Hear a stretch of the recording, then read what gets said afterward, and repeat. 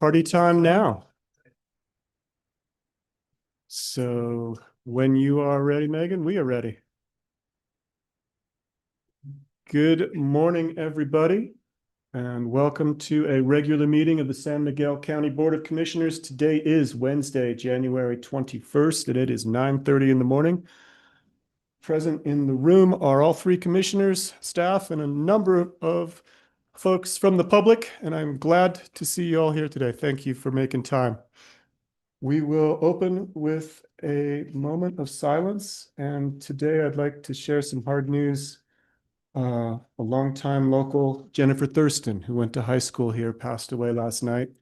For those of you that are in the mining industry, you may recognize her name. She devoted her life to working towards responsible mining, and she passed away yesterday.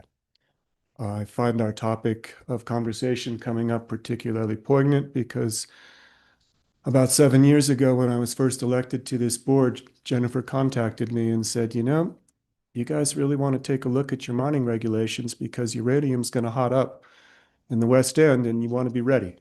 And your current regulations are a bit scattered and a bit unorganized. And I said, don't worry, Jennifer, I got this.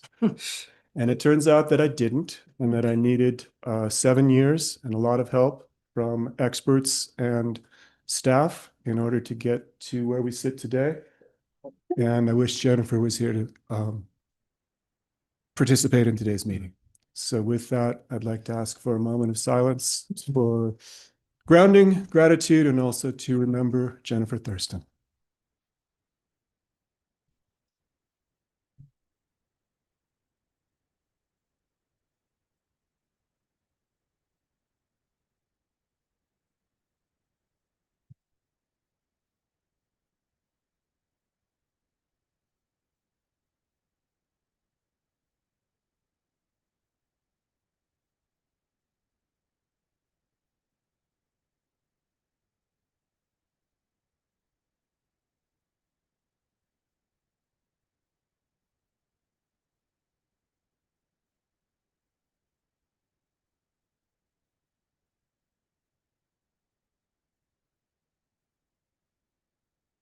Thank you, everyone.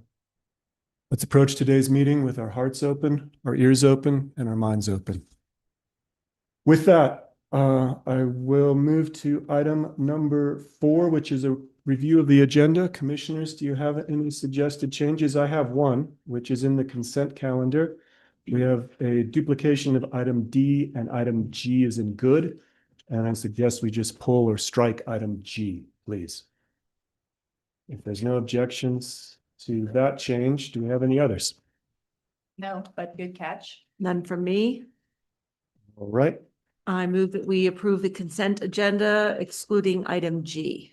I second. Great. That takes us back to a vote, and all in favor?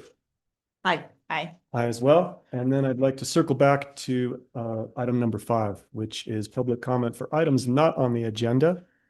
If there is anybody who would care to speak about items that we do not have on the agenda today, please raise your hand or raise your Zoom hand. I am going to give that just a moment because I know those buttons can be tricky to push.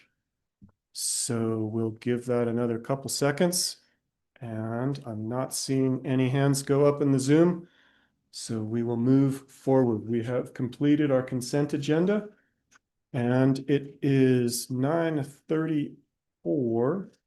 And we are scheduled to open our public hearing at 9:40. I anticipate that most of the people that want to be here are here, but I also respect that when you have a public hearing, you want to have everybody hear the same information. So it may behoove us to wait for 5 or 6 minutes. And in the interim, why don't we attempt to discuss something short and sweet,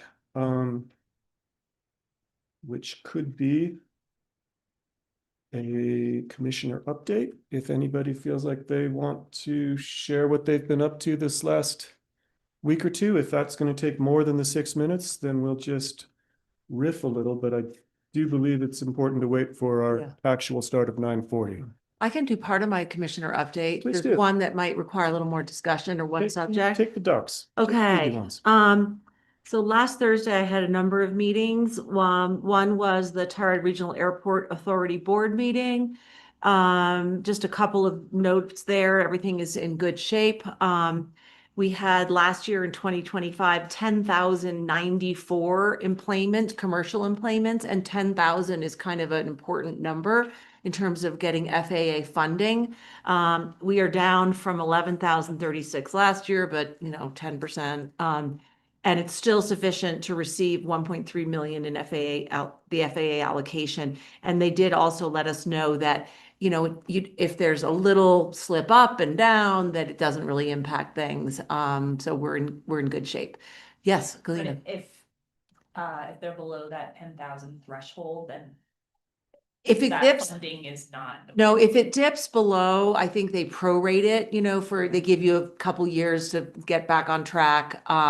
But that's kind of our target long-term, if not higher. We'd like to see more commercial, I would personally, employments there. It's just that we have to keep that in mind as a target. It's not a hard number, but it's what we're shooting for minimum. Is that clear? Yes. Commissioner. Clear as mud? Did they talk about private plane deployments and what that trend has done? I don't have my notes with me. I do recall, actually, I think the only data that I jotted down was that in December, private was down 9%. But I don't know what it was over the year. I could probably figure that out. It wasn't, I was just curious if Yeah, they of shared course. that number because I think anecdotally, we've heard a lot of folks notice and talk about the increase in Increase. private traffic. yeah, I think I'll be able to find that sometime during the meeting, Mike, Great. and let you know. Thank you. That's a good question. I'm sorry I didn't have that on the tip Quite of my all right. tongue. The other thing is that we looked at, well, I guess last meeting, we looked at our year-end finances and they've all been kind of polished up based on that meeting. And there is higher profit and greater reserve than budgeted. So people were feeling good about 2025.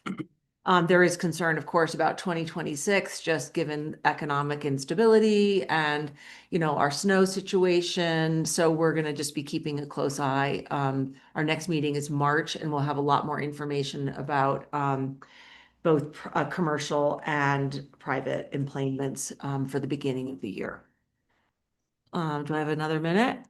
You do. 3 more. Okay. I also had a meeting with the Behavioral Health Collaborative, and we had an update from the Behavioral Health Solutions Fund. They noted that they have already approved, as of January 15th, 120 applications for the fund, and that is support for individuals to receive 6 subsidized or scholarships, I'll say, for therapy sessions.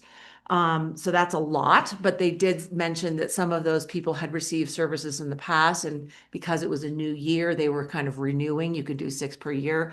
But I think that it's clear that that fund is very well used. I think you may know that they upped the increased allocation per session from 110 to 125 so that people's copays could be a little less, and again, reducing barriers. Carrie Brock, who did provide the update, mentioned that they were able to keep the fund open all last year, so they didn't run out of money. And that was good news. So it's being used, but they seem to have what they need. At least they did for last year. I wanted to mention another behavioral health related matter, that the Tired Mountain Club is having an event this coming Monday, the 26th, Mental Health in the Mountains, which I think could be particularly helpful to many of us here now, given the hard time that we've recently had. They will be talking about navigating the challenges and rewards of living in a mountain town. It's from 6 to 8 Monday at the Science Center. Registration is required and limited to 100 people. So if you want to go, get your name on the list. It's free though.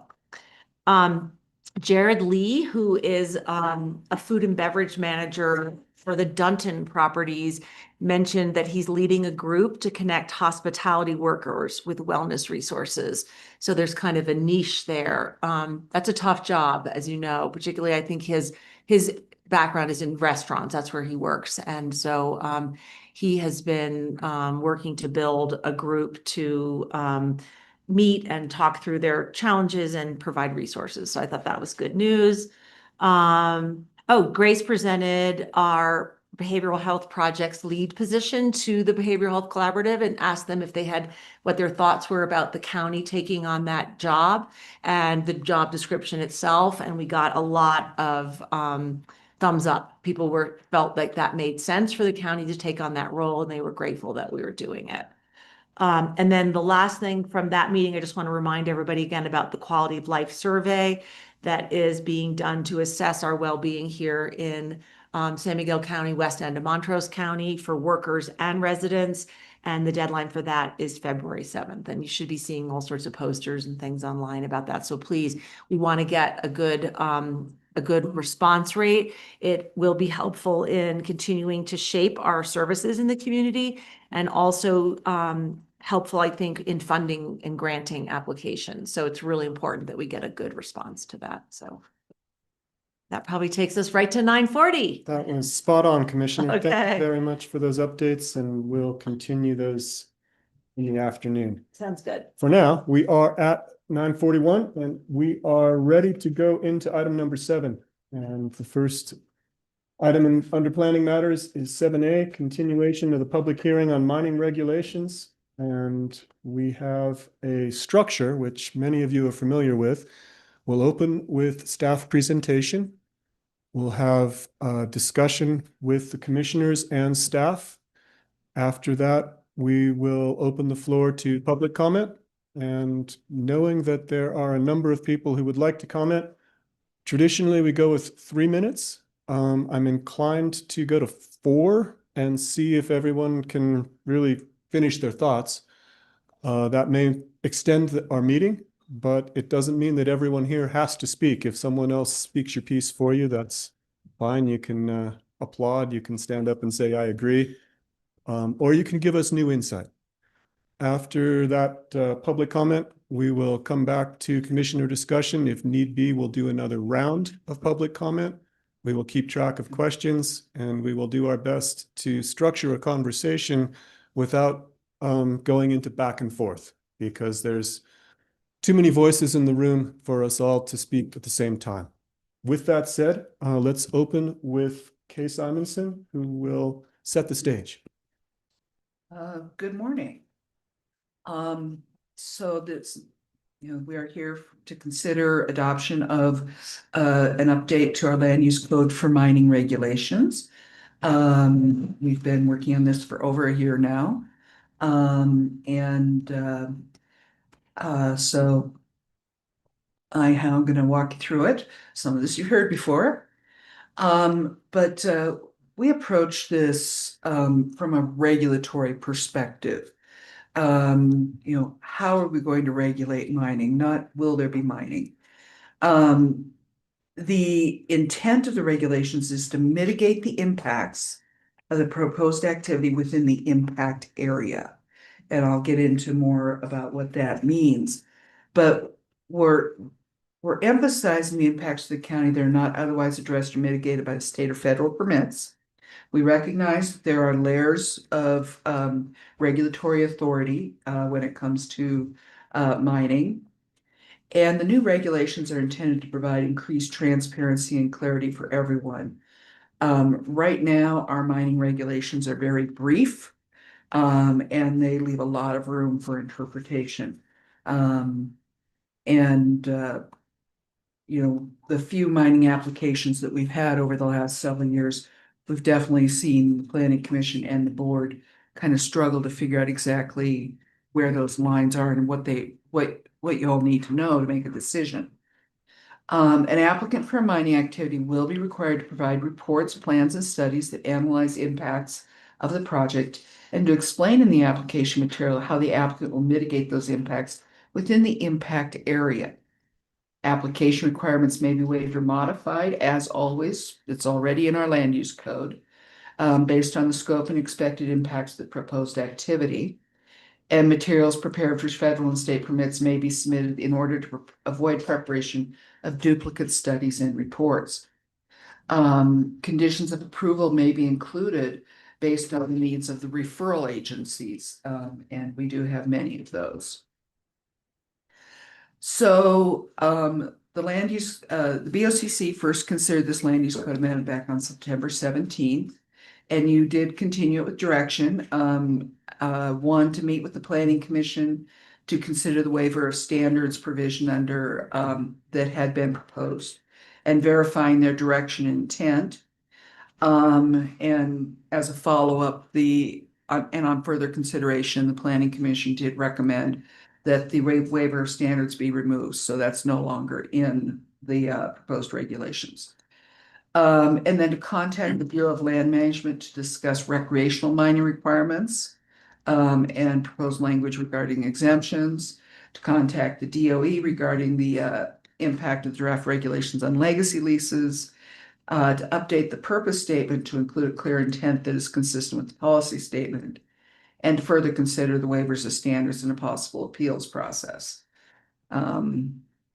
So October 9th, the Planning Commission did consider the waiver of application materials and standards and waiver and appeals. And after a significant discussion, they recommend retaining waiver of application materials, but withdrew their recommendation to add waiver of standards. November 19th meeting, that meeting was continued direction to staff and the consultant to review the draft and look at how we could remove duplication of DRMS regulations and permitting. And also to clarify exactly why we have our regulations and what we're looking at. There was an executive session in December. No decisions were made at that point. And now here we are today. So I've kind of encapsulated the last two meetings into my discussion of the changes here. We did update the purpose statement, so it aligns with the policy statement. Casual use activities that are exempt from BLM regulations are also exempt from the county regulations. And so we put exemptions right up in front. We rephrased a number of standards to state will not have a significant adverse impact instead of just saying an adverse impact. And we do define significant adverse and impact in the natural resources section. The exploration definition was revised to include searching for minerals within refuse. We already had that in mining operations, but not in exploration. And there is, I know, some interest out there to go back and remine some of the old waste rock piles. We've modified setbacks and have maintained the 200 feet to a residential structure or 50 feet to any right-of-way or property line not. What we say is that upon written agreement from the owners of that residential structure or that other property or that right-of-way, if those owners say they don't have an interest or they don't have an issue with reduced setbacks, then we can reduce the setbacks. And then we also allow visual buffering and screening within the setback, make it clear that that's an acceptable activity within that setback. The air quality application review materials has been deleted, and that's because the localized air quality is adequately addressed elsewhere under dust control and transportation. There are certain plans, reports, and studies that specifically cite DRMS plans and reports. So all we ask is how those relate to the impact area rather than asking for those plans anew. And I gave the complete list in the report in the interest of words on the screen, didn't list them all. We added a definition of monitoring plan. And then also, instead of saying, provide monitoring plans throughout, we kind of centralized that into, just one citation, I think. And then we eliminated a lot of detailed baseline data from the application requirements. We had gone in this trying to be as thorough as possible and knowing that there may be things that might not apply. But what we've done here with this draft is simplified it. And we could still take those items and turn them into kind of a manual that we use administratively. So when we're doing pre-application meetings with applicants, we can say, well, here's generally what we're looking for and thinking about, and using it that way rather than putting it right into the code. The biggest change we've got is regarding impact area. The definition of impact area has been updated to exclude affected lands. And throughout, we clearly state that all the application materials and review criteria apply to the impact area. And basically affected lands are those over which DRMS has statutory authority. So it's the area where the mining operation is or will be conducted and where there'll be the disturbance. Doesn't include the offsite roads that existed prior to when we got notice of the activity or the permit application was made, and those that aren't going to be substantially upgraded. And then the impact area is defined as those geographic areas in the county that are not on affected land and or within a federal mining plan of operation on which adverse impacts are likely to be caused by the mining operation, exploration, or reclamation only operation. So within the report, there was a graphic that said, think of this as a donut. The affected lands are the whole, and the impact area, which is the area that we focus on, is the donut, the around the affected lands. And Tori, yeah, go ahead. Oh, just wanted to be clear because it seems like some of the comments maybe thought that this was the first time that the term impact area was used in the regulations. We've had those in there since that concept in there since the beginning. But the difference is this donut and explicitly excluding affected lands, which was the intent. But I think with all the comments we've heard, putting that into the regulations and making that clear, seemed consistent with what you all requested at the last meeting. So impact area has always been in there. And just another piece from our firm's perspective is that that's a concept that we've used drafting regulations for counties all over the state. And the idea is that coming up with a set number, 2 miles, potential impacts 2 miles is nonsensical. It's not backed up by science. And so the best way to look at a particular impact in our minds is to have the applicant make a case for what the impact area is for a particular resource or category of application materials. The easiest one for me to imagine is a wildlife area, depending on what wildlife's present. So the baseline information that you're getting from the applicant, depending on what wildlife's present, the impact area is going to be different, because if you don't have migrating animals that have like a multiple mile range, and you only have small critters that don't move very far, then your impact area is smaller, and an applicant can make the case for that. So that's a long-standing way that we've drafted regulations. It's certainly been implemented successfully. We know counties that have issued permits based on impacts to impact areas that the applicant defines. I'm sure we'll hear more about that, but I at least wanted to provide our rationale there.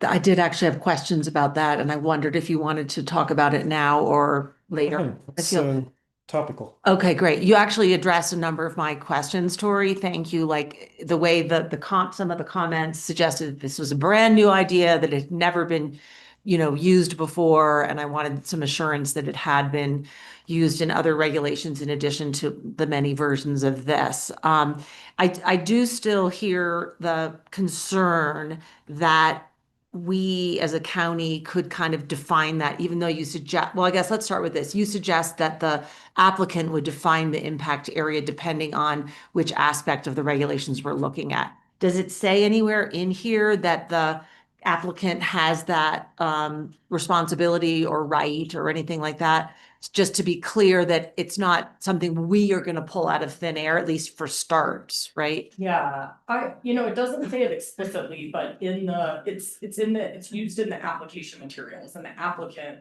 is the one putting together the application materials. Okay, And then there is an explicit statement that the applicant has the burden of proof, but I don't think that's the same as what you're talking about. They have Okay. the burden of proof to prove that you've met the standard, which says no adverse impacts in the impact area. Okay, so I guess what I'm saying is, do you feel like the way this is crafted, it will be clear to someone perusing our regulations that they are allowed to or required to come up with that as a starting point?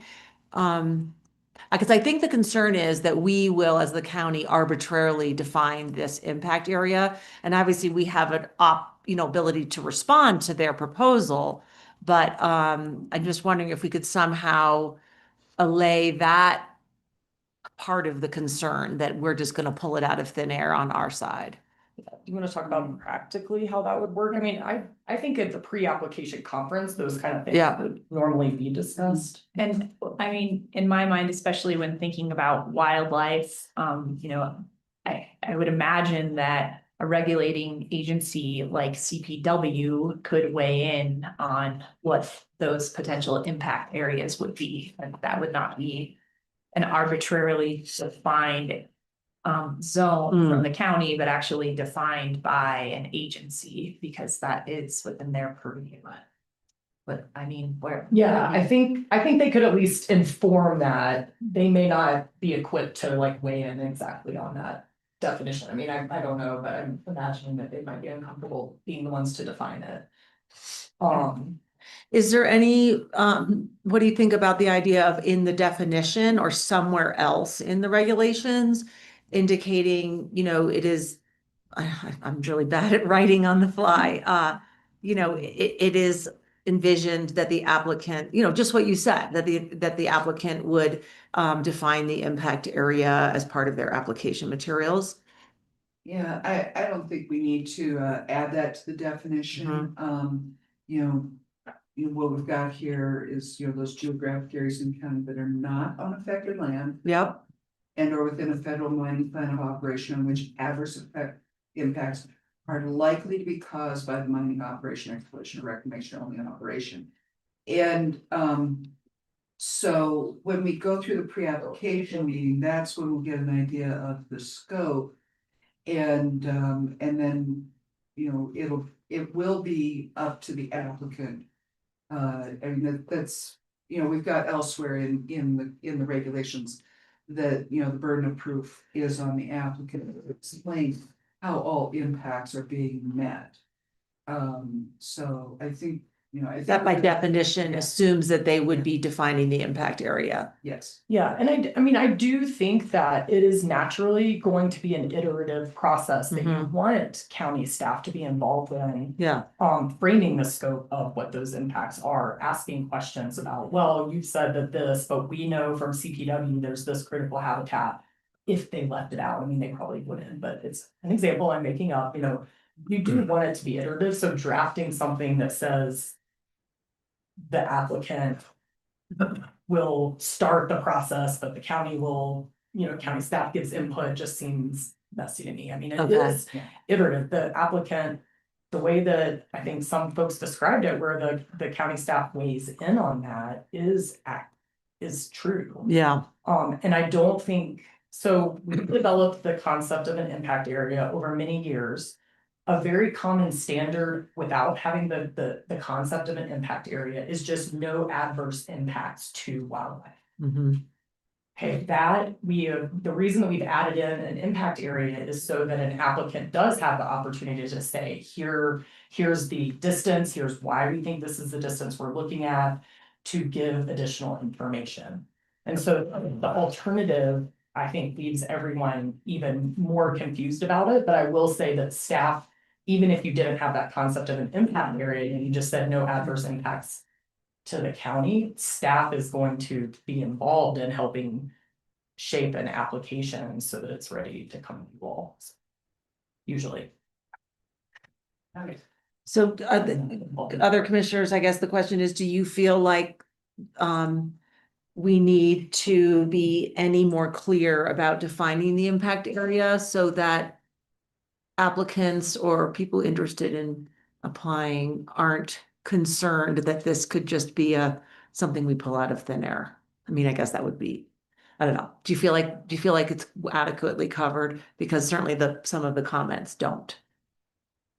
I think after hearing this discussion, I'd like to hear other public comment on that matter and see if it remains an issue or if it's more clear. We've just spent a few minutes discussing it and perhaps talked our way through it. We'll find out. Perfect. That makes sense. Precisely where I was at, but there might be some more insights coming from the public, but from what we've read and what I just heard. I feel it's clear, but that we might hear something else to the contrary. Perfect. Makes sense.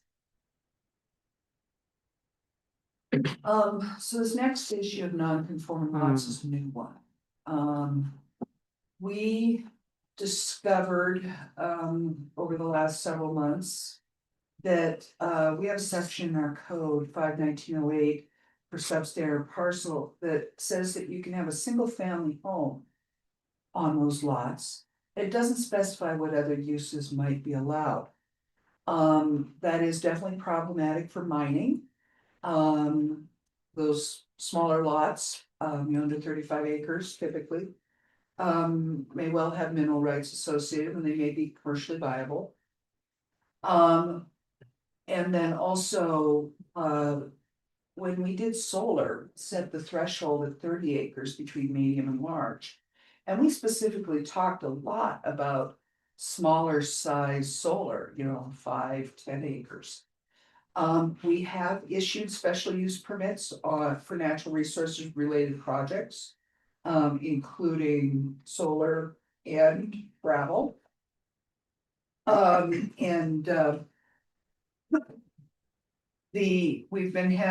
had a discussion with the planning commission and they weren't comfortable with a blanket change to the code for all substandard parcels, but we think that for mining or specifically for natural resources in general, we need to have a code fix.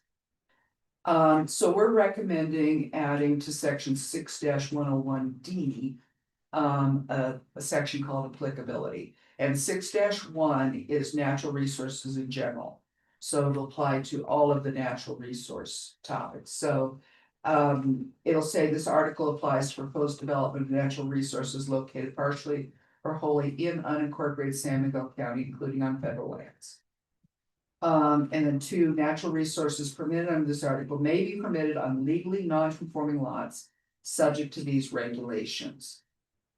And then 3, if any provision of this article conflicts with other provisions in the land use code, this article shall control. So I think this adds a lot of clarity to natural resources. But it is a new topic that we did put in since the last meeting. So I have some questions about that. okay. Did the planning commission discuss specifically this potential inclusion in the mining regulations? No, at that time, we were focusing on a code-wide fix. And then after they tabled it, I came out and said, oh my goodness, what about mining? Yeah. And well, all natural resources. Yeah, I appreciate this catch and I understand that it needs to be considered in relation to natural resources. I do not feel comfortable making this significant change to the regulations when I know that the planning commission has not addressed it and that they also aren't even sure how they're going to address it for other parts of the code. So I think this is a bigger conversation than we can have here today. I'm absolutely open to including it in this section, but I don't think it's something we can do with just a conversation, a one-time conversation without the planning commission. But that's my feeling. There are 3 of us.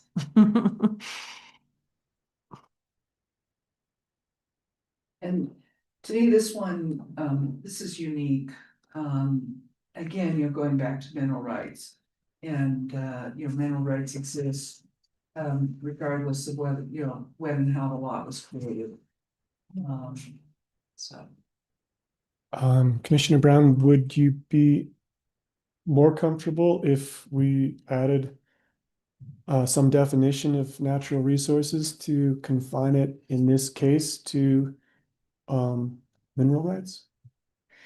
I don't know, because I'm looking at all the zone districts where mining in operations and exploration on non-federal land are allowed. It includes forestry, rangeland grazing, Wrights Mesa rural agriculture, the West End, high country. And I'm thinking in particular of Wrights Mesa. This to me, and maybe help me if I'm misunderstanding this, because this is, you know, only something we've been talking about or thinking about for a week or two, you know, and not even in a formal meeting.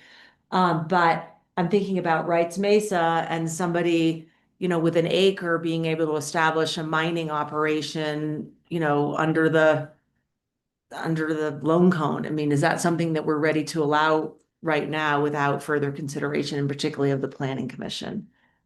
And I want to remind everybody that regardless of the parcel size, all of the standards still have to be met. So the impacts have to be mitigated, whether it's on 5 acres or it's on 35 acres or it's on, you know, 100 acres, whatever.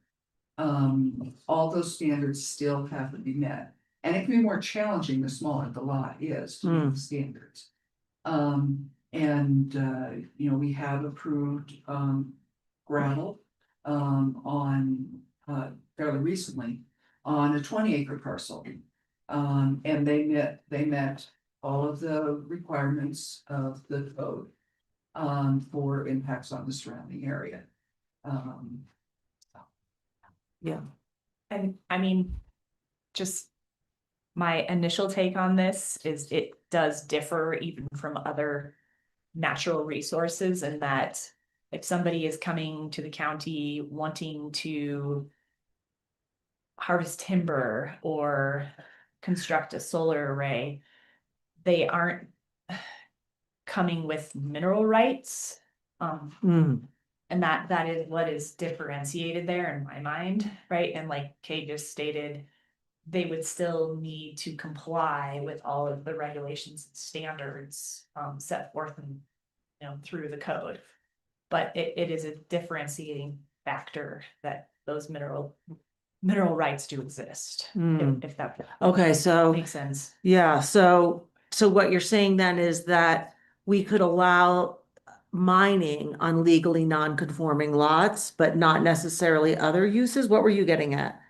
But Galena's kind of saying That's what I'm saying. She's saying the same thing. because they have She's mineral saying- rights. Because Yeah. they have mineral rights, Yeah. they still obviously would need to comply with the Mhm. regulations and mitigate the impacts. Go Mhm. through the same process that any other applicant seeking to extract natural resources or to create a development, but I feel that mineral rights are, and it's a little bit of its own animal. And weigh in if you Yeah. feel that I'm off basis there. I mean, alternatively, we've still got 3 topics, natural resources topics left to go. After this. We can put this on hold.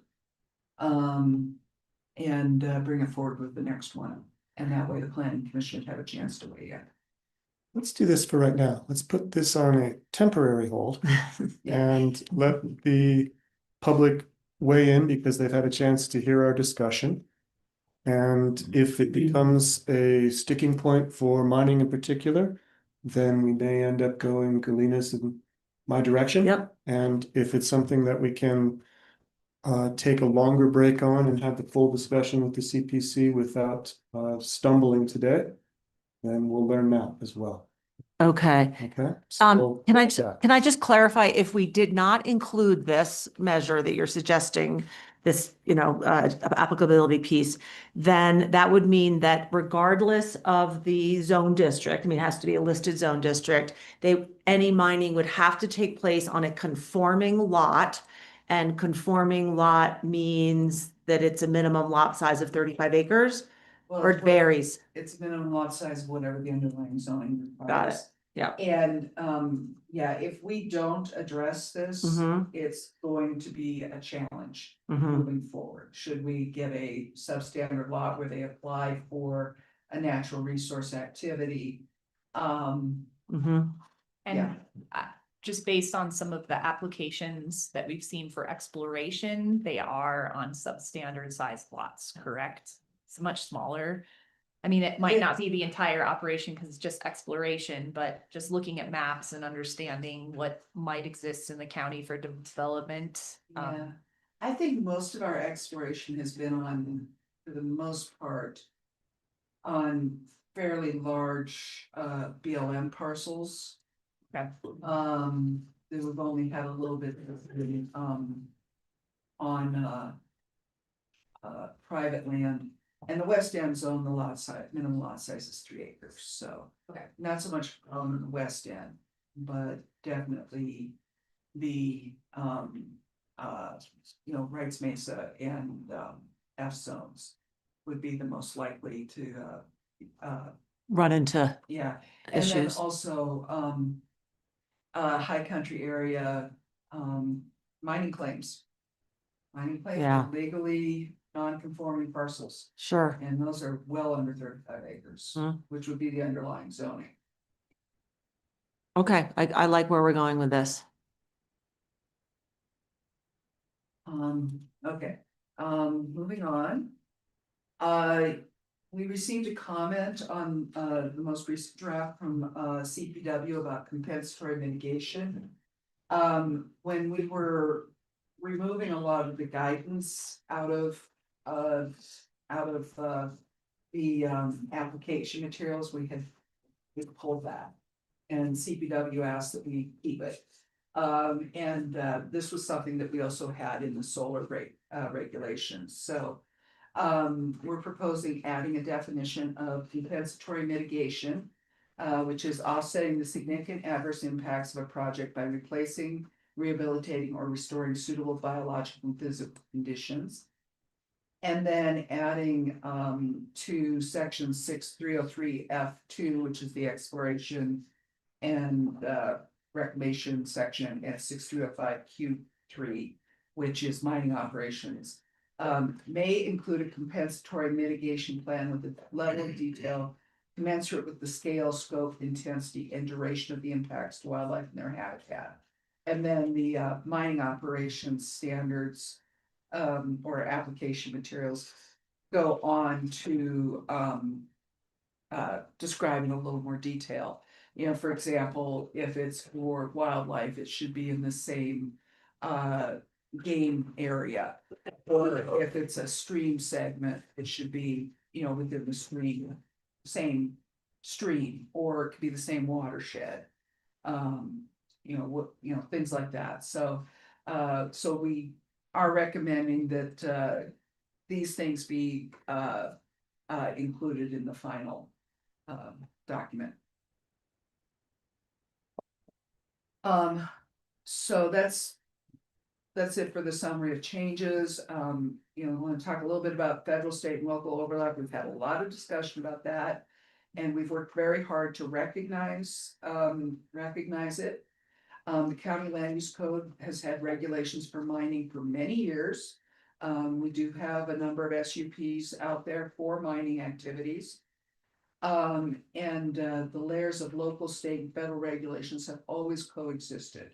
So it's not that we're creating a new regulation where we didn't previously have a review of that activity. It's that we're trying to create clarity. The new and more detailed regulations should provide better guidance to those seeking permits, as well as to the county decision makers. I've seen projects where both the applicant's unclear on what they need to do, and the decision-making body is unclear as to where exactly their authority lies and what criteria they should be using. So we've really tried to first and foremost establish clarity. As noted before, the regulations will apply to the impact areas for mining activities on private, state, and federal lands. And then courts have upheld the rights of counties to require permits for activities on public lands, and, so we're, we believe we're in, good hands here. Reminder that in addition to projects on private and state lands, these regulations apply to private activity on federal land. Because the regulations are focused on mitigating impacts of the activity on the county. And not on dictating whether or not mining may occur on federal land. The mining regulations are intended to complement and not conflict with federal and state regulations. And care has been taken to address issues of potential federal and state preemption. The regulations recognize that Colorado Division of Reclamation, Mining and Safety, or DRMS, is the primary permitting authority for mining in the state and the holder of the primary reclamation bond. And then we also note that federal and state permits may still be needed for mining activities on private land. We have gravel pits are probably the most common example where it is private land where extraction is occurring, but they are operating under a DRMS permit. Referral. Sorry, agencies- before we go there, a question. And this is not necessarily a concern of mine, but it has been brought up in the comments, and so I feel like we should flush this out. The idea of what happens if we deny our permit and the applicant does have the requisite other permits? Are we effectively preempting those permits? I just feel like we need to get that out on the table about why that is not actually the case. And maybe that's a legal thing. So if as a decision maker, if the making body were to deny an application, there would have to be very clear findings and statements as to how the significant adverse impacts on the impact area are not being addressed.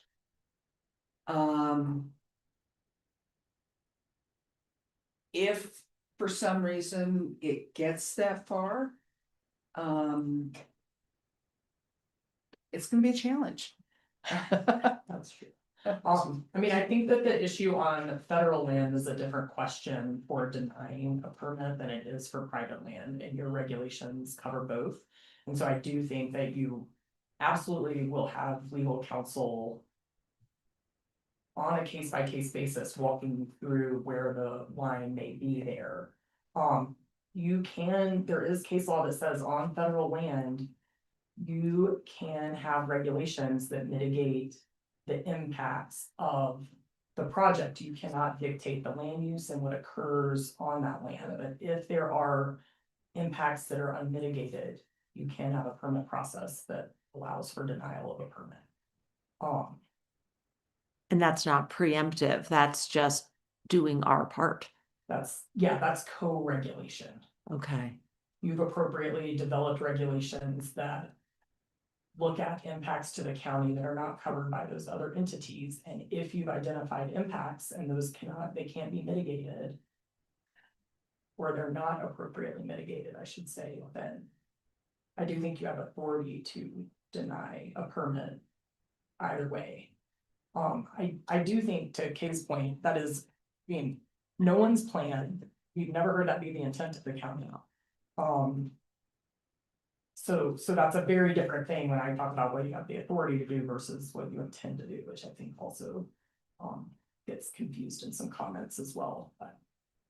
Well, I feel a lot better about the purpose statement having been rephrased, because we now say that the objective is to allow mining as opposed to permit in a manner that protects the public health, safety, welfare, and environment. I think that states are, the reason for these regulations. Thanks. So referral agencies, initially we sent it out to 69 local, state and federal agencies, municipalities and organizations. We probably had a few more enter the chat, so to speak, as it's been circulated. So we've received for this meeting new comments from Colorado Parks and Wildlife, Colorado Mining Association, and or CMA. CMA did submit a letter from DRMS that wasn't sent directly to us, but addressed to us. San Miguel County Open Space Commission, and then U.S. Department of Interior Office of Surface Mining. That was a new one, and it actually just came in yesterday, right? That was the one that came in yesterday, and we weren't able to forward it to you. But Tori's got it, is prepared to respond. And then Colorado Stone Sand Gravel Association is also a new entity we hadn't heard from before. And then previously we'd heard from the San Miguel Watershed Coalition, Sheep Mountain Alliance, along with Inform and Great Oak Roads for Wilderness, Department of Energy Legacy Management. Oh, that was the one that came in yesterday. And trying to keep all the late arriving letters straight and what we said and what we didn't. And then Bureau of Land Management. And then we had comments also on the earlier work sessions, and those are in those respective meetings. So CPW, as I previously noted, requested inclusion of compensatory mitigation. Colorado Mining Association requests that consideration be delayed to allow discussion between the county, DRMS, should say BLM, and DOE regarding a possible coordinating agreement. And they provided a draft agreement, which staff and our attorney and consultant have not had a chance to review. And they also included the DRMS letter. And DRMS said they were open and willing to engage in a discussion regarding a possible agreement. But they have not had time to review it. San Miguel County Parks and Open Space noticed some possible typos and asked for a little bit of clarification. Nothing significant there. The Department of Interior Office of Surface Mining outlined areas they perceived as possibly conflicting with state and federal laws. And they specifically asked that coal be excluded from the definition of mineral. Can you address that, Kay? I'm gonna finish this slide and then I'm gonna let Tori Okay. come in. And then Colorado Stone Sand and Gravel Association was in support of the CMA minings, or CMA comments. And then DOE submitted the letter late yesterday in support of considering the coordinating agreement. So Tori, you wanna? Sure, I'll do my best. I mean, this is a new issue, right? We have Coal. the idea that coal should be taken out of the regulations. It hasn't been raised before, so I did refresh my memory on some of the interplay with coal. So first of all, the definition of mineral, the Department of the Interior points out, the definition of coal includes, what's the word, energy source, which they say could include coal, which, sure. That definition is verbatim from DRMS's definition, so we match their definition of mineral. It's verbatim to the first sentence. There is a second sentence that is not included from the DRMS regulation that says that, and this is DRMS's definition of mineral in their hard rock regulations. They have separate regulations for coal, so they have a second sentence that says that, you know, mineral does not include coal, surface or subsurface water, geothermal, oil and gas. And I have been trying to rack my brain. I remember talking about surface and subsurface water. So at some point we took out that second sentence, but honestly, like within the year, I remember it being at a work session. I don't remember why, unfortunately. So I think that's something that we could do, is look at putting that back in. Because you will have separate standalone regulations for geothermal and oil and gas. Coal is meant to be covered under these regulations. I went back and looked at least at the state regulations. Honestly, I didn't look at the federal case law again, so I think that could be something good to look at, but we are not aware of any like full preemption on coal regulation either.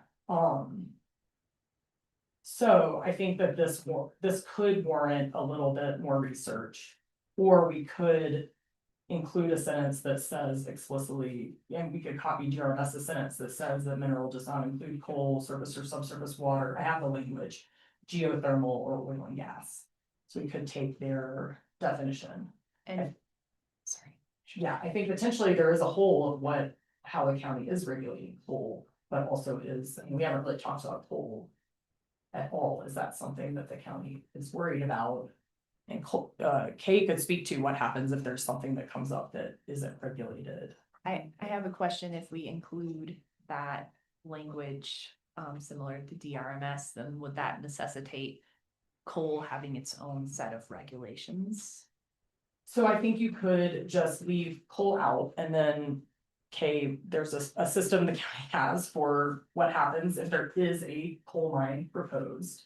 I will say that I don't have a good sense of how much you all are worried about coal. We haven't not really talked about that in all the work sessions because this is a new issue being raised. So I'm not worried about any specific form of Right. natural resource utilization. It's not a worry, it's just covering our bases for the present and ongoing future, right? That's the whole point of this exercise is Yeah. to address all natural resources, and that's why our code is being updated. So I feel like addressing coal is as important as addressing anything else, any other mineral or however coal is defined. And I'll just say, because this is a new issue that is just being raised, I just wish that we had more time to research, because there's not a lot of data in here on why they're thinking coal should not be present. And Except that there's this concerns with the Surface Mining Reclamation Act federally. I think I would double down on Galena's question. If we do remove coal from these regulations, how would that be managed going forward? Do we need a whole separate section on coal? Or do we would just have to rely on what we currently have for mining, which we've all agreed is all over the place and not gonna work, right? yeah, if I were to get an application for a coal mine tomorrow.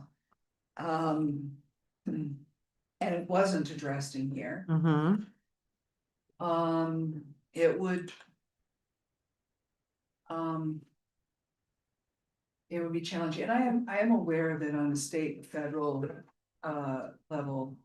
That coal does have separate regulations, I believe, from other minerals. That's accurate, yes. Which is and, probably why the also state federally. has that second sentence. Yeah, They have standalone regulations for coal. but in terms of impacts here in the county. We're not so concerned with what. We're more concerned with the how. And what sort of impacts are coming from those. And, I mean, there's a principle in land use that if somebody proposes a use that's not listed in your code, you then looking at, well, what's it most similar to? And, with those regulations work. I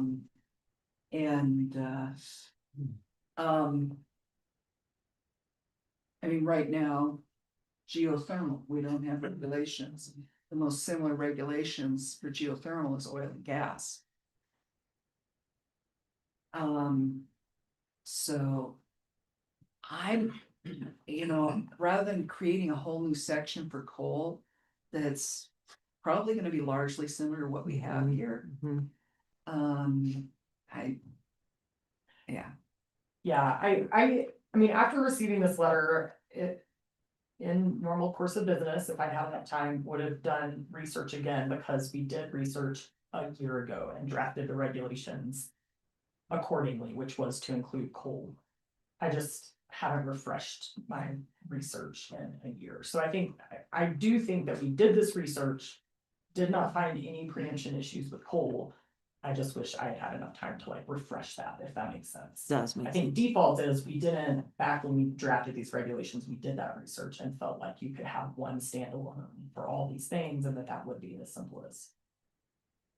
I think we're faced with two choices, two options, actually. One is to allow Tory time to do that research that you just mentioned and see if there is federal legislation that does apply to coal that needs to be included in our thinking.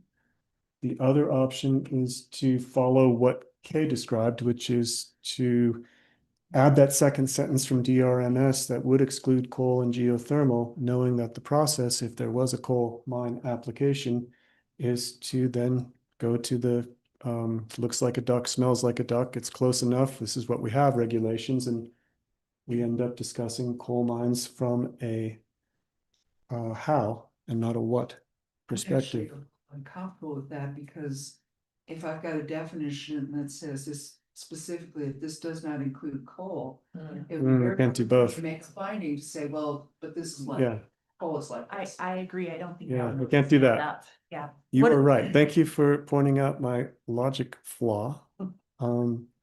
Either we exclude coal and have to address it, or we keep the existing document as is, but focus on the how and not the what. How would you feel about adopting it as is?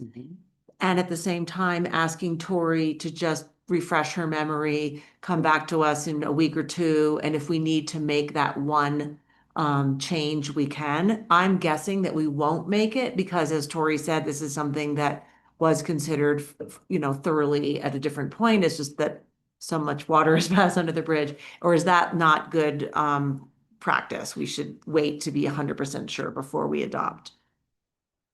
I think I would recommend that you do that you could proceed the way it is drafted now. We can complete our research. I mean, because this is always a possibility that a year from now legislation changes and you do have to interpret your regulations consistent with existing law. Anyway, so if we found something, we would be able to move forward or, and then we can fix the regulations, but I don't think any of that's going to pop up. I'm curious if staff, our attorney or managers have any counsel along these lines, or thoughts at this point? It's defined in the letter from the Department Well- of Interior's. Thank you. Tori's going to take a quick look at that letter and see if she can find that definition. And if not, you can point it out to us in a moment here. And I think we are collecting items for a lot of the experts in the room to comment on. So this will all get a second discussion. And Tori, if you want to just wait and hear it from the source in the room, you don't have to do that research on the fly. But if you can spot it, please do. You talked about the language, the Department of the Interior's, what they say about the conflict. I think so, yeah. Conflict. Sure, I'm happy to read that for. Let's try it, see how it goes. Because I mean, I do have it. But by including coal within the definition of mineral, the county regulations could be interpreted to extend the county permitting authority over surface coal mining and reclamation activities. Could be interpreted as we're saying, that is the intent, actually. Yeah. Which could be in conflict with the Colorado State program administered by DRMS to implement SMACRA, the surface mining reclamation, it's the coal and reclamation. Removal of coal from the definition will eliminate any SMACRA concerns. I did this morning, I did look through DRMS's regulations. What I haven't done is back up to federal, so that's why I feel incomplete in my analysis.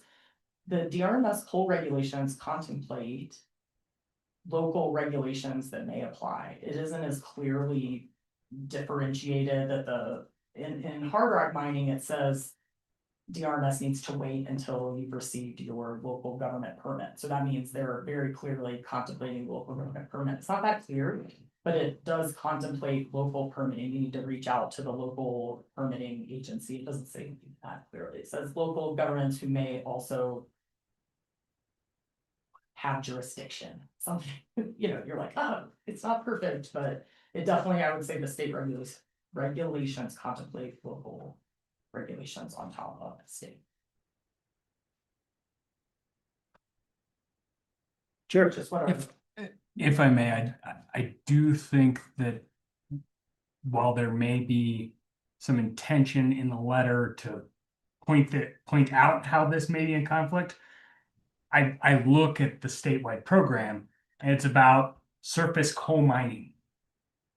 Period. Like, and we are talking about mining.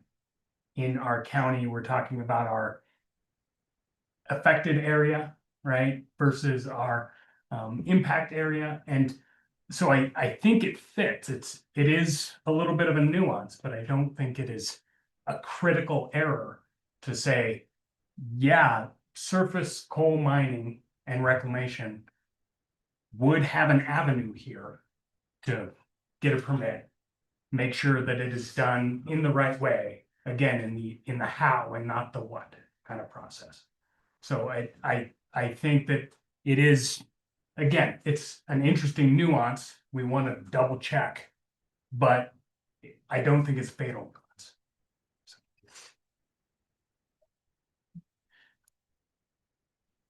Are you reassured, commissioners, or how do you want to proceed here?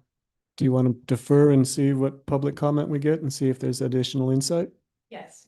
Okay, I think this is useful. We're identifying areas of concern and question, and we're about to get more information. So I'm content with that. Let's proceed.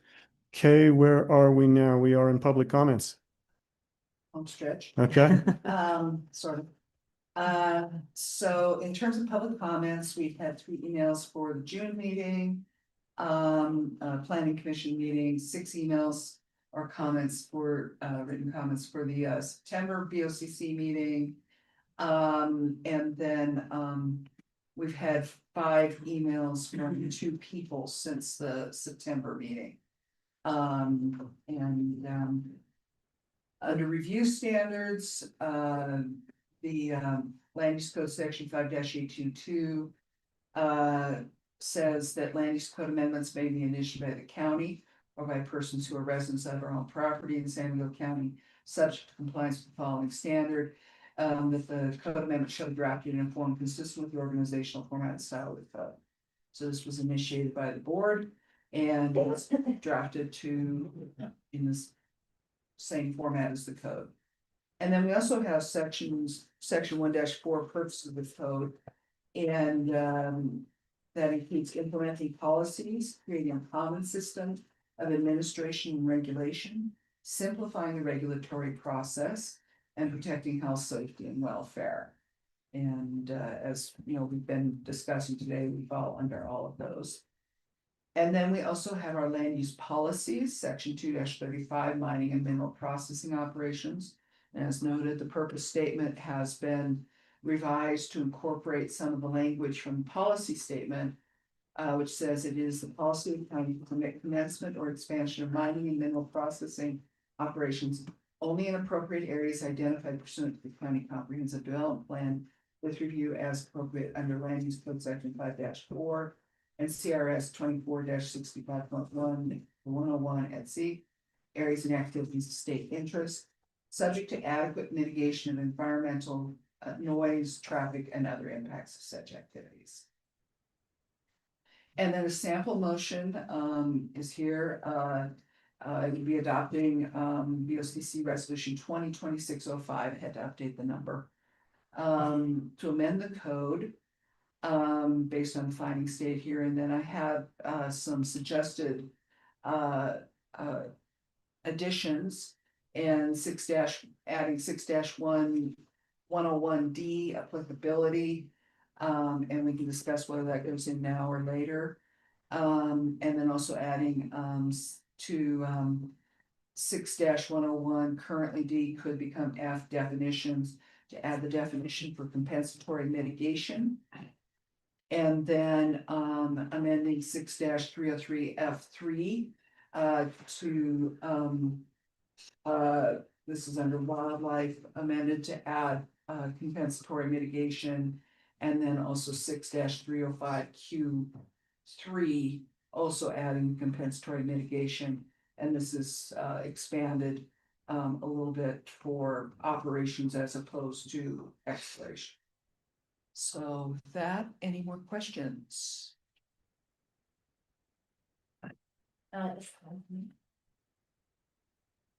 Commissioner Brown, do you have more questions?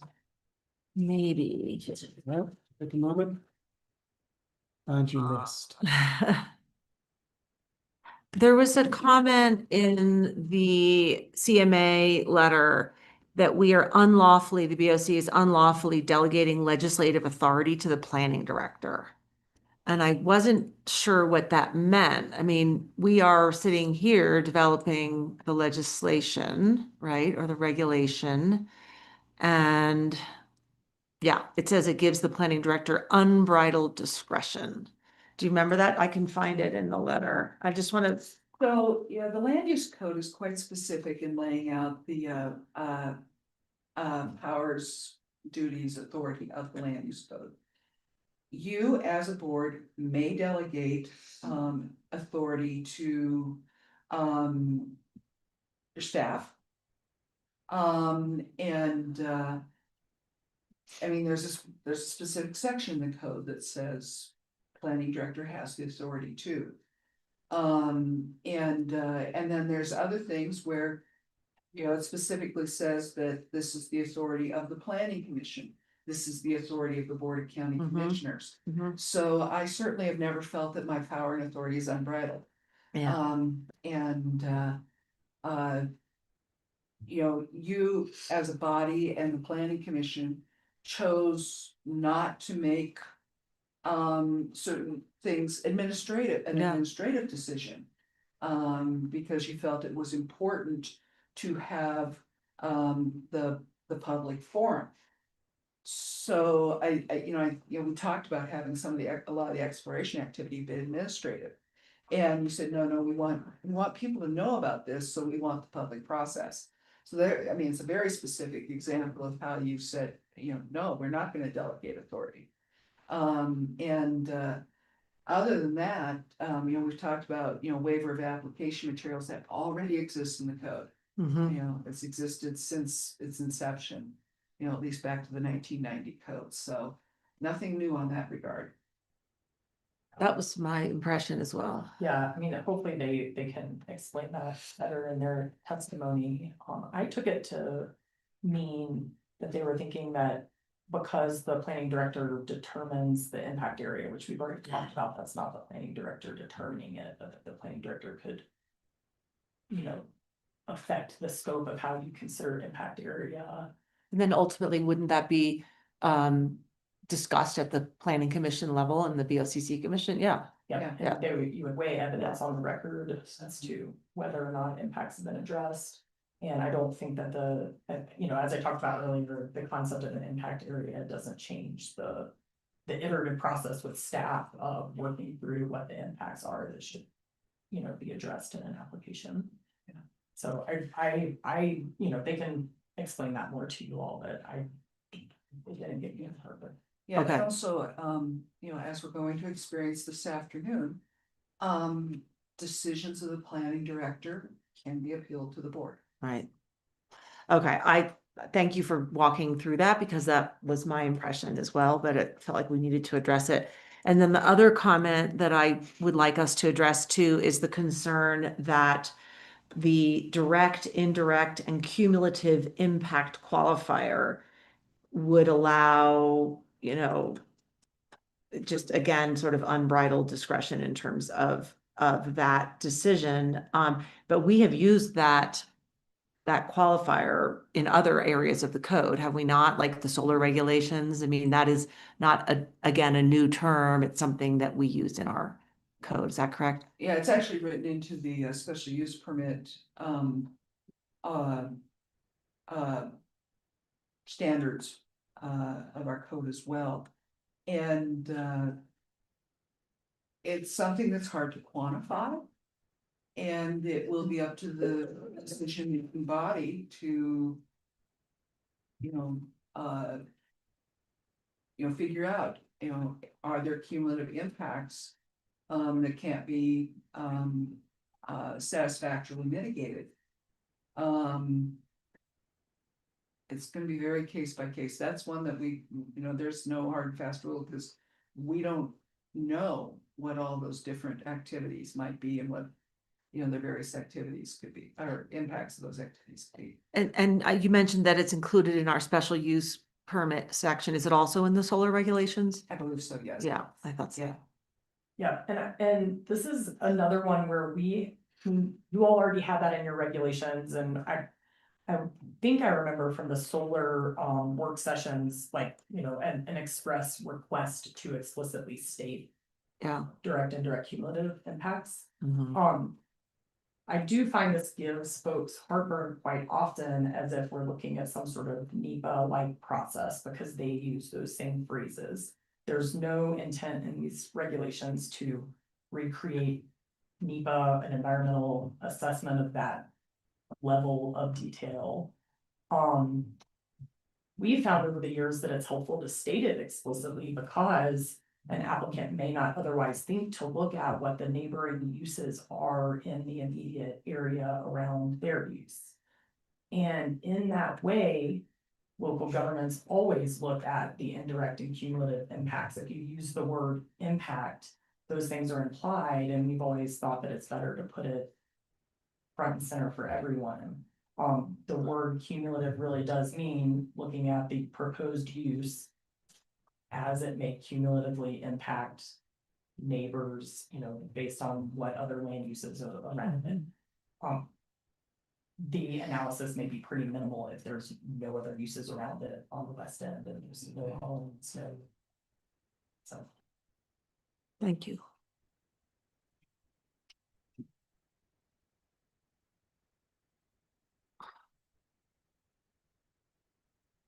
I think that's it for now. Thanks. Thank you, Commissioner. I appreciate you trying to bring to light some of the concerns that we've had through the email, and not preempt them, but discuss them openly in advance of public comment. It may save us some time. We'll see. Speaking of time, is 11:15. We have a number of folks in the room, many of whom I think would like to speak. This is a question for the board. Would you like to embark on that public comment, or would you like to take a brief recess, stretch a leg, and come back refreshed and ready for what may be a bit of time here? Kalina, and Sounds like a leading question. I think we should take a break. I'd like to take I propose a break. I know that it's impossible for us to do it in less than 5. It is 10:47 by my watch. Let us say 10:55. And we'll all get a chance to step out, breathe some air, and prepare to hear public comment. Thank you. Thanks, Lance. Fine.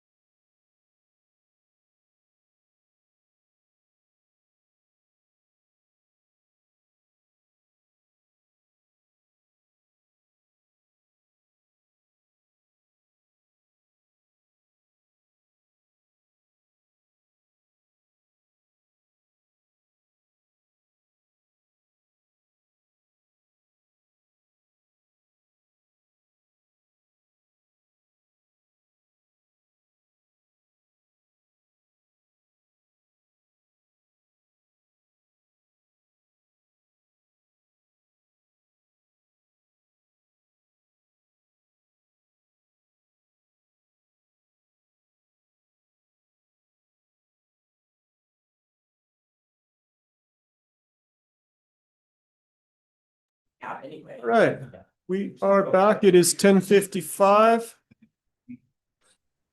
Is everybody ready to take their seats?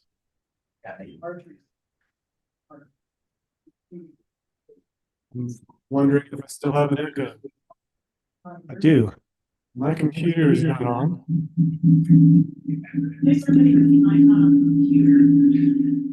Yeah. Thank you. Nope, we're still up mic. Who's changed their settings? Not me. Is it? Is it me? No, my mic is off. Speakers on. Speaker's off. See? It's you. How's that? Not great. I'm singing. Says you're talking. I am talking. But it says you're like you're not EOCC room. Here, how about that? Try that. Thank you, Megan. Yeah. That was not me. That was me and Megan. You did. All right, whatever you do, thank you for doing it, and let's do it again that way next time. All righty, it is time for public comment. And as I mentioned earlier, traditionally we go with 3 minutes. I'm going to extend that to 4 because I want everybody to have a chance to really speak. And traditionally, and I'd like my board's input here, we have collected comments and made notes and then tried to address questions as a group at the end of public comment. I'm inclined to try a different tack today and have a moment to address questions in the moment. I feel like we just did that with our staff and it was effective. And I think it might help the process of communicating if we have a little bit of discussion with each person as they speak and address their questions as best we can, or simply admit that we are looking at an issue differently and then everyone else in the room can hear that too, and perhaps not repeat the same thing, but either come at it from a different angle or say, oh, we see that differently, that's not going to change. And that might be a more effective way to hold this conversation. Are you willing to try that with me?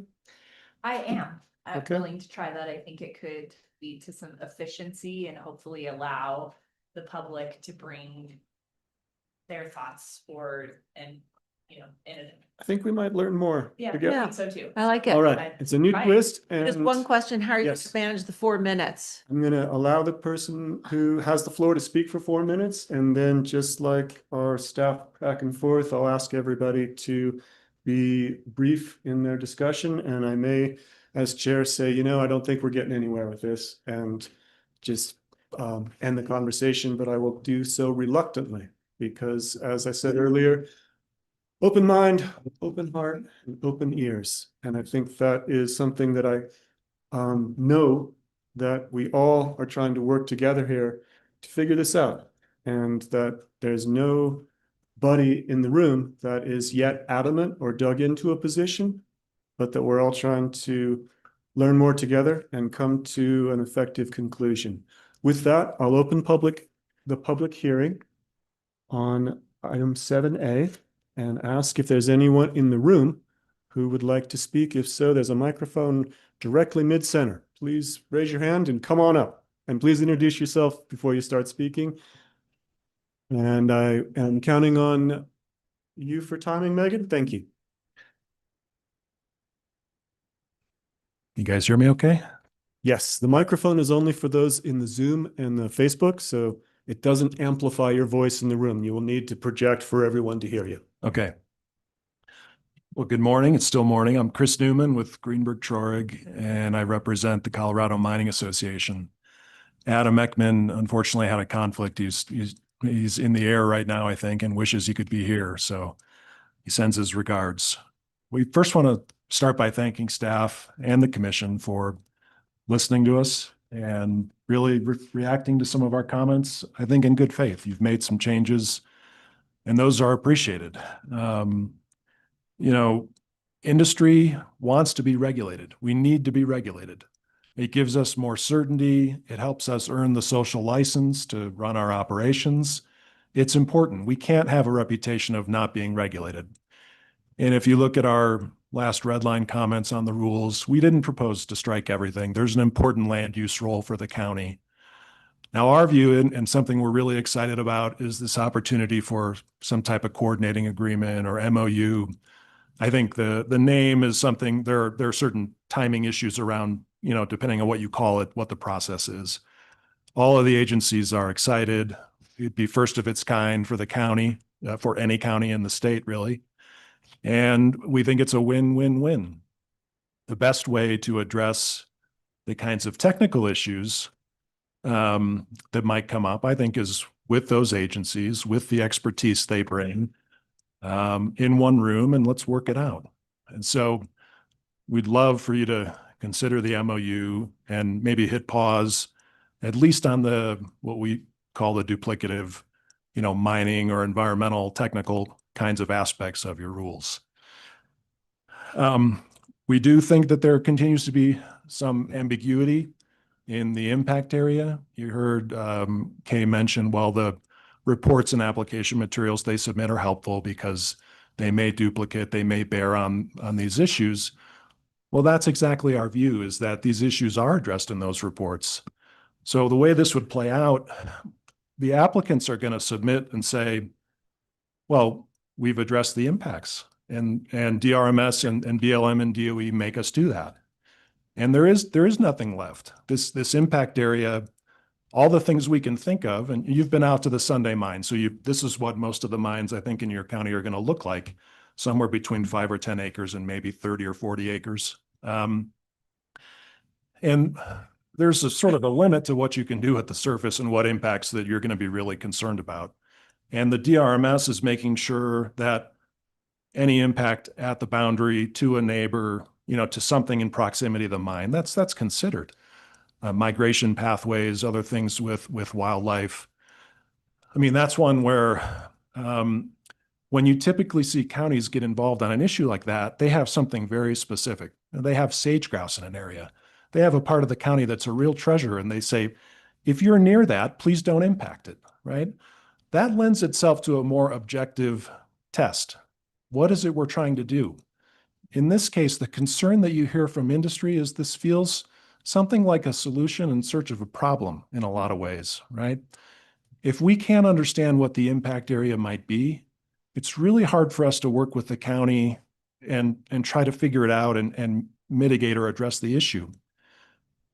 And so one thing that you may consider, I mean, if you really do move forward here, if the applicant comes in and submits its reports and its work with DRMS or the agencies, and they say there are no other impacts, shouldn't it be the burden then? I mean, there should be a presumption that, in fact, that's the case, but the planning director could overcome that with some kind of specific information. So you please consider that. Please consider the MOU. We really think it would be a great solution to avoid litigation and streamline this and really get about the business of solving the county's problems and moving mining forward. All right. I have a question for Chris. Great. Okay, so this MOU or coordinating agreement, whatever, it ends up being called. I don't know all of these laws that are cited well, but I imagine you do. My takeaway from the framing of it and reviewing it is that it's basically just telling everybody to do what they're already supposed to be doing. Is that right? Or is it actually putting in new steps for conversation and sharing of information? That's my question. So that's a good question. And a lot has changed in more recent times and how that works with the internet and the ability to share information digitally. So my understanding is DRMS does now have a website that they make applicants submit to and they can share from. But certainly anything is on the table. If there's a preferred way to get information, I think that can be worked out. And then as far as the substance, I think it is hope to be a consultation. So on wildlife issues, DRMS directs the applicant, consult with CPW, and we consult with the county. If there are some unique issues around wildlife, let's hear them. The time to really address those issues is with all the experts in the room, and let's get it on the table and talk about it and try to do it one time and work out conditions. But the way it's set up right now, the county can already weigh in on state and federal permitting, right? So, and maybe this is a question for Kay. I guess you haven't looked at this yet, have you? No, we haven't Yeah. had an opportunity to really review this in detail. I'm just wondering if there are any teeth in here that adds to what we currently already have by right as a county. And if there aren't, then I don't really get what the point is. So just briefly, the state and the federal governments are going to ensure that impacts at the boundary or beyond are mitigated. So in theory, nothing should be impactful off of the site that's not already addressed. There's a framework for that. And obviously, if the county believes there's something more required or there's an impact not really quite fully addressed, it's within that framework and within that authority, and they should come and make the case that, wait a minute, don't forget about this. It's important to us. Let's address it in your framework. The details of that, obviously, we can spend some time working out. And I think you'd find some flexibility and willingness to work with the county on that from industry and from the agencies. So are you referring to what is possible now, or are you referring to what would be put in place by this agreement? So that the agencies have the jurisdiction and authority that comes from statutes, and all the issues we've been talking about, there's an agency with authority to deal with it right now. There's a question on whether the county has some residual authority, whether they need to make the case in the process around the other agency's authority and jurisdiction. And we can explore that and come up with a way to make sure that the county's concerns are heard and that whatever jurisdiction or authority it has is part of the process. But this agreement wouldn't give us authority. It would just give us the opportunity to comment and receive information, converse. I don't think this gives us any authority the way the new regulations do. Isn't that correct? Right. I mean, it avoids sort of a disagreement around what authority the county has given the Mining Act, and is it reserved to DRMS or the Fed, or does the county have a residual land use authority? In what areas can it exercise that authority? I think we're saying rather than fuss about that, and it's probably going to be later some kind of lawsuit to say you can't do this at all, or maybe there's a specific project and you've gone too far. That's not helpful to anybody. We'd rather all get together and find a way to have the county consulted and its issues seriously considered. Mm-hmm. Okay, thank you. Thank you. That's all I had on that. Thank you, Commissioner. Commissioner Gleason?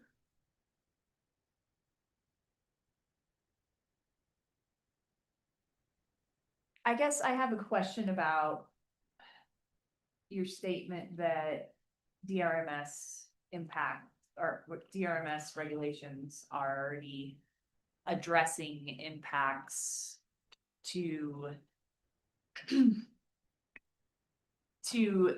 the affected area as well as the impacted area.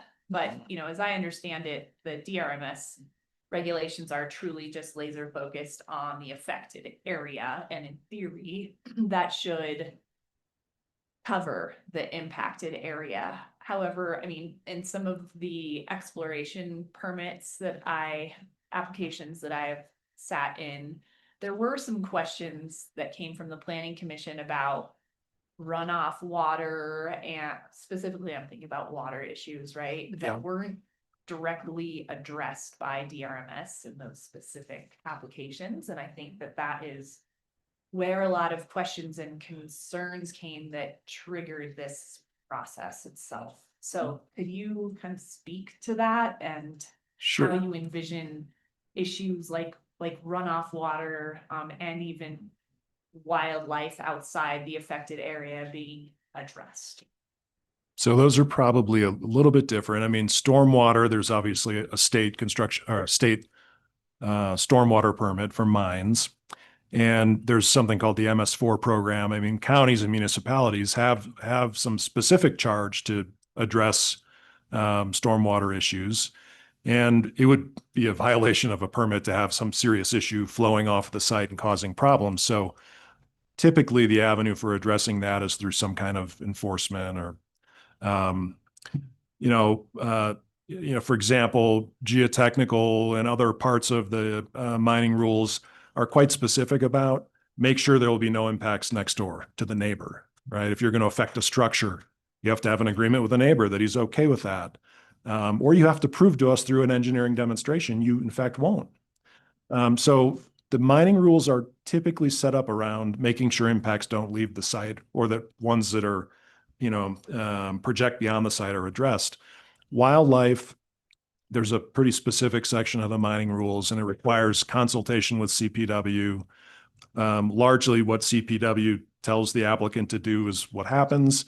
The county should get copies of that probably now, but obviously if the county had a specific issue around a specific species or maybe there are a lot of accidents on a stretch of highway or there's some issue that county really cares about with wildlife, it's appropriate to make it part of that that consideration under DRMS's process. And that does happen.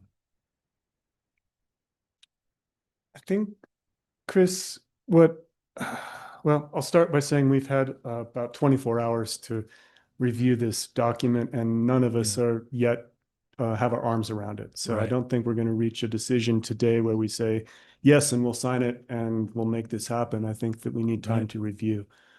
But I would add to Commissioner Gleason's comments that you propose that the majority of the mines in San Miguel County will be relatively small. Sunday mine size is big to some and small to others. Right. And I think that you're probably right. You are an expert and I am not. However, I'm also aware that I need to be prepared for the worst case, a much bigger operation that comes in and that I need to have some form of structure for that possibility. So we as a board are trying to cover the worst case as well as the more realistic case in all this language. And some of the impacts from a large operation, which I can agree with you is unlikely but possible, I think we can meet there, Right. could extend beyond the impact area, beyond the affected area that is regulated by the state and the federal government, in which we cheerfully acknowledge, and extend countywide. It could be traffic, it could be a pull on EMS services, it could be a pull on housing, which we have been wrestling with for quite some time. And those are the areas that I don't foresee the federal or state entities having much interest in or much ability to control, and us having a tremendous amount of interest in and a deep desire to control. So right now, the language that we've been discussing for quite some time, in my mind, has been very careful to try to remind everybody that this is not about mining operations. It's about the effects on county residents outside in that nebulous, and I agree with that, impact area.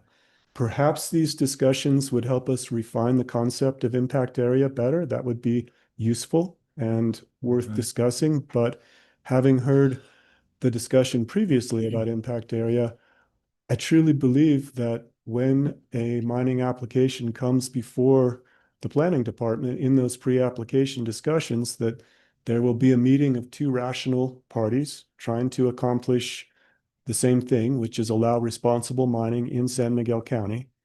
And if those two parties are unable to find an agreement on impact area, then it will get kicked up to the Planning Commission and eventually the BOCC through an appeal. So I'm still not feeling like it's necessary to put the brakes on this entire process in order to have what I foresee is perhaps useful, but also very time-consuming and difficult to schedule meetings with federal and state agencies. Right. I'm willing to consider that, but I'm not necessarily willing to put the brakes on the rest of this conversation. Yeah. With that response, can we park this question for right now? Because we're going to need to review it anyways before we make any decisions. Can I give you 10 seconds of just high level thoughts? Give me 10.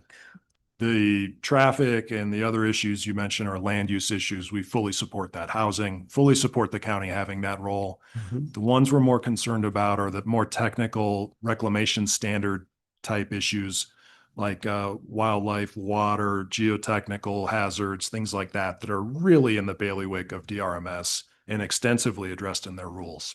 So, Thank you. And I would only counter, and again, 10 seconds, that throughout this conversation, we've been trying to say we will accept those submissions as verbatim to the DRMS and say, great, that box is checked. Now we understand it and we are able to proceed. If it drifts into a area that is very county specific, then we'll have a conversation about it at the either planning commission or board level or both right. in order to come to some conclusion. But I don't have any interest in preempting or adding extra layers to the existing permitting process at the state and federal level. We're getting closer. Yeah, the concern is just over, we think all those impacts have been addressed at the state and federal level, and we don't understand the impact area. It seems like it's a bit of a moving target. And That's agreed. And that's why we've discussed it as two rational parties trying to accomplish a common goal. so maybe flip the presumption or the burden or something in those instances. But anyway, that's the value of the MOU and the agency coordination as we see it. Thank you. Appreciate your time and I appreciate your insight. Okay. I'm looking on the Zoom call to see if anyone has a hand up, because traditionally we have gone back and forth and we go from the Zoom room to the present real room. And I'm not seeing anyone on Zoom currently who'd care to speak. So let's go to the room. I saw a hand up there. Come on up and introduce yourself. Welcome.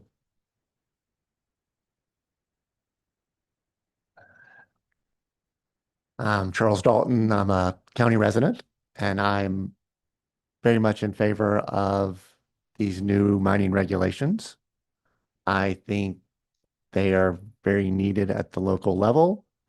I have a concern with, as we see the federal government gutting environmental regulations and administration, I think it's important for us to protect our local land and environment. And I think these are reasonable ways to allow mining to continue and to prosper. So that's just my overall. I do think the coal should be kept in. That seems to be the more prudent way to go with this. And if at some point coal needs to be taken out and new regulations specifically for coal can be added at a later time, I think that's the way to go.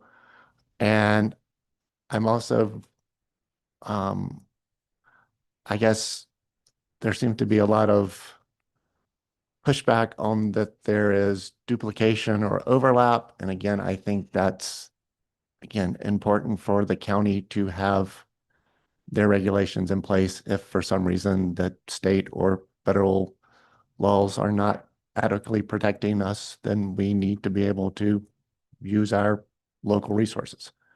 The impact area, I think, is good. I'm a little confused how all that works.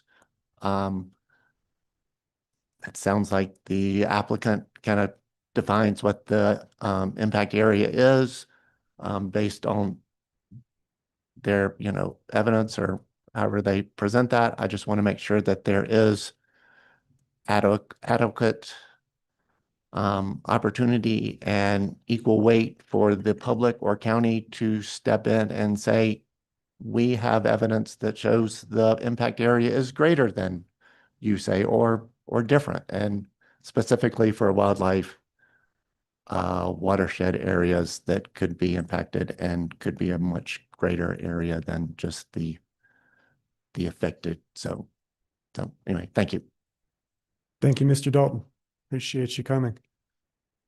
Any questions for Mr. Dalton? Just a response that I think we heard from our staff that there would be a conversation and a kind of an iterative process of together defining the impact area. It's not just what the applicant says and we accept it carte blanche. So. All right, we've got a hand up from Mr. Douglas Tooley on the computer. Mr. Tooley, you are unmuted or being asked to unmute. And you've got 4 minutes to help us move forward. Hey folks, Doug Tooley here. As you may recall, I've been involved in county issues, county mining issues for a while, although I have not been most recently. Most notably, I seconded concerns about Hayes Griswold, the field engineer with the Gold King mine, and his actions in San Miguel County that same summer, which resolved favorably and at increased cost, but at a much less cost than was incurred in the Gold King mine disaster. And also in the discovery of a mining hazard, interfering with a recreational opportunity on U-29 road, where it oversees the entrance of the Dolores River into the Slick Rock Canyon section. A very hazardous, small scale mining operation. With the risk of people who are parking and overlooking. I've also worked for the Dames and Moore Geotech Company. My father was trained as a geophysicist. We had some exposure in the mining operations in the Sonora and Mojave Desert as a child, etc. So I'd like to echo Planning Commissioner, Telluride Planning Commissioner Charles Dalton's concerns about waste runoff and the watersheds. What I've not heard discussed is groundwater. And, certainly when it comes to impacts of any sort, I think the local jurisdiction is best able to document and articulate those. And I was just wondering if anybody could speak to those groundwater questions and any interaction with state water law, how those issues are regulated in wet areas and in dry areas. Thank you. Thank you, Mr. Tooley. I do know that we have regulation language in the proposed regulations regarding water usage, and it needs to be proven that there is sufficient water available for the mining operation and for eventual reclamation or remediation. I don't know, and perhaps Tori or Kay can address groundwater specifically. Some of that water is trucked in from alternative locations. It's not always available on site. Yeah, actually, what I think of is impacts on source water protection areas would be part of the impact area. So if the activity was taking place in one of those areas, that would be something that the county or our local water providers would be very interested in. So. In the current draft, I couldn't remember, but the current draft did retain that specific language about source water protection plans and potential impacts. Yeah. Thank you. Let's go back to the room. Is there anyone else here? Yes, sir, in the very back. Come on up, please. Welcome, and please introduce yourself. Sorry, I didn't read off a piece of paper, if that's all right. That's fine. So I say what I want to say. So hello, County Commissioners. Thank you for your time. My name is Gavin Ramsey, and I've been a full-time county resident of San Miguel County here since 2017. I have a deep appreciation of the natural beauty here, along with a deep appreciation for natural resource development, and I feel both can peacefully coexist in this county. My wife, Allison, and I own and operate an oil company in Kansas that covers roughly 5,400 acres and with 6 full-time employees. We also employ 20 businesses that do contract labor for us regularly. I have personally seen the positive impact of good full-time blue-collar wages and the local taxes we pay, which is significant for our small operation. I believe that San Miguel County needs to diversify its economy more through resource development of the west end of any resource. I'm not here to promote any specific one. The money generated could go to important local issues such as building affordable housing, the new school in Norwood, and providing good jobs in the west end of the county. This would also lessen the reliance of the whole county on the tourism of the east end. With this in mind, I have a couple suggestions for this county with regards to the mining regulations and resource development moving forward. Number one, I would size the regulations appropriately for the size of the proposed operation and the type of operation. The proposed regulations currently feel targeted at large-scale mines and seem to me to be burdensome for smaller operators.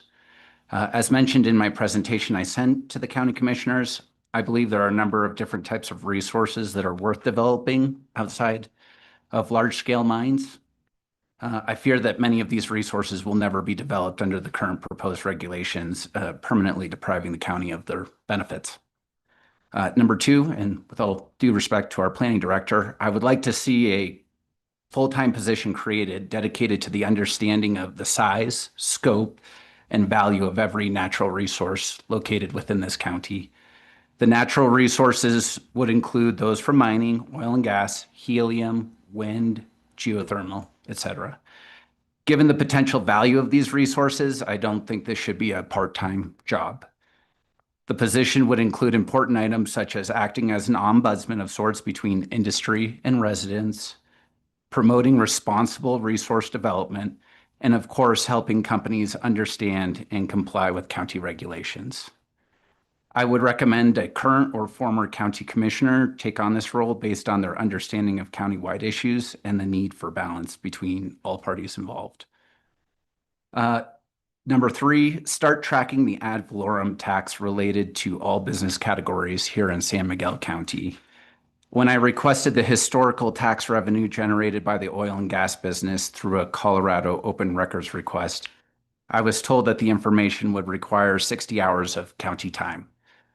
I rescinded my request, but this feels like a large gap for the county. If we can't easily track the business impact of natural resource development or other types of industry, how can we expect to make informed decisions about it?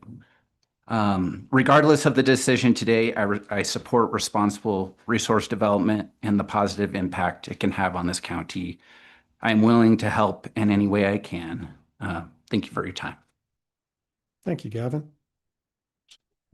Commissioners, any questions? I wonder if the staff could address Mr. Ramsey's concern that the regulations are burdensome to smaller operations. I know that's something we've talked about in the past, but maybe you could just remind us.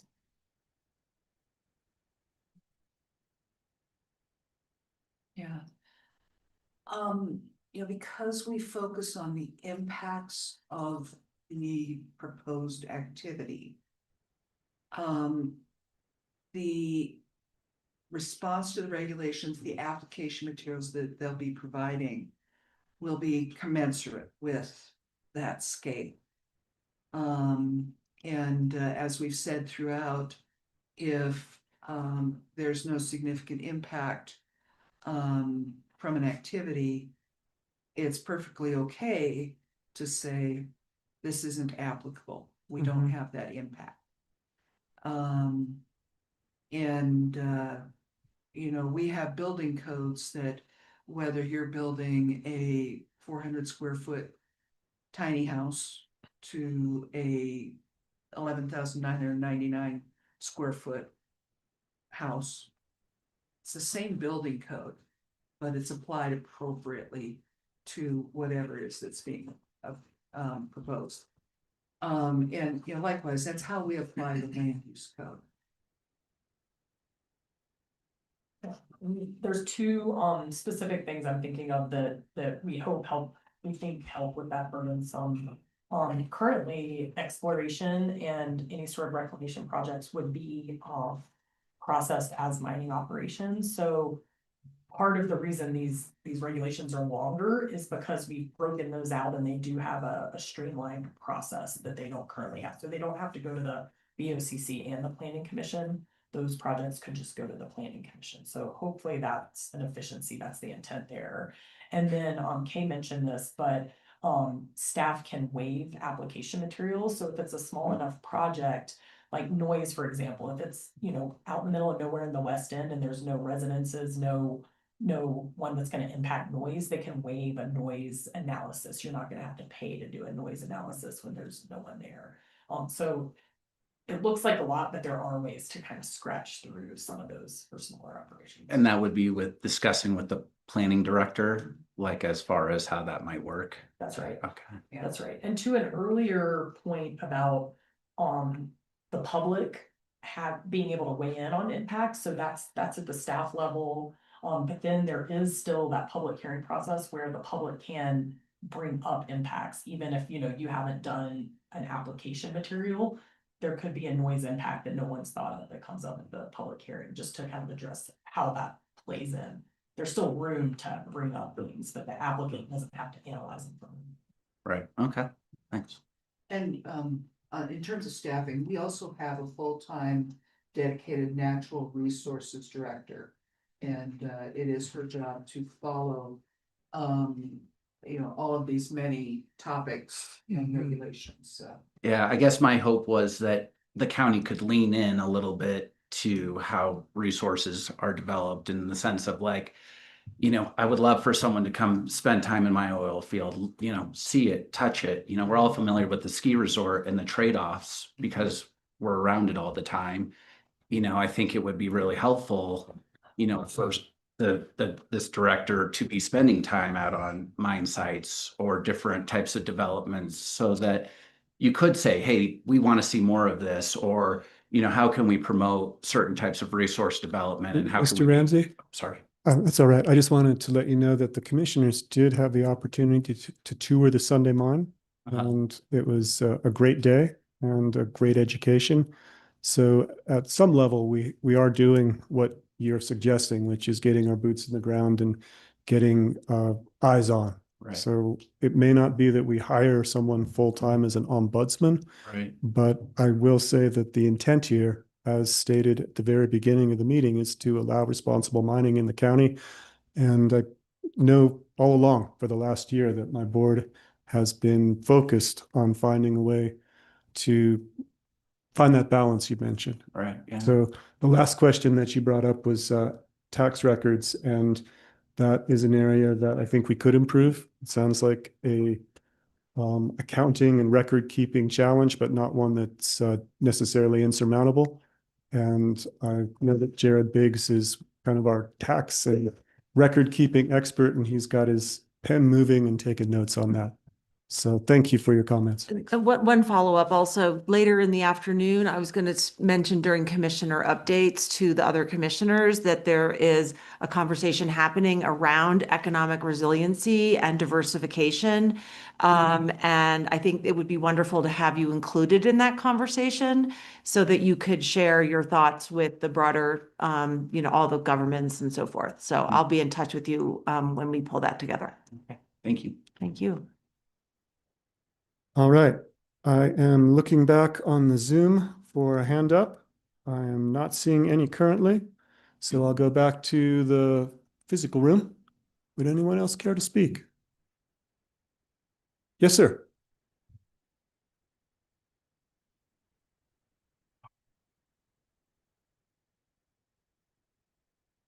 Welcome, and please state your name and we'll dig into it. No pun intended.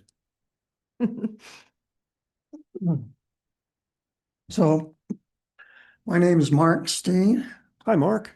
I'm the person who's written those emails. Yes, sir. Uranium mining, exploration, geology is my favorite subject. And I've done some research regarding the Uravan Mineral Belt, which is the southern end of the Uravan Mineral Belt is in San Miguel and Dolores counties. And between 1947 and 1982, there were 1,200 uranium mines operating in the Uravan Mineral Belt. Now, the USGS and the AEC had a manner of stating that if you produced 50 or 500 tons, you were a mine. So most of the properties that were in the Uravan mineral belt produced thousands of tons. None of them were as big as the uranium mines in Lisbon Valley or the Grants Mineral Belt. So the size of the ore deposits is determined by the geology and the host rocks, the Morrison host rocks in the Uravan Mineral Belt. So you produced 85,314,000 pounds of uranium and 427,000 pounds of vanadium between 1947 and 1982. So the Atomic Energy Commission was formed in 1946 by executive order. Harry S. Truman signed an executive order creating the Atomic Energy Commission. And at that time, there were only 15 mines producing uranium in the United States of America. By 1950, there were over 100 mines producing uranium, primarily in the Uravan Mineral Belt and some areas in Utah. It wasn't until the discovery of Lisbon Valley and the Grants Mineral Belt that large production increased in the United States. So in 1962 to 1967 is the time period when the AEC stopped buying uranium, which was all directed towards the atomic weapons program. After that, it was the utilities, and there was a utilities boom that lasted from 1971 till 1982. More uranium was produced during that period than during the Atomic Energy Commission purchasing period. So by the 1970s, there were 35,000 people involved in exploration, mining, and processing uranium in the United States. And that included Wyoming, a few places in Washington and Oregon, and one or two other odd locations. But it's primarily our area of interest is the Colorado Plateau. And there were 4,100 mines that produced uranium in the Colorado Plateau. And again, some of them only produced 50 or 500 tons, but the majority of the production came from large operations. And by the 1970s, the uranium was being mined by large oil and gas companies who basically were looking for large deposits. And they're the ones who put the Grants Mineral Belt in. Mr. Steen, you have hit 4 minutes and we got up to 1970. Okay. I really appreciate the facts. I believe them, and I really appreciate the historical perspective. I am unable to give you extra time because if I do so for you, I need to give everybody else extra time as well. I'm going to make a very small exception and say if you have a comment on today's regulations, I do. in 15 seconds, let her Yes. buck. Okay. And thank you for that preamble. I implore you, I ask you to pass these regulations. Thank you. Yes, as written. To pass the okay. Yes. All right. That's running counter to many of the emails I thought you'd sent, but I appreciate your comments. Thank you so much. You're welcome. And it's really nice to meet you. Yeah. Yes. Yeah, thank you for being here today. I enjoyed the drive down. All right. I am looking back on the Zoom. I don't want to overlook anybody in the public who is interested in this because we've maybe drawing to a close here. Gentlemen, anyone else in the room? I'm not seeing anyone in the Zoom call. Yes, sir. Come on up.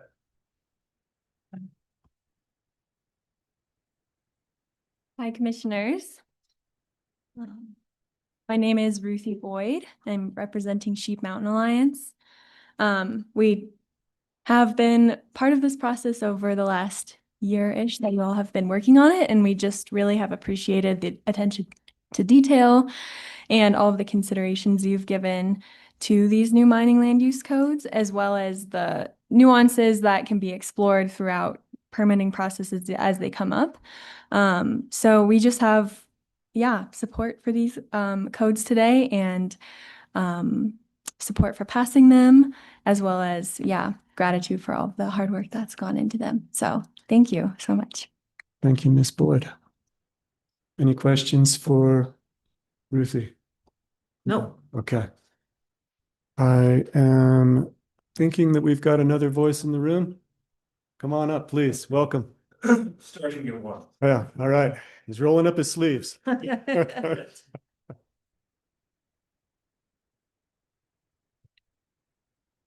I think my name is Josh Bleak with Anfield Energy. Thanks. I think all the comments today have been great, and I appreciate the format today with a bit more discussion. However, I'm going to end with my closing comments because I never seem to make it to them. And so I just want to start with that, and then there's always things that come up during the course of the day that I'd like to address directly. So, commissioners, I urge you to reject or substantially revise the proposed regulations to avoid duplication, preserve vested mineral rights, and keep the door open for responsible uranium mining, which is our business, in San Miguel County. Uranium mining isn't just about extracting resources, it's about fostering economic opportunity, job creation, and community resilience in the West End while advancing America's clean energy, independence. Projects like our Slick Rock project are built on historic sites with modern safeguards. They're positioned for local citizens to share in these tangible and lasting advantages. So the comment that came up, Commissioner Brown, I think you had asked specifically of Tori if the county would have the right to essentially reject a company like ours' ability to move forward or mine.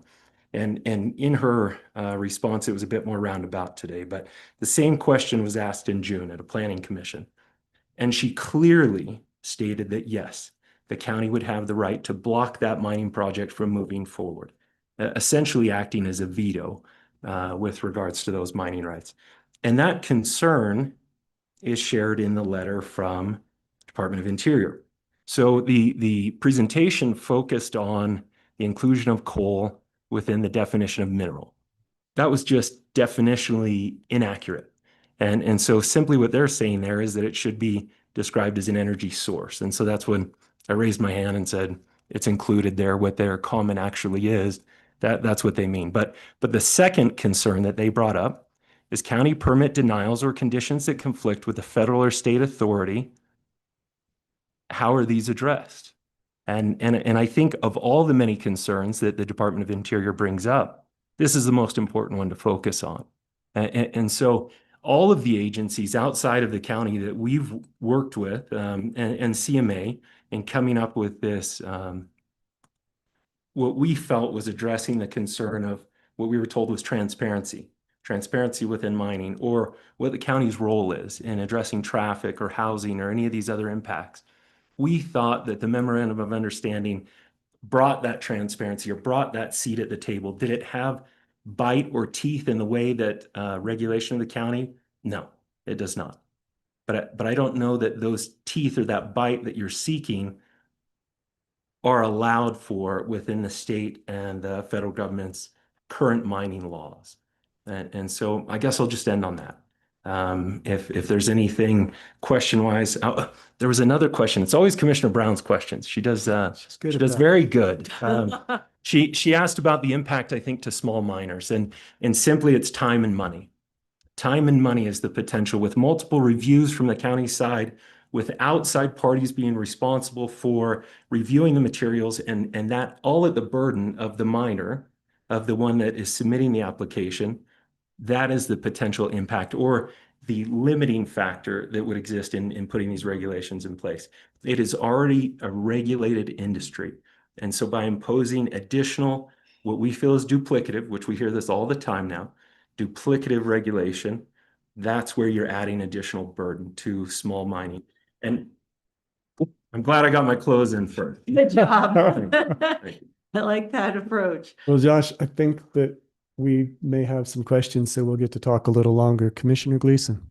Yeah, I do have questions directly around the duplicative nature of what's perceived as duplicative nature of these regulations. And the board gave direction to staff to really go through with a fine-tooth comb and try to omit any duplicative language within the regulations that overlap specifically with DRMS regulations. And I'm wondering if you could give us a short narrative on where you feel that they are still very duplicative and restrictive with our efforts. And there were over 20 pages omitted from the previously drafted regulations with the intent of really reducing or omitting duplication. So please help us understand.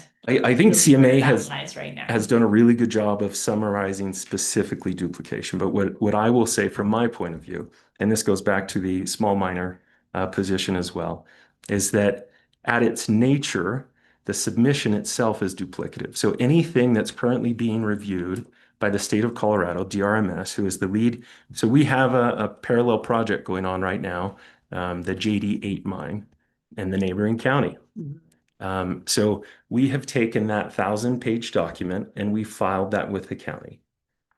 Any further review of that at the county level, which there is multiple reviews provided for, there's also, again, that time and that expense. There is nobody within the county, as I understand it, that will be reviewing that. Any of those areas of the applications that require county review will be done by third-party consultants at the expense of the applicant. That is in its core duplicative because it's already being done at the state and federal level.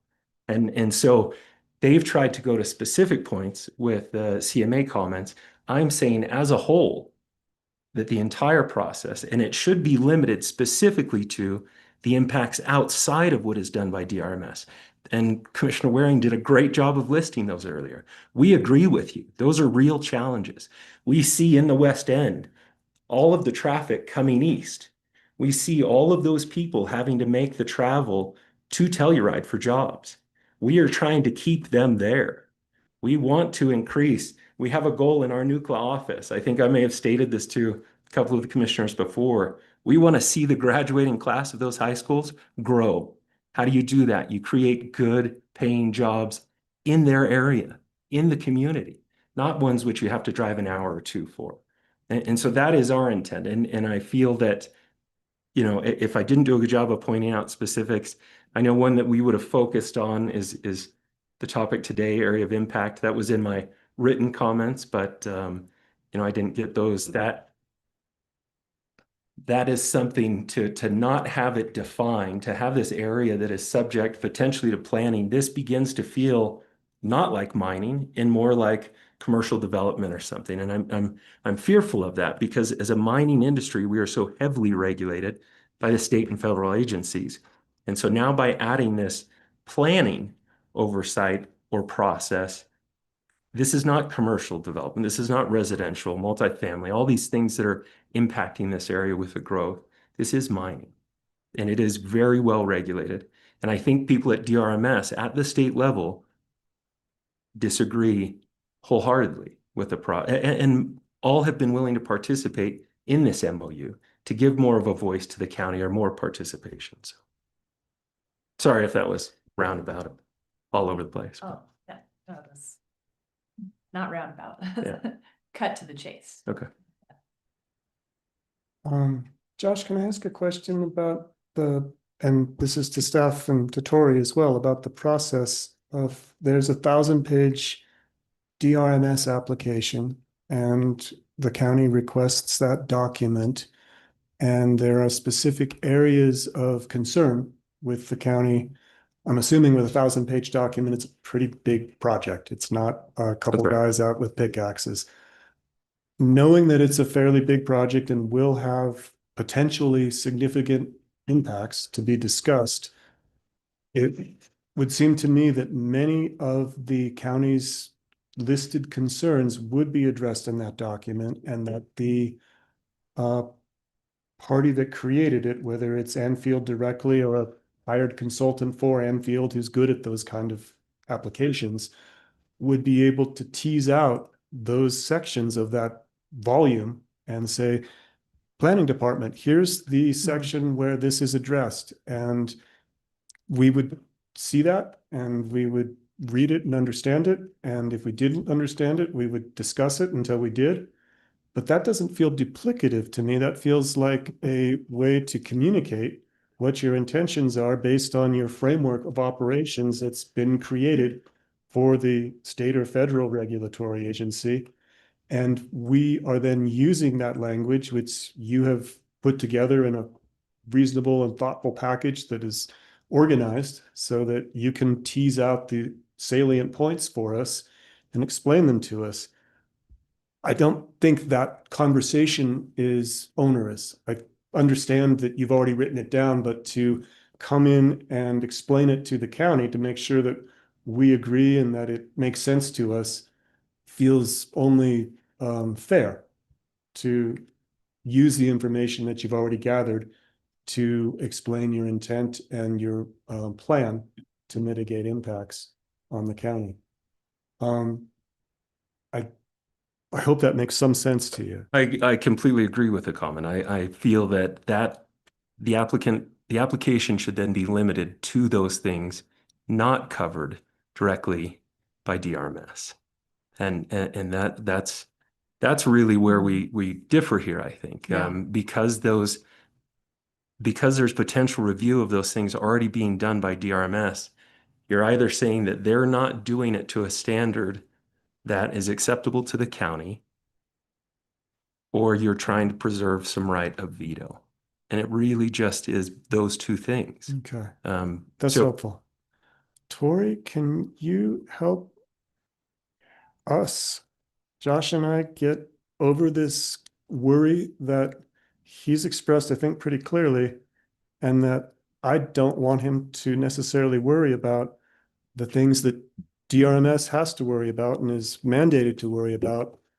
I want to somehow help draw a line between the things that are already addressed by DRMS that we don't necessarily have any input in, and the things that are county specific that we do have concern, and Josh and I seem to agree that we want to discuss as far as impacts outside of the affected area. Is there a way to say that differently or better?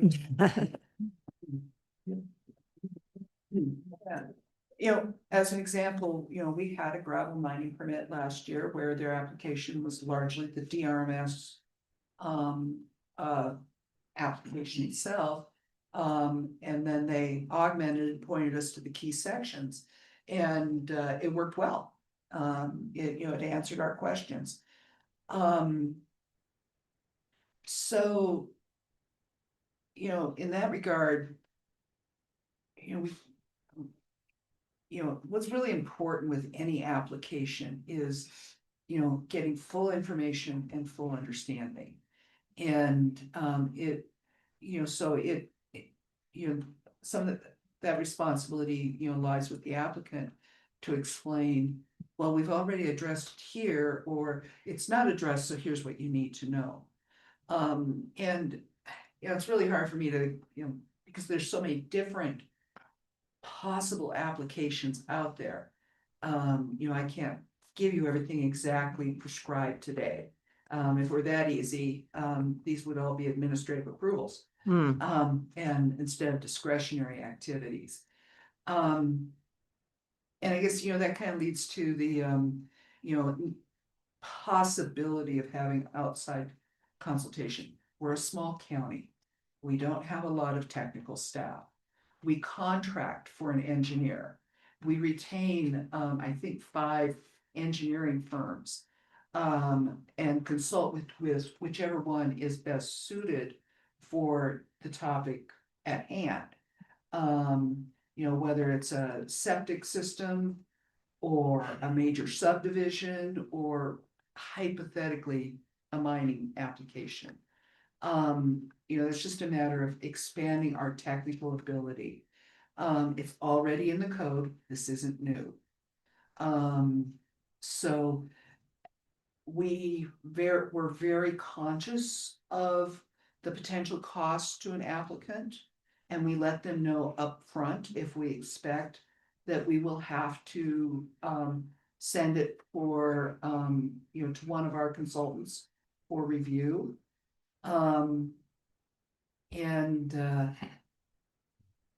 It's just a matter of us being diligent.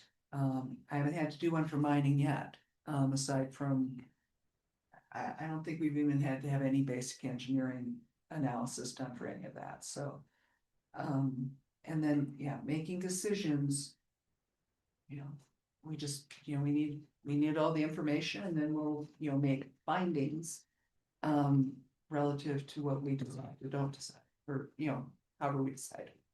Thank you, Kay. What I'm hearing you say is that in your tenure here, in your experience, we have not had a mining application that was so large or so complex that it required any outside consulting fees incurred by the operator. And Josh, what I would pose to you is, if there was a project of that scale beyond our existing capacity, that the operator would be coming in hopefully with pockets deep enough to be able to provide consulting if need be. And so far that has not been necessary. Again, that's unlikely based on Chris's comments.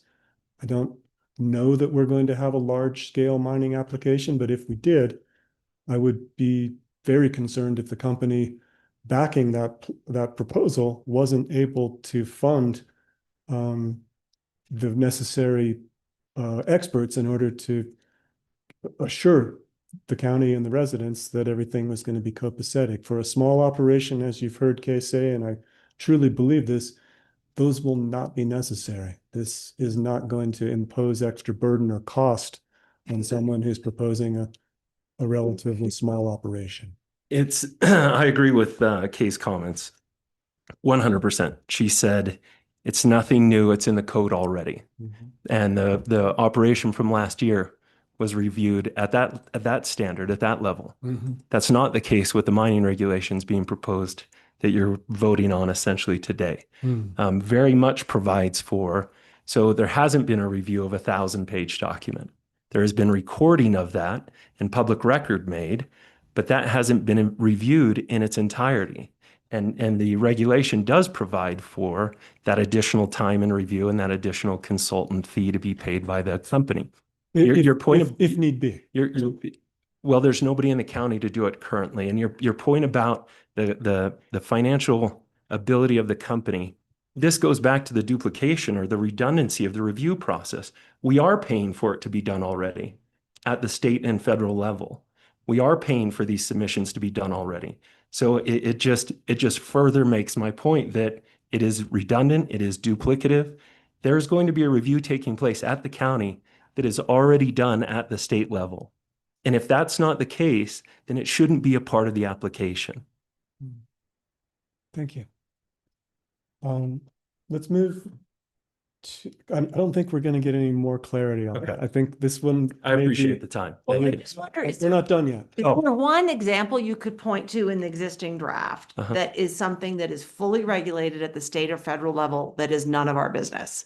And I'll just kind of piggyback on that. That was part of my question in our attempts to try to reduce or eliminate any of that duplication that would be onerous on the applicant. And I'm trying to parse out what is it that remains that is, or that give us examples, if you would, of what remains that is so burdensome and is gonna... Okay, there was discussion early on about a process which, if it's something being done at the state level, at DRMS, that it would simply be removed. It would be a part of the application process. That's not currently how it is. So within the mining regulation now, all of that is subject to review by the county, 100%. So the answer is all of it. Anything that you have the opportunity to review as a county that's already being done, all of the data that we submit as it pertains, one of the questions came up, maybe it was online, groundwater. All of the groundwater is being done and reviewed, and we're doing 5 quarters prior to any type of mining operation of monitoring that's taking place, ongoing monitoring. There are agencies currently doing all of those reviews. So it's 100% of what is being now considered in this mining regulation. So it would be easier to say what is not currently being reviewed by others. And I think that's what comes down to Kay's point, exactly. The gravel operation that she mentioned, I believe in 24 or 25. Those county impacts, those things like traffic, dust, potential impacts on housing, those are the things that are not being duplicated in this process. No other state agency, no other federal agency is currently doing those. That is the position of the miners in this, that it's 100% duplicative. And so we have tried to make, with the MOU being the most recent, all at our expense. So this is all being funded by private, right? In proposing this, any type of MOU or any type of off-ramps, but it's been without any regard, is the way we feel from the county. I'd made a comment that early on in the planning process, it said to include all interested parties. I was never reached out to. None of the mining companies in the West End were reached out to. Why weren't we involved in the process? We are interested parties as far as I'm concerned. And one of the commissioners made a point. I brought up legacy management, Department of Energy, and how this is unique just to this area of Colorado. And there was a specific comment made to Kay. Kay, why don't you guys kind of reach out and see if there's anything that we need to address as it pertains to these lands? I still haven't gotten the call or the email. And so we haven't been involved. We've tried and tried and tried to be involved in the process.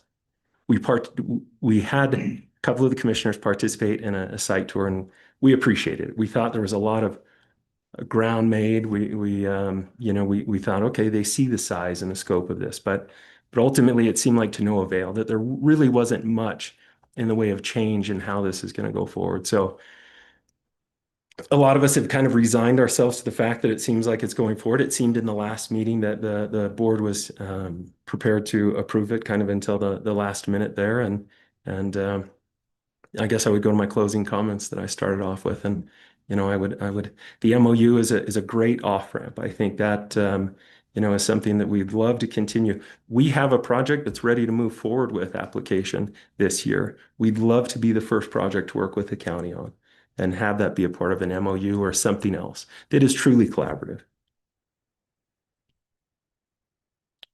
Thanks, Josh. I'm going to shift topics just slightly. I feel like we've done our best to cover your concerns about small operations. I feel like I've heard more clearly your concerns about duplication and that it's not any one particular, it's all. And I also heard very clearly that you feel that going through a MOU or coordinating agreement process would be valuable. The last and maybe the hardest one to talk about, excuse me, is the veto power that you brought up that the county could hold. You're making me jealous with the water. I'm making myself hoarse, but once I get my voice back, here we go. You're right. The county does retain veto power for very specific instances not regulated by the federal or the state government. And a far-fetched but example that might make sense to both of us is we have an application for a very large mine that's going to have 100 employees, and there's no plan for housing. And we asked for that. It's not provided. We aren't able to further those discussions. There's a stone wall on your side or our side. This is a fake mining company, not Enfield. And we end up saying, well, we cannot allow this level of impact to come to San Miguel County because it's going to spiral us even deeper into a hole. You, I think, would be with us saying this is not a good idea to allow this to proceed. It needs to be stopped. We would apply that veto power that you mentioned in extremis. Yeah. So I reserve that right. to protect the health, safety, and welfare of my citizens, I have to do that. That's my job. I don't foresee that happening. I would like to think that applicants would be reasonable, that we would be reasonable, and that we would disagree on fine points and spend the time to come together. But I cannot forsake the ability to, like you said, veto something that is not in the county's best interest based on impact. I completely agree. I think that is such a responsible approach. I just differ on one point, that I feel like it should be a condition of approval. I'm very much glass half full. Mhm. And so if you're going to have this review, list it as a condition of approval. Put the onus back on the company. Submit something then with planning that shows development of the housing or the It schooling. is how it works. We don't Then just say, oh, you're gonna impact housing, goodbye. We say, you need to mitigate this impact, and we talk about how that's gonna happen. I think it is true what Commissioner Brown said, that in my mind, this is a condition of approval, and Okay. it's something that is discussed. Then the concern from the miners collectively would be, I think there was a point made earlier that, that this would act as a check on something that the federal government's doing. And it feels that way in a lot of instances, especially as it has been with this process. And I can tell you, we're here representing our company, which is solely focused on Utah and Colorado, rural communities and job creation. And we're not concerned with the federal government other than what we have to do with them. DRMS is our lead permitting agency. The counties are somebody the agencies that we feel like we've done our best to work with. And that's why this additional burden, this additional time, these additional review processes for these small mines, and small, our mines might be 20 people. But they're underground mines is the reason we refer to them as small mines, because the surface impact is minimized with an underground mine. They are marginal at best. They're all brownfield. And so it's a bit ironic when we talk about the impact, because the surface impact is already there. These mines, as you heard from Mr. Steen, they were the 50s through the 80s. That's when most of these were created. So to say that we're worried about impact in something that already exists, right? We're applying best available technologies now to that historic mining, but there's no new surface impact created, or very little. It's minimized. There are things like traffic that's not currently there, right? We're going to be shipping ore. We're going to be having people travel to the site, but it's minimal. It is, in our case, again, in these rural communities. And so I would just say we would love so much the opportunity as a company to work with the county directly on a first of its kind MOU and submission for our Slick Rock project. We would be happy to do that. And we would be happy in that instance to have the outside involvement of any expertise that the county may need, and going through that first process. But to put these regulations in place, it just doesn't seem like it's, again, that glass half full, that kind of, if you want to see economic development of the West End, don't put these in place. Can I follow up with Kay? Sure. If I'm just trying to find like a real example in here of where I believe the CMA and industry feels that we are duplicative. So I'm looking at 6-305U, drainage, stormwater, erosion, and runoff management plan.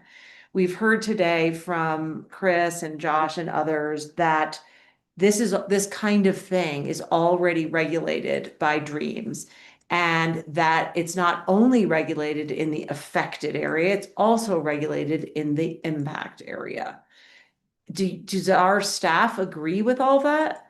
Like, or do you really feel like we need to have 6-305U in here, or there is a risk that we're going to have water running out of the Sunday mine and draining into the, what do they call it? Zeeks. No. Yeah. Yes. I mean, let's be very practical about this, right? So what are they called? Sorry. Yeah, Okay. you're good. All right. I mean, the way and I think I've said this publicly before, but the way that we look at this is 90% of the time, 95, there is a possibility, and I think, Galena, you brought up a point that the planning commission had questions before of things that water quality related things that weren't, which does play into this, water quality, drainage, erosion, stormwater. 95% of the time, I don't know what percent. Yes, like what the work that has already occurred with DRMS is gonna show that stormwater is all remaining on site. And that is the analysis that says there's no impacts to the impact area because all stormwater will be retained on site. I mean, at some point, there's a certain level of stormwater may be discharged. I mean, for other projects we have had, but I would say not for mining, we have gone above and beyond a CDBG stormwater management plan. And I shouldn't say the other counties. Were you speaking to mine discharge? Sorry, I didn't know if you were. Sorry, it's the board's Yeah. discretion to entertain. I didn't know if she was addressing the wrong point. I didn't know if you meant discharge or if you meant stormwater. I'm sorry. I Okay. wasn't specific. Stormwater is discharged. So I was thinking more broadly about discharges and water leaving the site. But I do think that what we're leaving in is a place where there could be an unforeseen impact. But I think to what everyone is saying, we don't have a particular example that we're pointing to where DRMS is not doing their job right now. And so I think what we've drafted is regulations that leave that possibility open. Right. But fully expecting DRMS, the analysis for DRMS to be adequate. Like I said, 9 times out of 10. And so I think for well, policy wise, you could also decide that you're willing to live with, that 5% isn't, like you could get rid of this altogether is where I think what you're asking. And I do think that you have the ability to get rid of it or to keep it at this point. Like you have the legal authority in a way. And I think that's my role at this point is, I know you've heard our rationale for why it's in there, but And I could get rid of it. I do think in the future, future you, or your successors, if you were looking at an application, you would be asking questions about stormwater and wondering, why isn't this addressed? So it's a topic that's very important to, our decision-making bodies and our citizens. Thank you. I think this goes back to our conversation, Josh, about the 1,000-page document. Yeah. And within that, there is a section on stormwater and you SWIP. pull it out and it says it's Yep. 100% contained on the affected area, we're good. Yeah. Or it says, well, we got 80% contained and there's 20% that's going to trickle out into the watershed and we're not so good. And we talk about that and we come up with a plan. That to me just seems like wise resource management and discussion. It is a secondary conversation that you have to have with the county. It will take a little time and a little energy, but it will set our minds at ease when you pull out that language from the DRMS submission and show it to our team, Maura. I just wanted to add that our current regulations require these types of things, including a grading, drainage, and stormwater management plan. So the current land use code already poses a lot of these problems that are being raised. It's just all over the place. And the proposed regulations tries to put it all in one place so that applicants can look at one set of rules and understand what's required rather than referring to 3 different sections of the code. So we already require these things. It already says we will consider state and federal plans and mitigation, but that we can require more than that if necessary. So these are not new problems if we see them as problems. We're just trying to add clarity to our regulations that isn't there already. Thank you, Maura. And I recall a comment that I believe Kay made at our last meeting about this, saying that it is imposing to look at everything pulled from the entire land use code into one section, but that it is, as you said, more clear for both decision makers and applicants because it's all finally compiled and collated in one place. And Kay hasn't done the exercise of trying to measure all the language throughout the land use code and compare it in page numbers to the existing document we're discussing. But her estimation was that it's pretty much the same length. It's just all finally corralled into one place for us to examine. I just, take that point. if it's not a different standard that's being sought, we'll stay with the issue of stormwater, then it shouldn't be a review process that is being duplicated and done at the state level. And I don't know how much more to beat that, but it is, unless it's a different standard that's being sought, and that's what it seems like you just summarized, was that you're potentially seeking a different standard.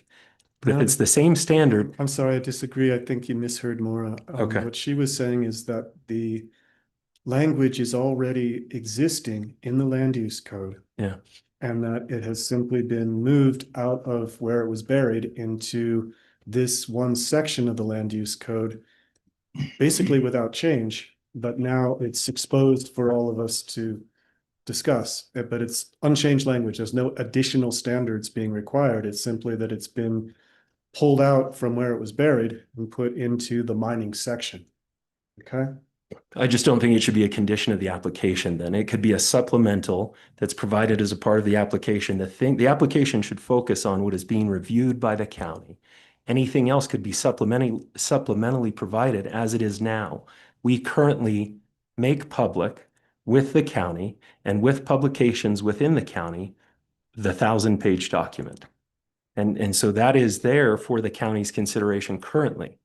But if it's not being specifically reviewed, why is it then a part of the code or the application? So my take from experience sitting on the planning commission, just looking at exploration applications, is the issues that are there, the conditions that are in the drafted regulations are concerns and questions that have arisen through application process at the county level. Yeah.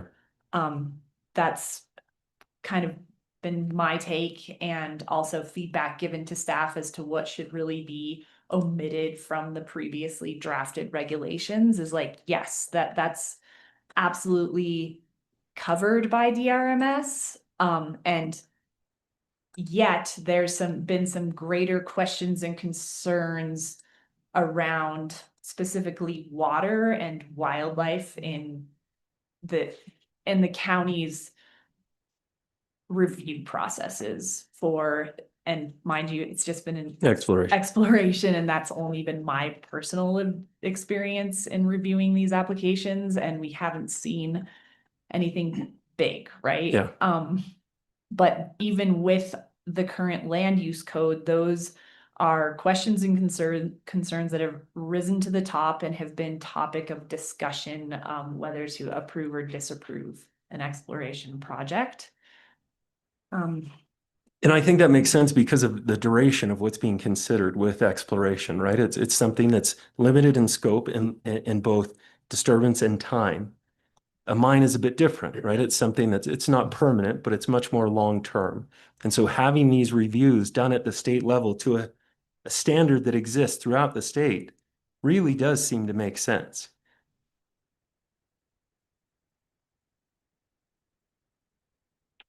It might be a good place to stop. I really don't seem to make sense. Yeah. I could go back to my closing comments. No, I really appreciate the time and the dialogue, and each one of these meetings has been good, although the outcome, we wish for a different one, I think, and would appreciate the opportunity to continue the conversation with regards to the MOU if that's something that the board sees fit. So thank you. Thank you, Josh. Are there any other voices in the room who would care to speak? I don't see any hands up. I'll double check. Yes? I told him I should have brought my water. Oh, yeah, I was getting a little dry there too. Anybody on the Zoom call who'd care to speak? All right, I will close public comment. It is 12:20. I know that, commissioners, we have a fairly full afternoon. I know that at some point I'd like to find nourishment and eat lunch, but I'd also like to see if we can proceed with this, or if we have other questions that need more time and answers. Do you have any thoughts on how you'd care to proceed? I can keep going if you guys can for a bit. Yes. I don't, oh, sorry, Jared. I just want to point out, we do have a firm 12:45. Yes, we do. Ah, I'm hoping that's- to that's the save one at thing. least 15 minutes for a break for lunch.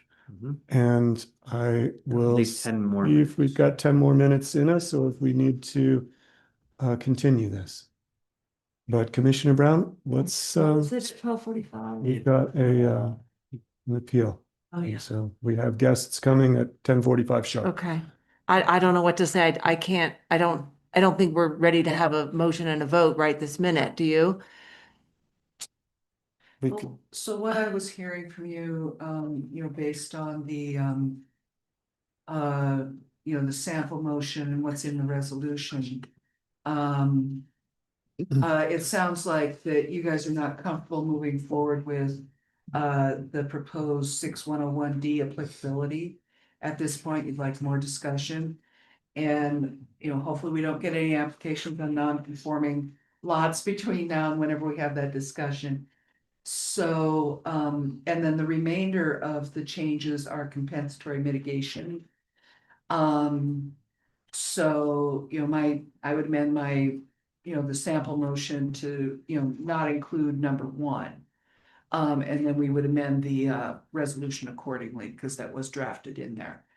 Are we still talking about the applicability piece there, 601D, Yeah. 6101? His recommendation is to pull it. We apart. could, or we could do what you two suggested, which is to just make it applicable to mining.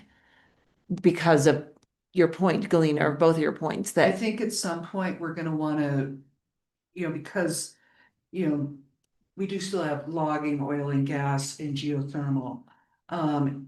It really does make sense to us as staff Okay. and, to make it applicable to all of those activities and uses. And if we just put it into mining at this point, then, we'll be looking at moving it later back to natural resources. I see. Commissioners, Mike, might you consider continuing this till 1:30? That will be after that appeal, and then we have flexibility the rest of the afternoon. That would give Kay also time to potentially make that revision and then reconvene. I like that idea. I think that we are not quite ready to make a motion and we may not get there.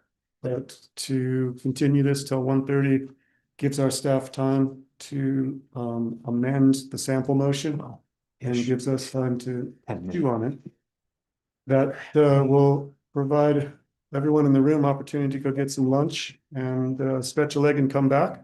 And we'll see if we can make any forward progress or if we need more time.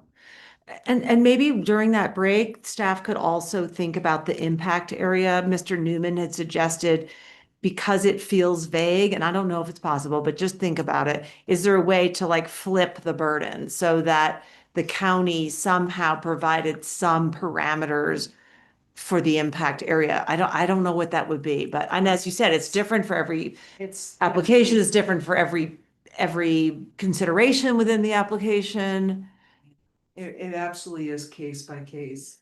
Mike had his hand. I apologize. I'd thrown out 1:30, forgetting that Kay is going to be fully involved Oh. in the next item. So I'd suggest Yeah. perhaps Yeah. 2 p.m. Tori could. Tori could be working on this, but I would like for them to have at least a little bit of time to confer before they come back into this. That's, Yeah, And then if we have that time in between, we could take care of the commissioner, manager matters and some Yeah. other items and then come back. I understand. Corey, how's your 2 o'clock? You can stay? Great. Excellent. They Yeah. anticipate that we've got 40 minutes scheduled for this appeal at 12:45, and I don't foresee it taking much longer. I could be wrong, but let's aim for 2 o'clock. And that gives our staff time to both fulfill their obligations in the next matter and also eat and breathe and work. Because I'm asking a lot out of you right now, Kay. So 2 o'clock, we will There a continue this motion to until 2. Is there a continue? motion to continue? so moved. Second, All those in favor Aye. aye. as well. Good idea, Mike, thanks. Okay. All right, we're going to take a recess for lunch. We'll be back at 12:45 sharp. Thank you, everybody.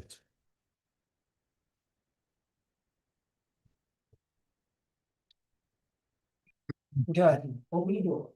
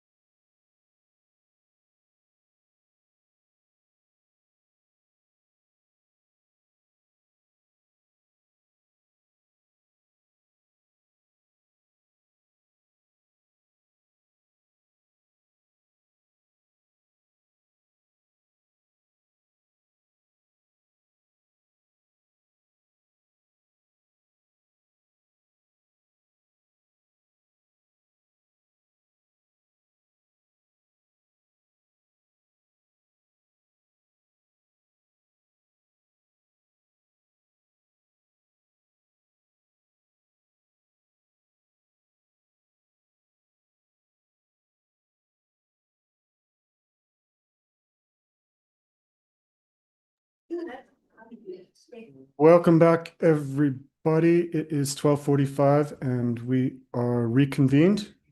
We are on to item 10 on our agenda, which is another planning matter. This is a consideration of an appeal of an administrative decision on an employee housing impact fee. And Kay Simonson is here to set the stage, and Chris Bynum is here to discuss the appeal. Kay, welcome. We're all ears. Okay, shifting gears.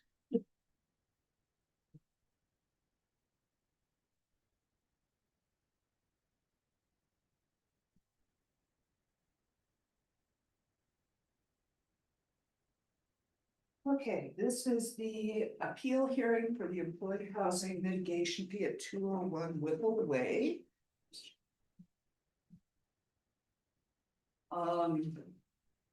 The owner is the James Elliott Trust. The contractor is Lane Mallory for Fort Berry and Ricks LLC.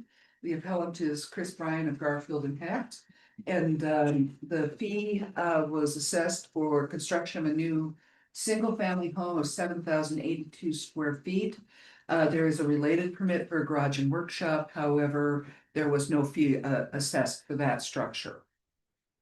Couple of maps here, location map on the bottom left, shows that this is a parcel of, a 35-acre plus parcel, long, skinny, goes up a mountain, accessed off of Whipple Way, which is accessed off of Last Dollar Road just before you come into Forest Service land. And then you have the aerial photo at the upper right that shows the more buildable part of the lot on the west end of it. Basis of the appeal is stated in your application is the owner asserts that the fees it was required to pay to obtain a building permit were not justified because the calculation used to derive them does not comply with state law. Additionally, the fees should be reduced at a minimum to what they would have been under the fee calculation in effect prior to the adoption of resolution 2022-31. So in other words, reverting to our 2007 fee. And then it continues on to say specifically any impact fee charged by the county must be A, legislatively adopted, B, generally applicable to a broad class of property, and C, intended to defray projected impacts on the applicable capital facilities caused by proposed development under CRS section 104.51 A through C. The appellant also notes that impact fees cannot be imposed to remedy any deficiency in capital facilities without regard to the new development. Further, the appeal characterizes the 2022 and 2023 updates as expedited and understudied, and also takes issue with the age of the employee generation study used for the calculation of mitigation requirements. They further believe that the affordable housing fee methodology report prepared in 2022 does not quantify impact and contends that the county should have hired an outside consultant to prepare updates to the older studies. By way of background, the employee housing impact mitigation fee was first adopted in 2007.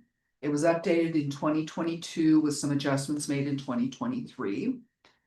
For this specific project, the developer permit application was submitted in June 30th of 2025. And on July 9th, the building permit was approved.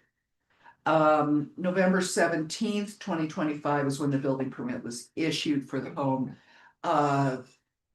So there was a long period there where the applicant, could have drawn accepted the permit or, taken the permit and began. They waited until November. The employee housing impact fee of $278,009 was paid at the issuance of the building permit.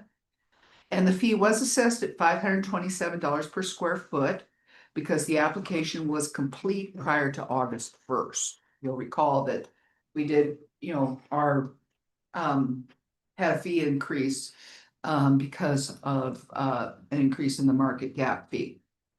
And then on November 26th, the appeal was filed. And we are required to hold this hearing within 60 days. We are within that 60-day period.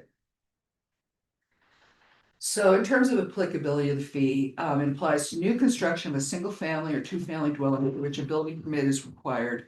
And I would add within the R1 school district. There are some exemptions, for example, deed restricted single family homes, residential improvements less than 2,000 square feet. And then there's the possibility for other exemptions and waivers when determined by the board to be in the public interest due to special circumstances or unique situations where the development provides community benefits or where the value of such benefit meets or exceeds the mitigation that would otherwise be required. Furthermore, the land use code does allow credit for towards the fee for construction of a deed restricted ADU or caretaker unit. This project or this property building permit application does not include deed restricted ADU or caretaker unit. Under the right to appeal, so any person aggrieved by the decision of the planning office with respect to the administration of the fee will have the right to appeal such decision to the board. So that's where we're at today. In addition, a developer may present alternative calculations of an employee generation to the Board of County Commissioners for review and consideration. And we have not received an alternative generation. So the fee is calculated by the employees generated times 400 square feet per employee times the mitigation rate percentage times the market affordability gap. This project generates 1.465 employees. That's for the construction and maintenance of the house. At 400 square feet per employee, that equals 586 square feet of housing. And then 90 to multiply that times 90% and then times $527 per square foot. And that comes out to $278,009. There is current litigation regarding the employee housing mitigation fee for Victoria Point, 101 Victoria Point 3K9 LLC. And by way of background there, in June of 2023, BOCC upheld the fee but reduced it by 50% per the BOCC resolution of 2023, which provided phased-in implementation. July 5th of that year, 3K9, represented by Garfield and Heck, filed a complaint in district court.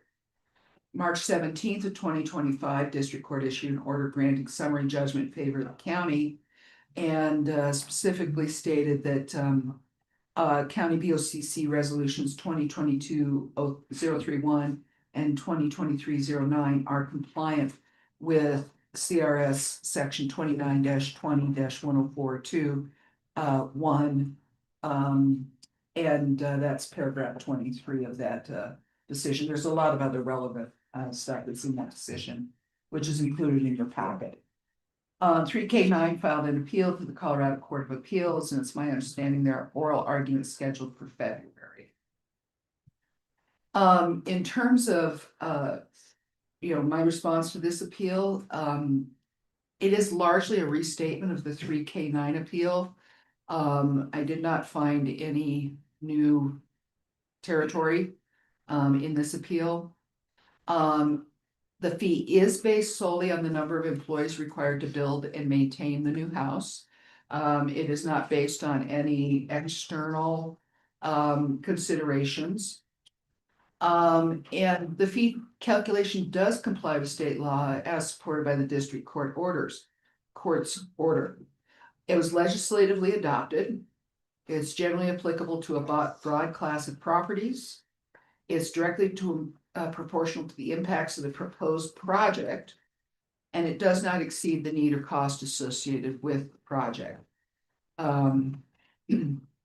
So with that, BOCC may uphold the planning director's decision or may grant an exception or waiver of the fee pursuant to section 5-1305, G, Roman numeral 11F, other exemptions. Should you decide to grant an exemption or waiver, findings should be made describing how a waiver or for the proposed project would be in the public interest due to special circumstances or unique situations where the development provides community benefits or where such benefit would exceed the mitigation requirement. The POCC should also describe how the board's action is necessary to remedy the administrative action. Alternatively, the developer may submit an alternative employee generation calculation for review by the planning department, which could be applied retroactively upon BOCC direction. And the board's final decision should be in the form of a resolution. And in your motion, you should provide direction to staff to prepare a resolution for adoption at a future meeting. Any questions? No questions from Commissioner Brown, Commissioner Gleason? All right, no questions from the board. Mr. Barnum, would you care to respond? Yes, thank you very much. It's nice to see everybody again. I do know that we have some pending litigation, but I'm glad to say that it's been cordial as much as these things can. I think we just have a difference of opinion as to what the state law requires. Ms. Simonson is accurate in her recitation of the procedural posture of that other case where we were challenging impact fees. And she's also correct that I think 4 weeks from today, we will have appellate oral argument before a panel of judges at the Colorado Court of Appeals in Denver. How that case works out might have far-reaching effects on the county's employee housing impact fee regime, and it might have some impact here. Part of the reason that we have appealed this decision is in case that ruling does go our way, we would think the same logic applies. Ms. Simonson is correct that a lot of the appeal that we've put forward here that's in your packet does rely on the same legal arguments, and we're asking for the county to do what it will with the appeal, but we definitely needed to preserve our rights, and those do have some time considerations. Just as a quick background, I represent the Elliott family. They've been coming to Telluride since the early 2000s. They've owned property elsewhere in unincorporated San Miguel County since 2018. They are planning to become full-time residents at this house when it's completed, hopefully within the next year or two. The thing that I think they found shocking was that if the old employee housing mitigation fee had been implemented prior to the 2022 resolution being adopted, they would have paid $13,000. Now the county is asking and has received $278,000. That's a 2,100% increase in employee housing fees, which is very difficult to understand, given that 3.5 years ago, the fees would have been much different. Ms. Simonson does correctly state the square footage of the house and how the fees were calculated. I do note that the San Miguel County fee calculation has changed even since we applied.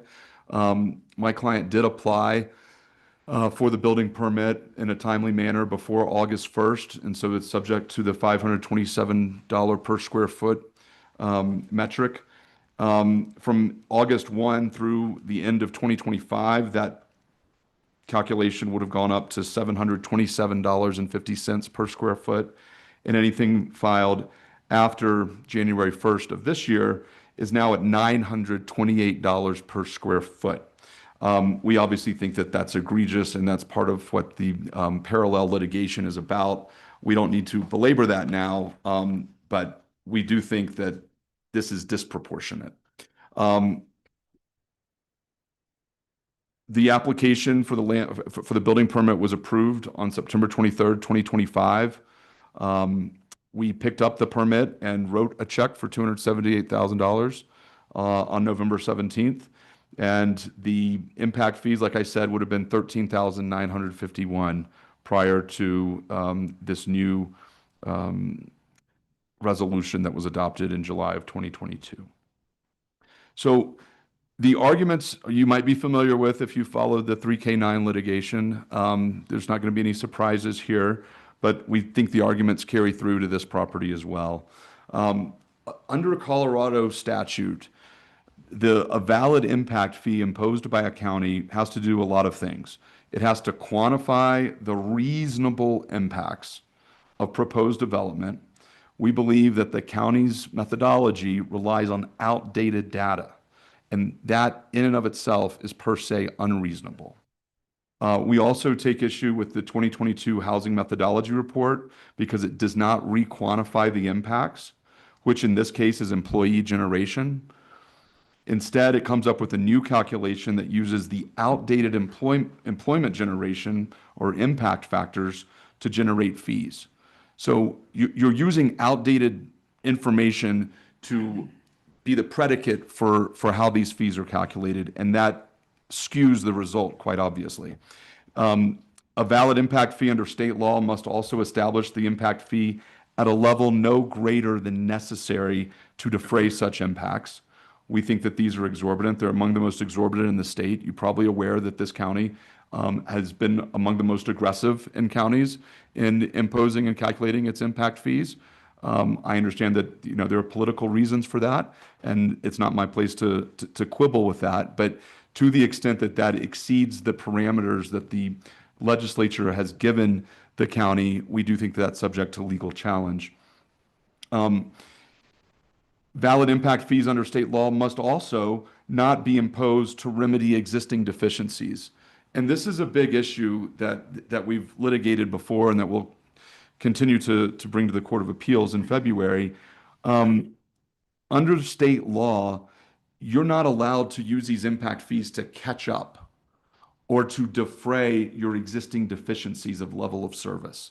The county studies show only about 25% of the county population lives in deed-restricted or affordable housing. That means that 25% of the need for employee housing is currently met.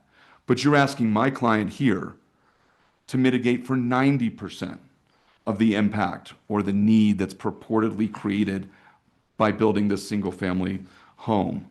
We don't believe that that's fair, we don't believe it's proportionate, and we don't believe it's consistent with state law. That's an issue that some very smart judges in Denver will have to take up, but I want to reiterate it here. This is at the heart of our criticism of this methodology that the county has adopted and continues to implement. Impact fees are supposed to be used to pay for capital facilities that the fees support. Here, employee housing. An issue that's been brought up in prior public meetings and by others of the public and by myself is that there is a lot of uncertainty about how the county is using these funds. As far as we know, this is going into the general fund. It's not being in a reserve fund. If that has changed, I'd like to know that. We're not sure how these dollars are actually being used to improve the existing level of service and facilities that they are purportedly for, which is creating and building employee housing. And if the county is not actually building or buying affordable housing units with these proceeds, I think it's incumbent upon the county commissioners to explain to the community how it's using these impact fees. Because under law, they're supposed to fund expenditures on the capital facilities for which they are designated. I don't have any illusions about how today will go, but I do want to reiterate that if we are successful in the 3K9 appeal, this and perhaps other impact fees that have been assessed will need to be revisited. I'm happy to answer any questions. And as usual, I do appreciate the cordiality and the professionalism that staff has treated me and my law firm ever since we've started challenging these. There has been no bad blood, and I'm very happy to say that. Thank you, Mr. Bynum. Any questions from the board? No questions. No questions. I would entertain a motion. I have a couple comments. Okay. Yeah. Yeah, your mic. Sorry, I didn't want to have you listen to me eating chips. I just, a couple of comments that you made, I just don't agree with. The fact that our fee is exorbitant. It's calculated to provide 546 square feet of housing at 90% mitigation. I think what is exorbitant is the cost of building here. And that's the real reason that this fee is so high. And that is just the reality of this economy. I also would argue that our mitigation fee is not a political point. It is a practical point. We need funds to build housing for our community. And that's what we're trying to do here. The 2007 fee was so small, we were making no headway at all. And so that's why the commissioners before us put that into place. We are not trying to make up for a deficit of housing. We are just trying to make up for what is generated by this new home. So I just don't agree with your points, essentially. And yeah, I'll also weigh in on trying to, the implication that these fees are potentially trying to fill the deficit. If that were the case, these fees would be exorbitantly higher to actually fill the deficit that currently exists, which in our recent housing needs assessment was stated to be approximately 840 units. 1,114, Well, right? To date, but in, yeah. Thank you, sorry. Yes, I'll be quiet. But we're looking forward, we're looking at over 1,000 units of deficit if we continue at our current trend.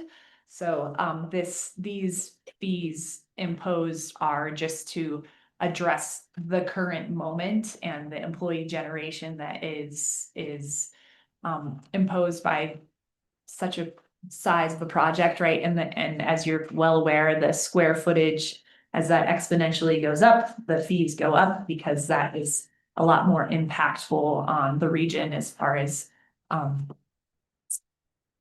the amount of employees generated to build that type of a residence. And yes, these fees are some of the highest in the state, but so is the cost of living and the cost of real estate. So it is proportionately adjusted to such. And in counties such as Pitkin, Summit, and Eagle, you will find that the employee impact mitigation fees are similar or higher. And that's based on cost of living. Yeah, so I just wanted to clarify that. And then if staff could weigh in on where these fees are diverted and how they're currently and have been and will be utilized, I think that needs to be clarified. Mr. Biggs. I'm happy to do so. Just a couple points of clarification for our big round numbers. The summary of our housing need and the housing needs assessment is that we are at a deficit of 807 units. And in the next 10 years, we will need 307 additional units. So that is the kind of nugget that we're trying to work on, because we know to stop digging the hole is to stop digging. And so we want to address the new people who are coming in, and then. But we're not doing this with this instance today. Correct. No, we This aren't is filling the existing Thank you. shortage. We're trying to address the projected need that's coming from the housing that's being developed that these fees apply to. And just for clarity, we do have a housing fund in specific. You can find that in our budget and in our audit documents. And every cent of this fee goes into that housing fund and is used either to further our current projects or is being held to help finance those once we get them out of the ground. So current projects being 100% of those funds are used for the development of deed restricted housing in the future, as well as land acquisition, development, infrastructure for that. Thank you for those clarifications. Did we allocate 200,000 from that housing fund to the down payment assistance program? Yes. Okay, so that is not actually directly building. However, we have other sources of money going into that housing fund. But those from are, the property those are tax. funds that are being used for locals to acquire deed restricted housing. Correct. So I Okay, think so it's the that- buying piece Yeah, of it's it. there, this isn't being given for folks to help buy them by free market homes. It is only to allow them to help decrease that delta of funding to get into a deed restricted home. So The it- other thing I think it's worth mentioning is that even in the example that Mr. Bryan mentioned of the 90% mitigation, we're not even mitigating for the total impact that is created. So we're still sliding further. We're not so to the point of, this is used as a catch up. At 90%, we're not mitigating for the 100% impact that is going to be created, not just for the construction of the home, but for the ongoing maintenance of the home. And I think anyone can look at our average sales price and our average income of San Miguel County residents and understand that they cannot buy free market homes. So the likelihood of any free market home that is being built, we've seen the data has shown those are predominantly sold as non-primary residents over time, which require then additional people to maintain them long-term. I move to uphold the county planning director's decision and direct staff to prepare a resolution to that effect. I second that. Further discussion? All those in favor? Aye. Aye. Aye as well. Motion carries unanimously. Chris, it was nice to see you. Likewise. Thank you all.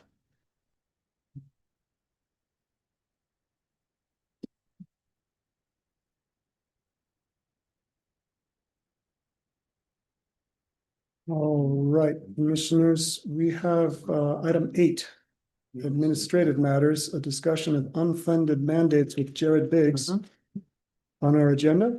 And if we could circle back to item number 8, I'd be grateful.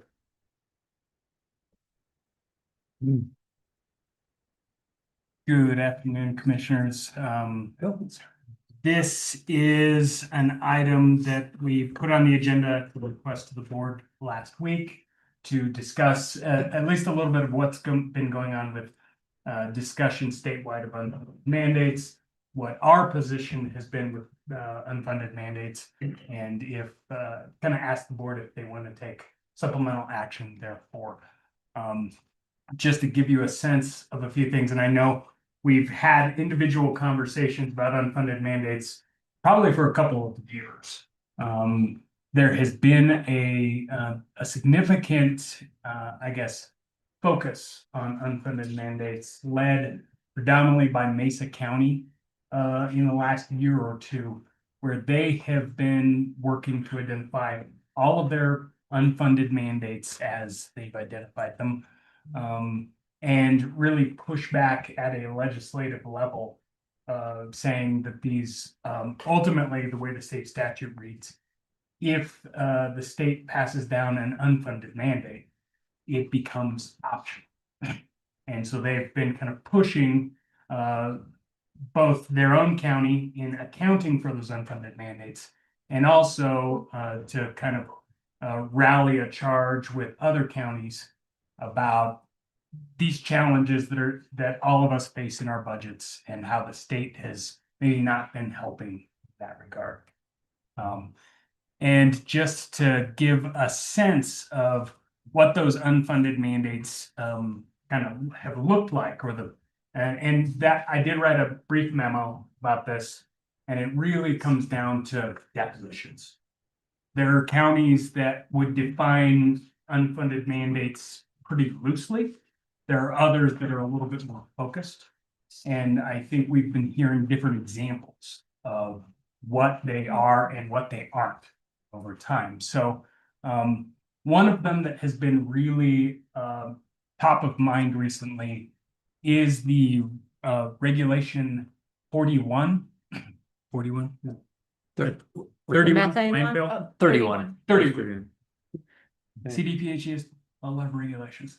But the Reg 31 requirement for methane monitoring and capture on landfills. A lot of counties, particularly those that operate landfills, see that as an unfunded mandate. And I know we've had, as I mentioned, individual discussions of what does this mean for San Miguel County? Is this an unfunded mandate? Is it not? We don't operate a landfill, so it's not a direct impact to us, but it could have kind of a downstream impact on folks who, you know, we still throw our refuse and it goes somewhere, right? And so that's just one example of a potential unfunded mandate. It hasn't been litigated. It hasn't been defined clearly under the statute as an unfunded mandate. But there are a lot of counties pushing back on that one. And if you go into, I know there's a lot of letters that have been written by counties. A lot of them are itemizing a lot of these unfunded mandates. As the previously mentioned Mesa County, they have a whole website of all of these things, and they range from what's happening in their assessor's office, their election office, community development, the wildfire mitigation code that is coming out and that we've talked with Matt Gonzalez about implementing this year. That is in some of these cases being called an unfunded mandate. And so it's kind of a question for us of we have not taken such a, you know, a significant charge saying these are unfunded mandates and we don't want to proceed with them, or we want to object to them. Largely because I think we've thought some of them are good medicine, some of them are things that we should be doing. And we talked about this a couple weeks ago, the accessibility standards that the state passed, that we went ahead and we, to Mike and the team's credit, we kind of picked that up and said, yeah, we should be working to be more accessible. And But for instance, that required us to hire a new full-time employee, which we still keep on indefinitely to continue to comply with that mandate. Yeah. And so we have undoubtedly assumed additional costs to meet some of these mandates. But for the most part, we've just absorbed it into our workload and worked through.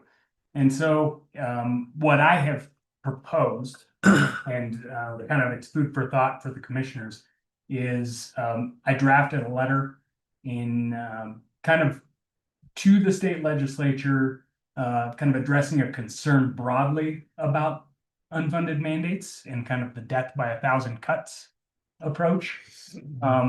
But I wanted to bring this to the table if the commissioners want us to do additional research into what the, you know, go down to the penny of what our costs are on these various things, or if there are specific mandates you feel we really should not be assuming that you'd like to pursue in this method.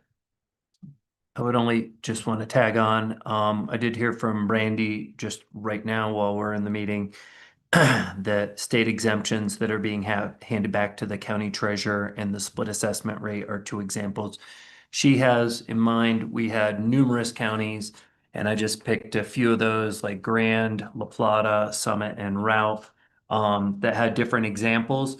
And though some of these are direct costs to the county, some of them are direct costs to our residents wanting to build their own home or keep their Second Amendment rights, or, you know, some of these are direct costs that are being passed on to our residents as well. At a time, I think that we all know increasing affordability is a concern, or decreasing affordability is a concern throughout our county. And I, to Jared's point, I think there are some things such as the accessibility that we see as a good thing and a benefit. And it's really measure by measure whether or not, and even, you know, things like the WUI code, you know, is a great idea, but if it prices people out of their ability to purchase a home or build a home, then is that really what the better benefit long term? And I don't think we can say across the board where, you know, we reject all unfunded mandates. But at the same time, I think we're asking for more of a conversation with the legislature before these costs are passed down directly to counties or to our residents understanding that you guys are the closest touch point to your residents' impacts from these unfunded mandates. Thank you, gentlemen. Commissioners, do you have a response, questions, concerns, thoughts? How to proceed? Oh, I appreciate the approach to this drafted letter.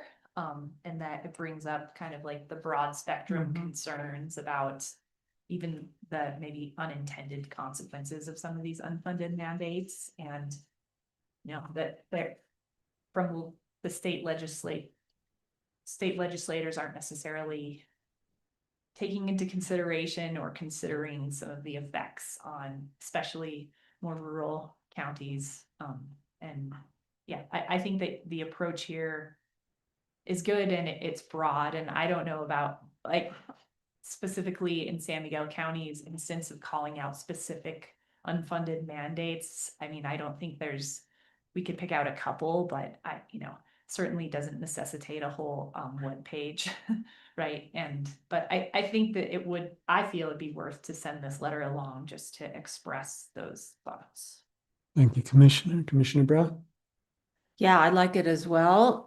One further point, I don't know that it needs to be incorporated, but it just came to mind is for the last year and this year, I've heard repeatedly from CCAT and CCI that the governor will not entertain any legislation that costs the state money because of their fiscal constraints. Right. And so it seems sort of ironic that they would allow passage of laws that cost the counties additional money. I don't know if that's a point we want to weave in or not, but we're so careful about the state budget, and yet it doesn't seem that they're as thoughtful about our local budget. So Combined with the reality of federal funding freezes and federal funding cuts, and increased expenditures on behalf of counties, I think that there's a misnomer at the federal and state level that we can absorb these long term. We got a 5.25% cap.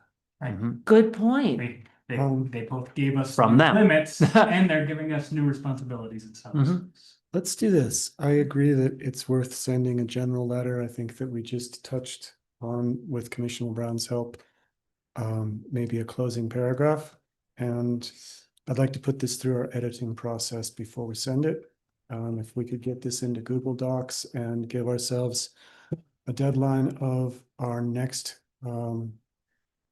meeting, which would require completion by next Friday of our editing process in order to get it in the packet, or Next Friday, Wednesday? or this Friday? This Friday? Actually, it's a work session next meeting, so let's just put it on our next regular meeting. Okay. And that gives us all a little time. But if we were to have our edits completed by next Wednesday, then we would be able to get it into the packet by next Friday for the upcoming regular meeting. Does that make sense? Okay, So deadline next Wednesday. correct. Sounds great. Great. Jared, if you could put it into the shared Google Docs with that That's where I drafted the time frame. Perfect. Thank you. All right, we've got a plan. When we do send it, we will not only send it to Speaker McCloskey et al., but also to CCI, which was kind of the impetus for this request. So they'll have a copy as well. Excellent. That is item number 8 completed. Shall we move to item 11, manager matters? We've got some time. Yes, please. It's next up, Mr. Bodogna. Very good. And I know under commissioner updates, there may be some discussion about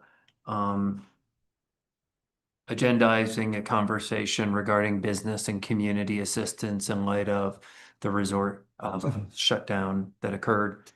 I wanted to report back, I had heard from Mountain Village that though they had originally discussed a significant amount of funding to their study program, that they have chosen to pause on that, and that they are going to be giving $100,000 to the Good Neighbor Fund and waiving rents through the Telluride Foundation process, whereupon people would apply to the foundation for the rent assistance. They anticipate that to be $150,000, and TMBOA has pledged to match their Good Neighbor Fund contribution. The town of Yes, So they're not gonna, I've they're not heard an I amount thought for they were the doing study. 100, I thought they were doing 100 for the businesses as well, and that TMBOA had also allocated 100. Because that was, maybe I misread it. I sent that to you guys, from the Mountain Minute or whatever it was called. Mountain Village Minute. I'll check myself there in a moment. Okay. I did hear back from Town of Telluride yesterday, you may have as well, that they voted to use their general fund reserves to fund $262,500 additional marketing money to the Telluride Tourism Board for the remainder of this winter season. 100,000 to the Colorado Flights Alliance to preserve air service, 100,000 to the Good Neighbor Fund, and with no residency restrictions, so those funds could be used throughout the county. And then 400,000 to targeted business relief grants through a program that they plan to stand up on their own. And so I also saw that the Good Neighbor Fund had raised $750,000 in their fund since the end of December, and so far they have received requests for $337,000.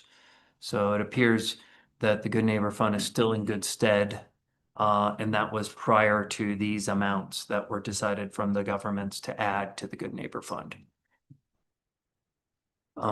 Switching gears, unless I just you'd like found, to get into I this. found an excerpt from the Mountain Village Minute, which just summarizes their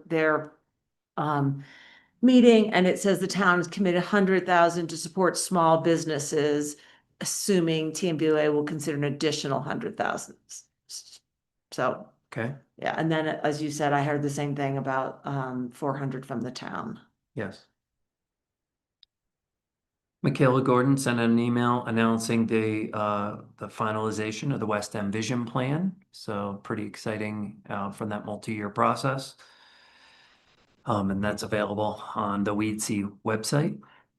Last week, I was able to meet with Antonio Mendez, the new Uray County manager, who's recently moved here from Denver after working positions with the federal government most recently.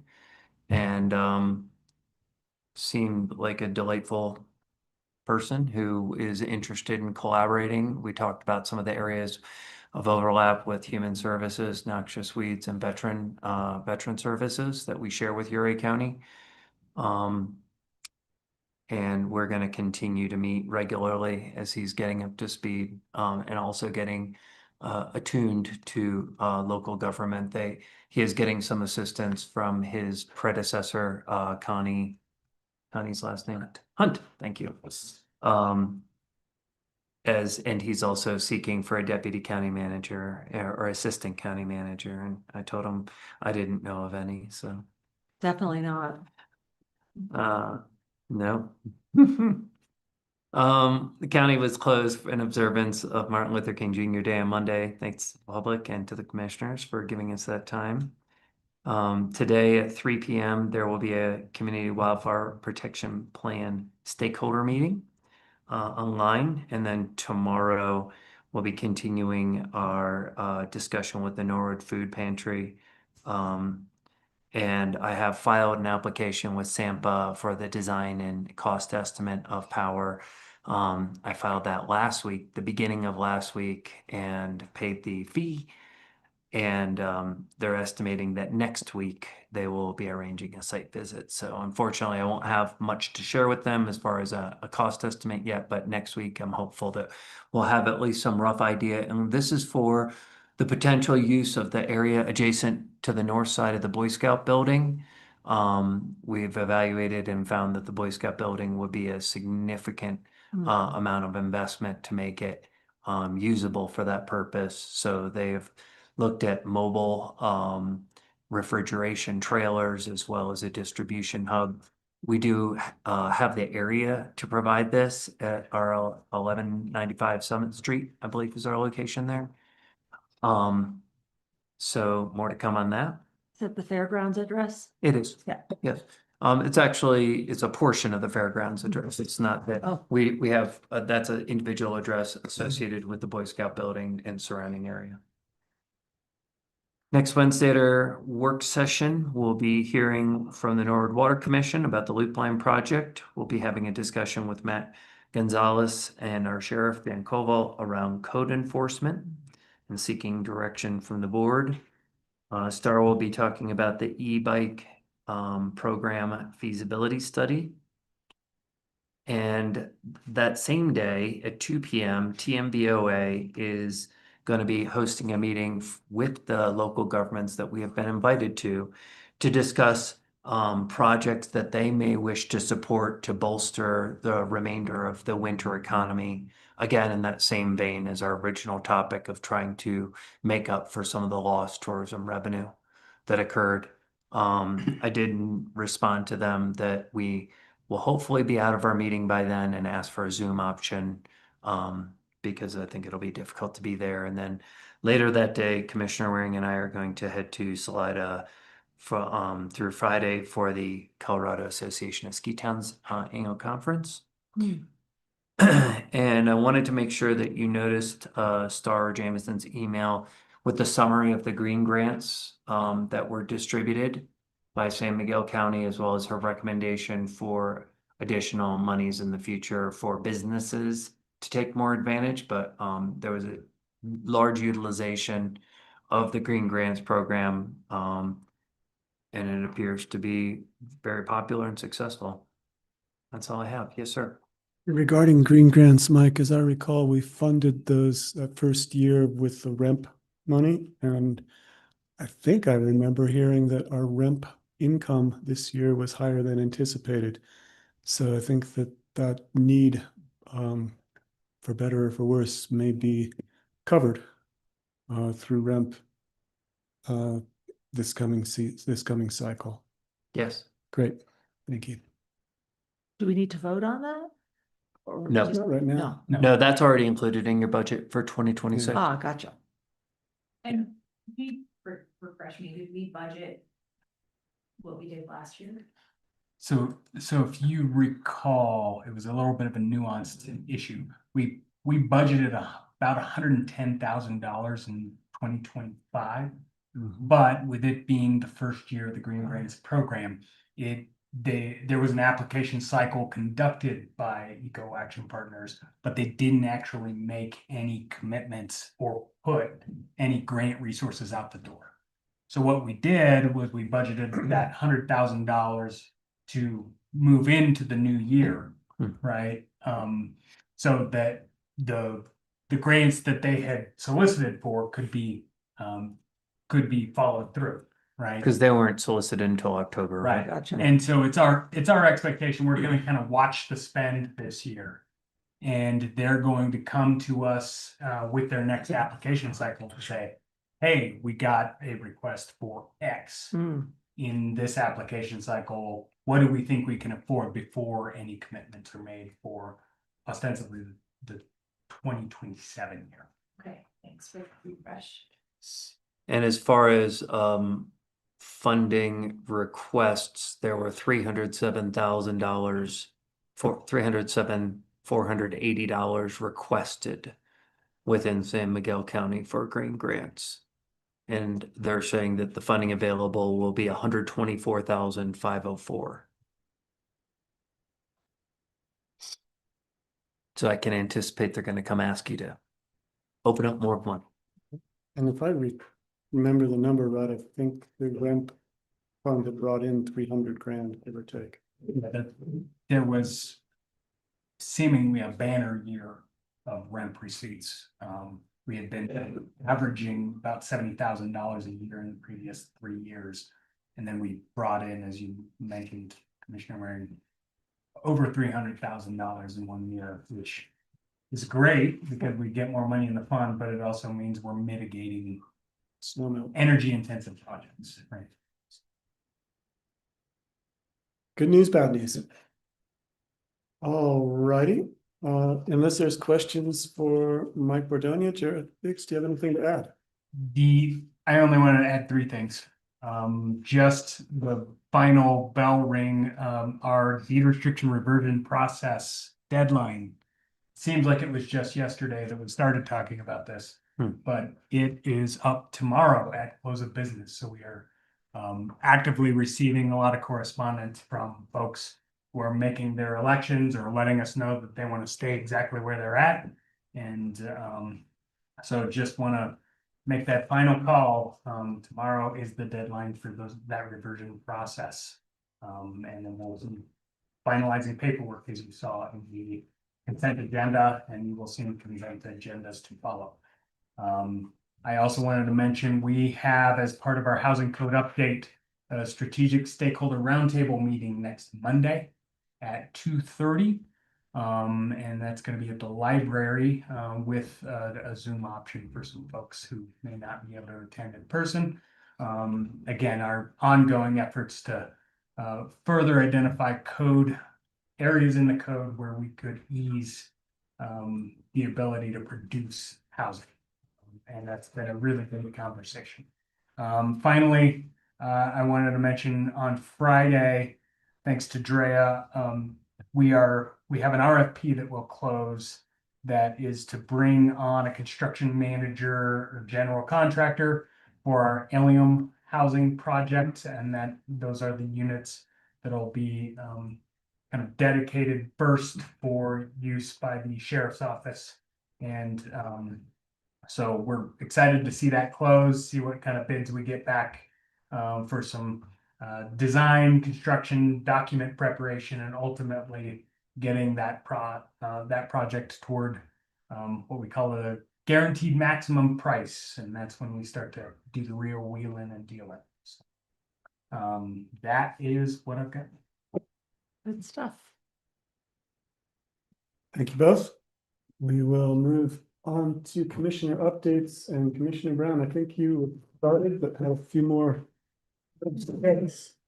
Okay, last week we talked about the invitation that at least some of us received to the San Miguel County / Uray County what's it called?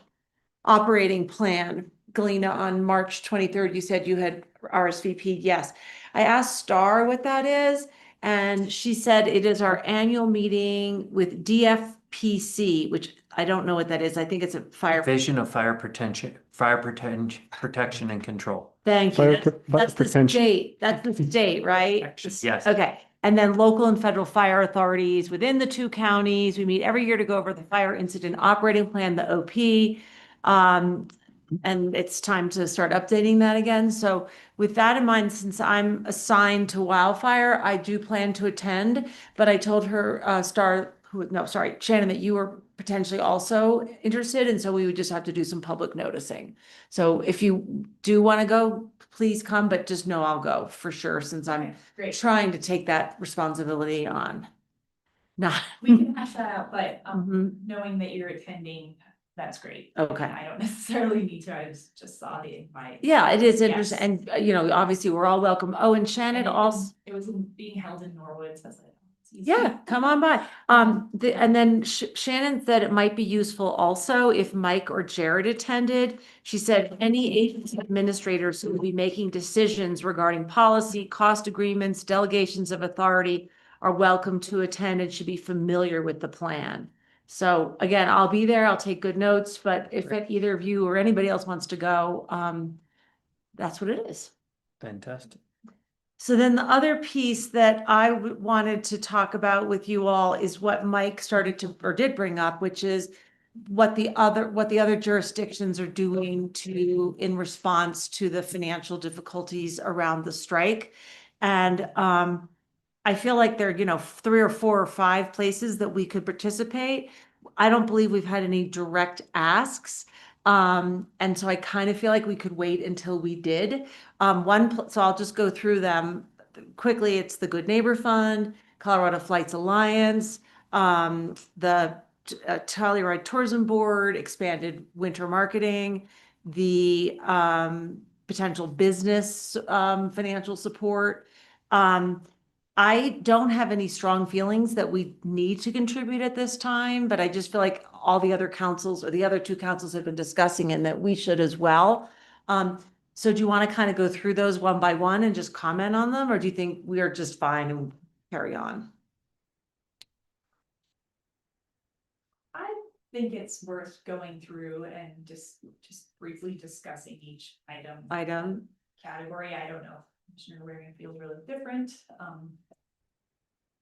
You know, I guess I'll just say that because of the services that the county offers with health and specifically human services, that, you know, we have kind of our own funding and programming around supporting the community, for, you know, residential and kind of like personal needs for expenses. But the business piece is, I feel, something that we should address, and whether we feel that we need to allocate or design some sort of program to support businesses in the unincorporated county that may have been affected. I agree with you regarding the individuals. We provide human services, and as we know, that funding is threatened. We also know the Good Neighbor Fund is currently well funded, and so I don't see any need to make a move there. It sounds like we agree on that, and Lance, as Lance always says, it only takes two. So that, yeah, the business one is another tricky one. I mean, we don't have a lot of tourism-based businesses in the unincorporated county, and we haven't heard from any of them. Unlike the two councils where they've had people at their meetings really pleading their case for support, I haven't heard that. I'm sure we could if we asked, but I can speak from direct experience during COVID that standing up a business support program is not easy, that creating the parameters is very difficult, and that no matter how you do it, somebody will feel left out and hurt. My inclination is to hold off on that, and the same is true for marketing and flights, mostly because if it doesn't snow, this efforts won't matter a whole lot. And I'd rather save money in reserve for individuals through the Good Neighbor Fund if we end up with a actual no snow winter. So based on where you started, Commissioner Brown, I propose that we hold. If we are given an ask from another entity, we can consider it. But for right now, I don't feel that we need to do anything immediate. Great. Yeah, I agree, and you know, I think we just keep tabs on that Good Neighbor Fund and how that fund is holding up with the need from the community, and then revisit. And then also pay attention to what happens with that threat of federal funding being cut from TANF and CCAP and SSR. We've been making contributions. And even there, but SNAP is threatened as well. none of the other entities are involved in, and that may be our decision, is that is our contribution to keep the ship afloat. Yeah. Yeah, and definitely, and not just in these hard times right now, but in perpetuity, right? This is our responsibility, our statutory responsibility, and we need to keep our eyes on that prize. Okay, good. Thanks for just talking that out with me. I wanted to make sure we're all on the same page. The other piece that is not necessarily financially driven at all is the idea of an economic diversification or resiliency plan. I think personally, I was very surprised to see how vulnerable local businesses are, and also to recognize very quickly the impact that the mountain closure and the continuing drought, you know, has not just locally, but regionally. And so I have been chatting with a council member, both in Mountain Village and in town, and then also with Jason Corzine at the foundation, about just having a conversation about economic, I call it resiliency. Mike and I've had a conversation. He feels that's kind of a buzzy word that, you know, what does that even mean? But diversification would be another word. When I think of diversification, I think of like, you know, different industries coming here, which I don't necessarily think is viable, frankly. But anyway, some way of bolstering our economy so it isn't so fragile, and whether that is, you know, additional winter activities, or it's ways to draw people here during slower parts of the winter, the off season. I mean, it's all been talked about before, but having a regional conversation about that, and talking, you know, hearing what the town of Mountain Village has an economic development office, town of Telluride evidently has some things underway. So I'm kind of interested in that, at least a conversation to see where the community wants to go, or the leadership in the community with businesses as well. And the Telluride Foundation is willing to convene that meeting as a first step. They have also are planning to make a request of DOLA to undertake a rapid economic impact analysis to kind of understand. I can share that letter with you, actually, what the draft letter, but it's basically to kind of understand where our vulnerabilities are and options and resources to support our businesses, that kind of thing. So I think that it would be a worthwhile conversation, and I wonder how you all feel about that.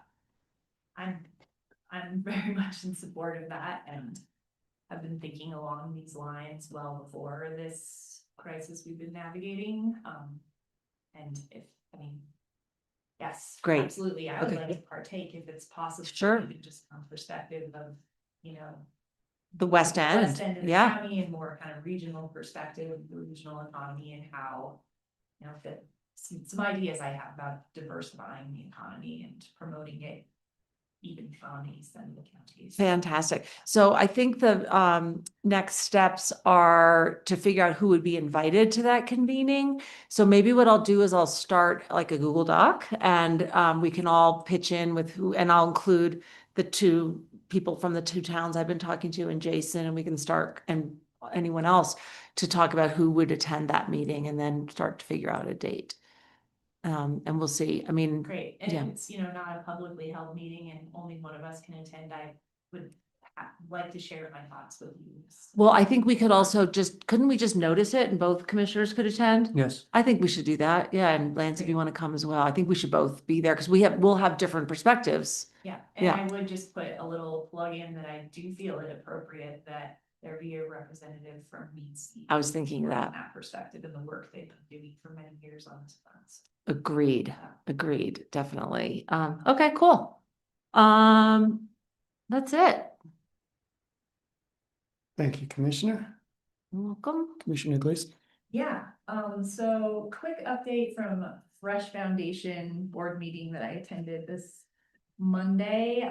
The board formally voted to move forward with the refrigerated storage container concept and are pursuing grant funding to hopefully cover most of the costs of that capital expenditure.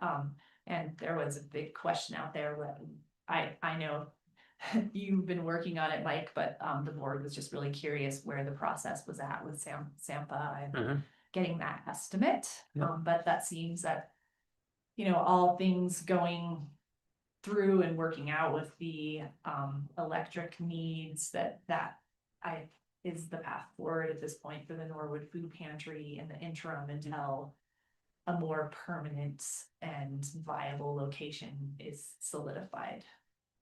On that front, I had a brief meeting with Kathleen Merritt and Kathy Barber to just discuss the early childhood care landscape in Norwood and the challenges that Primetime has been facing and the new school development, and just kind of touch base on all of that.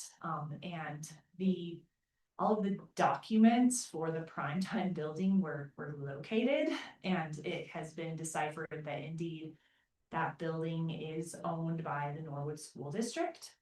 So I followed up having a meeting with Candy Meehan and Sarah Owens with the town of Norwood to confirm with them that would be part of the town of Norwood's acquisition of the old school, that their letter of intent, once the old school is vacated. And we just had some brief discussions about concepts of what all those spaces could be utilized for and kind of what their vision is. They don't have much interest in, as they put it, being landlords. They don't really want to utilize that space for housing necessarily. They want to utilize it for other community and organizational needs. So I guess landlords in the sense of residential landlords, but they're envisioning the fire district, potentially there could be opportunity for the food pantry and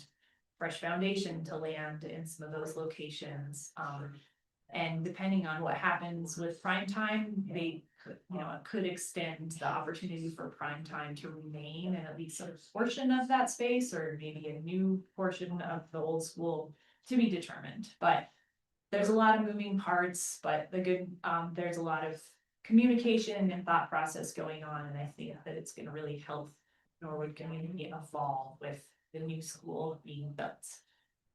Yesterday I attended a Norwood School District school replacement stakeholders meeting. And it was great. All of the architects and Best Grant representatives, as well as the contractors, were present, as were several stakeholders and leaders from the Norwood community. And we just got a presentation on the overall project scope, as well as the project schedule. And it's going to be an 18-month project, and will be they're going to be breaking ground this June. And at the height of the project, there will be approximately 120 workers. Most of them will be subcontracted, but there's going to be about a dozen workers who will be looking for housing in the area. So it was good just to be on the front end of that, understanding the needs, and there's a lot of good networking going on, helping that contractor try to connect the dots and find housing for his staff. I didn't realize it was happening so soon. Yes. They're gonna break ground the new school in June of 26. Yes, and they're projected to finish the project in the fall of 27. Wow. Yeah, so it's like happening. Yeah, and it's the conceptual plan, it's not finalized, but we all got to take a look at it, and it's very exciting. Just a beautiful design that is really gonna elevate the educational opportunities there, including a music room, a stage, new indoor gym with a lot of just facilities that aren't present at the current school, and it's gonna be. They're gonna use the old fields, or they're gonna be new They're fields? gonna use the old fields. Yes. And that Existing there's fields? room on the existing lot to build new sports fields someday when Okay. that funding exists, but that funding was not part of this plan. So it's a future plan, but for now, the existing sports fields are great and can totally serve that purpose, but a new gym is part of the new. Yeah, and so it was good upfront planning with all the right people in the room, and just talking about traffic plans. I did bring to their attention the CDOT rock mitigation project that will be commencing on Norwood Hills starting this summer, as we've been communicated with CDOT. And so that is gonna, they're gonna need to work around that, and that's gonna be a little complicated to navigate, right? And so I was glad to also have the opportunity to connect with the contractor and let them know about that. And yeah, that was pretty much the gist of it. They have some things to work out as far as relegating water rights, and there was some questions that the developers didn't have answers to, that were also, they got some guidance during that meeting on those processes, and understanding the Norwood Water Commission versus Farmers Water and who they need to talk to actually putting in, relegating their water rights and then putting in irrigation to start the project. Yeah. And let's see, I will be attending the Roots Renewal Conference this Friday that is co-hosted by Chavano Conservation District. Star Jameson and I are gonna go and attend that conference on Friday, so should be very inspiring. And I'll report back on that. And our guests are back. That's all I have to report on with my commissioners. Have meetings in the last week. Great. Yeah. It is right at 1:55. Let us recess until 2 o'clock sharp, and then we will reconvene, and I'll save my small reports for after this upcoming agenda item. So see y'all at 2 o'clock.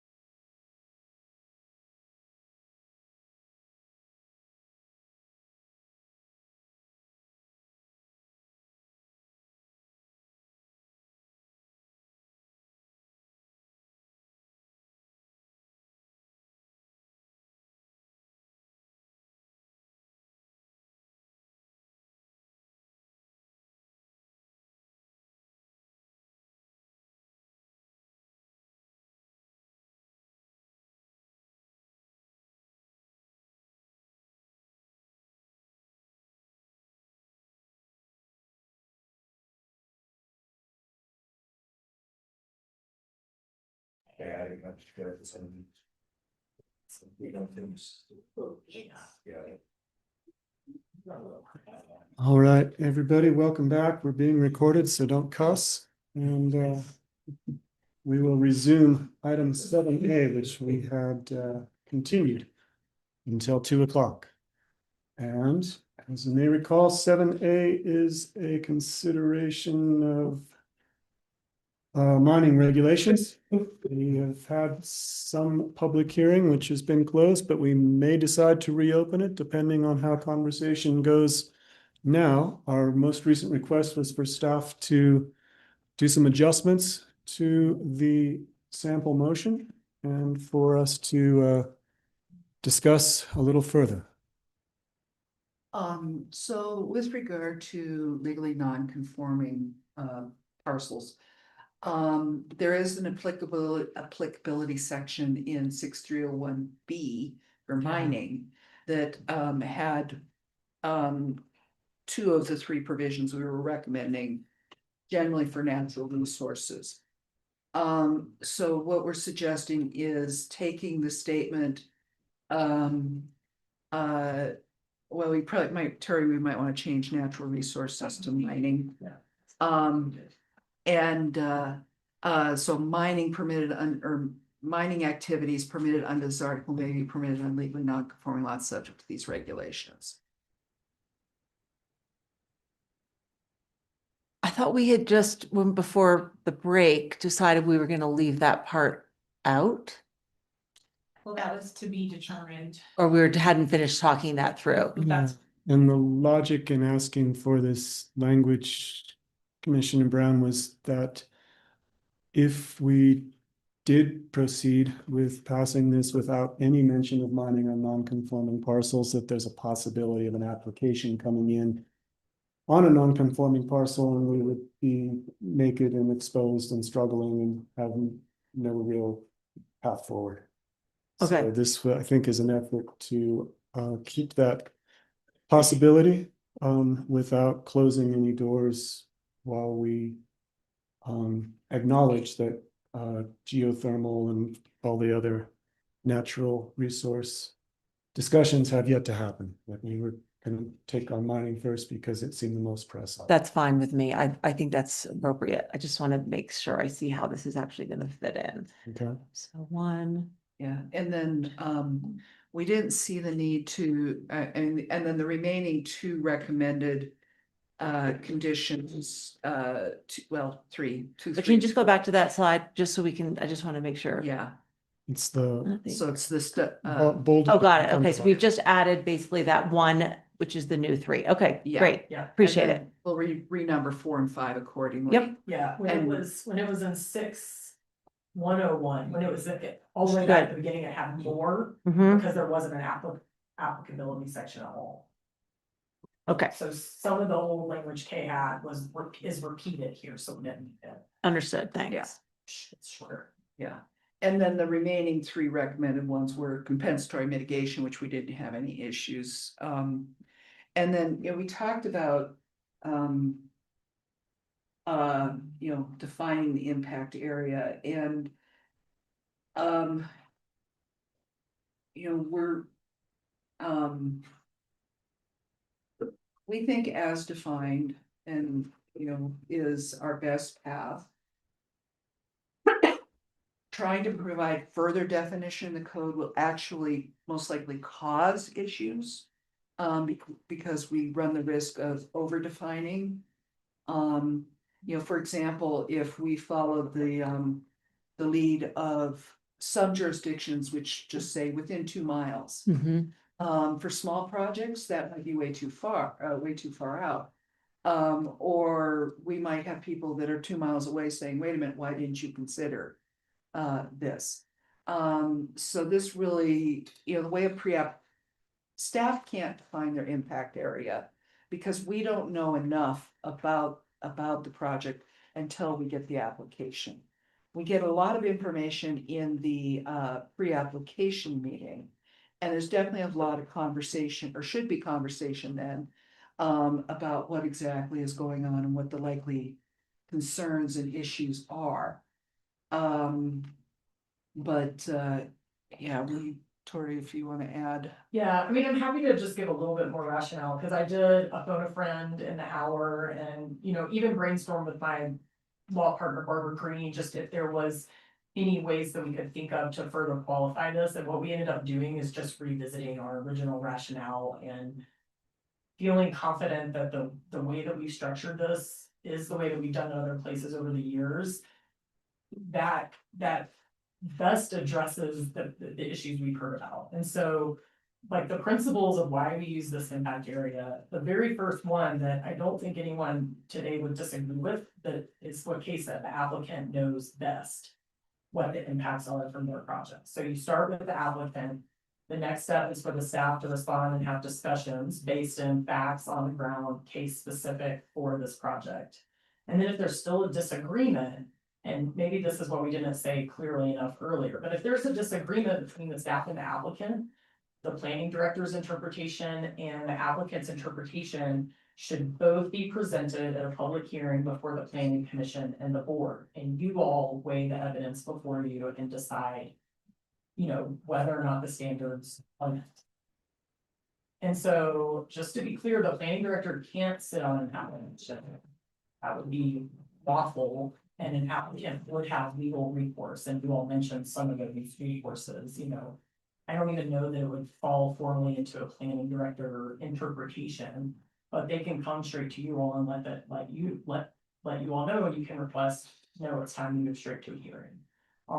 If the application is still not moving forward, there's other legal recourse available, and we don't think that it's helpful to clarify this in the regulations. It's kind of one of those situations where there's all sorts of hypotheticals where someone does something that's unlawful. You don't write that into your regulations. There are legal recourse available to applicants for that. That's helpful to me. Thank you. Okay, good. Good. And then the only other thing I want to point out about the value of the impact area is that I don't think we emphasized this enough in the beginning also, but it really is an opportunity to also, it's another opportunity to right size up an application. So a smaller project may have a smaller impact area, a bigger application, the applicant's gonna have more work. And so putting any sort of prescriptive, any sort of like qualifiers on impact area, we think could, give more obligations to those smaller operators. So I think we said enough about the case specific nature. I have some other notes there that we can talk about, but I think I'll stop there for now. And the other notes I had are what Kay said about the pre-application conference, we will get time to discuss those differences with the applicant. Thank you both.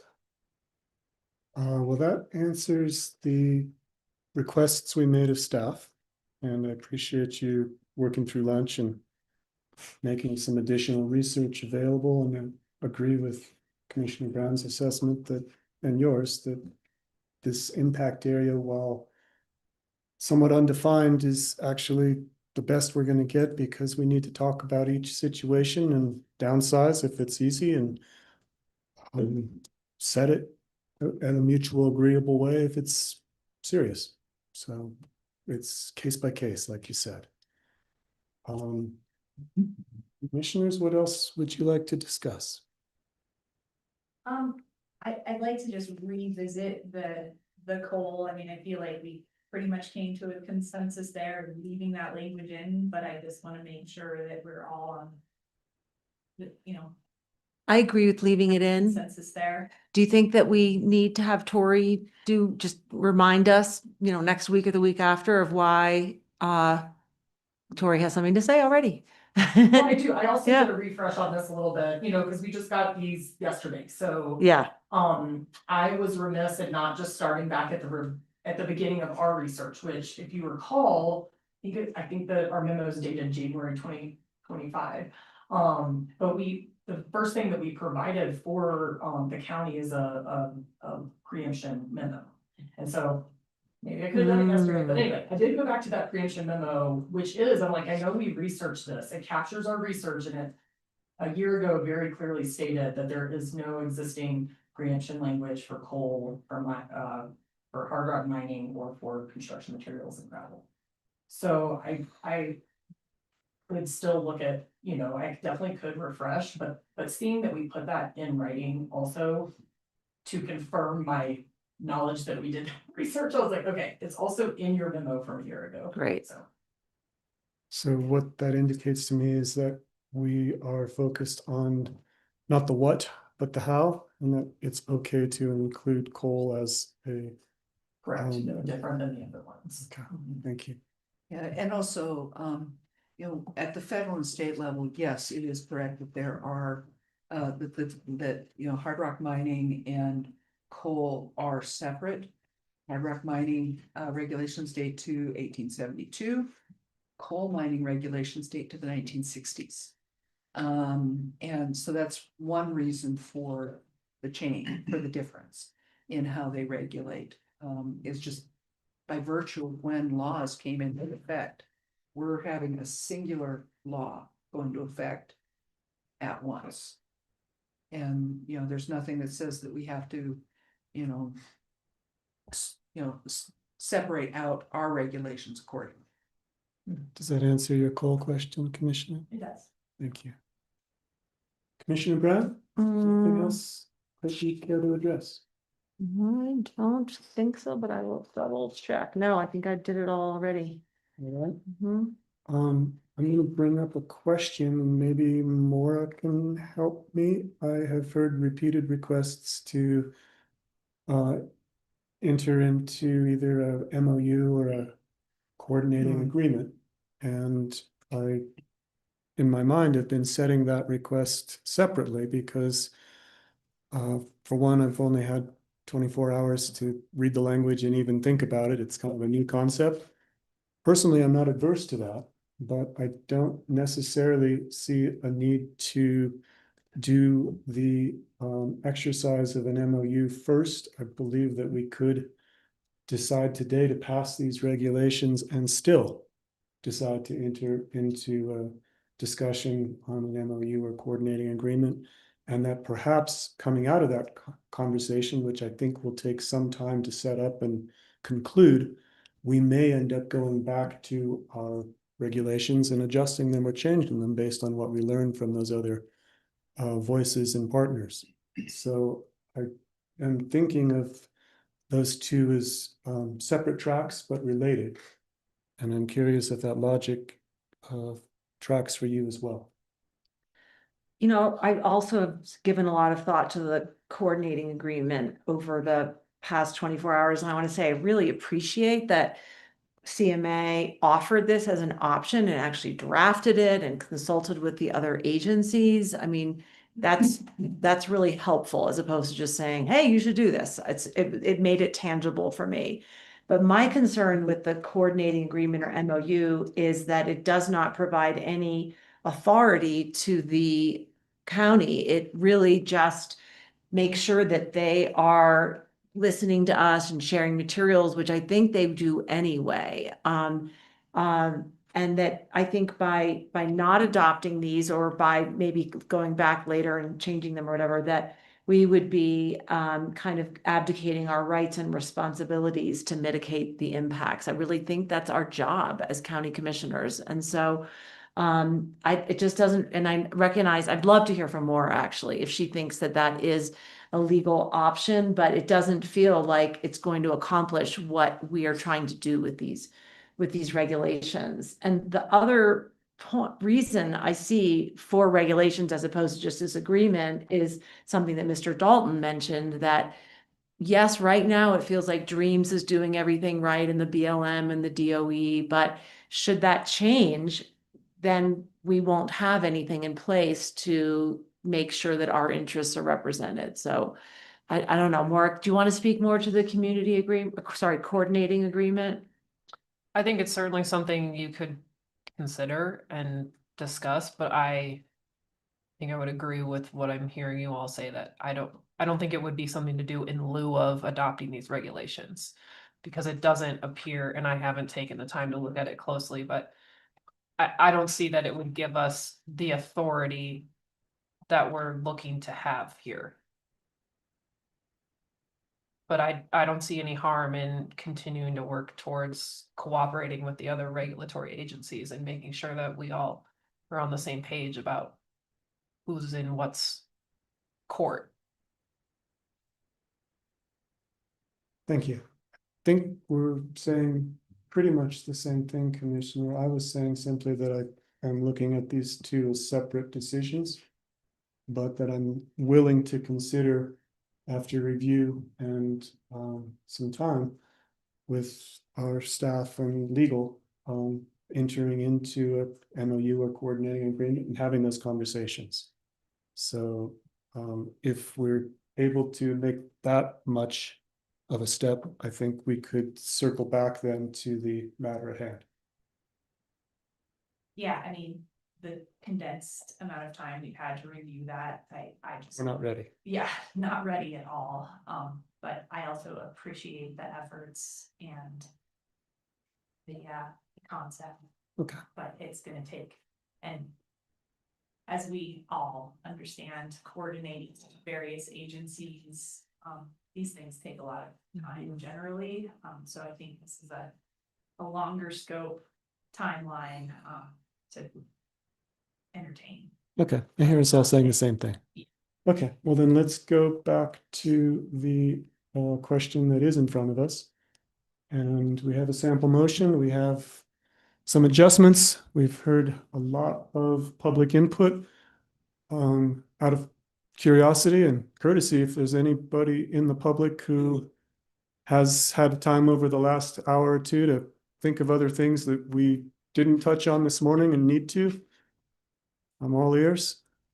I know that Josh has spoken his piece. I think, Josh, you and I've agreed that there are some elements that we agree completely on as person to person. I won't speak for my board, and a couple things that we just aren't quite able to square, but that our general goal remains to allow responsible mining here in San Miguel County, perhaps at the expense of a little more time and energy on the applicant or developer's part, but in return for certainty and for better decision-making.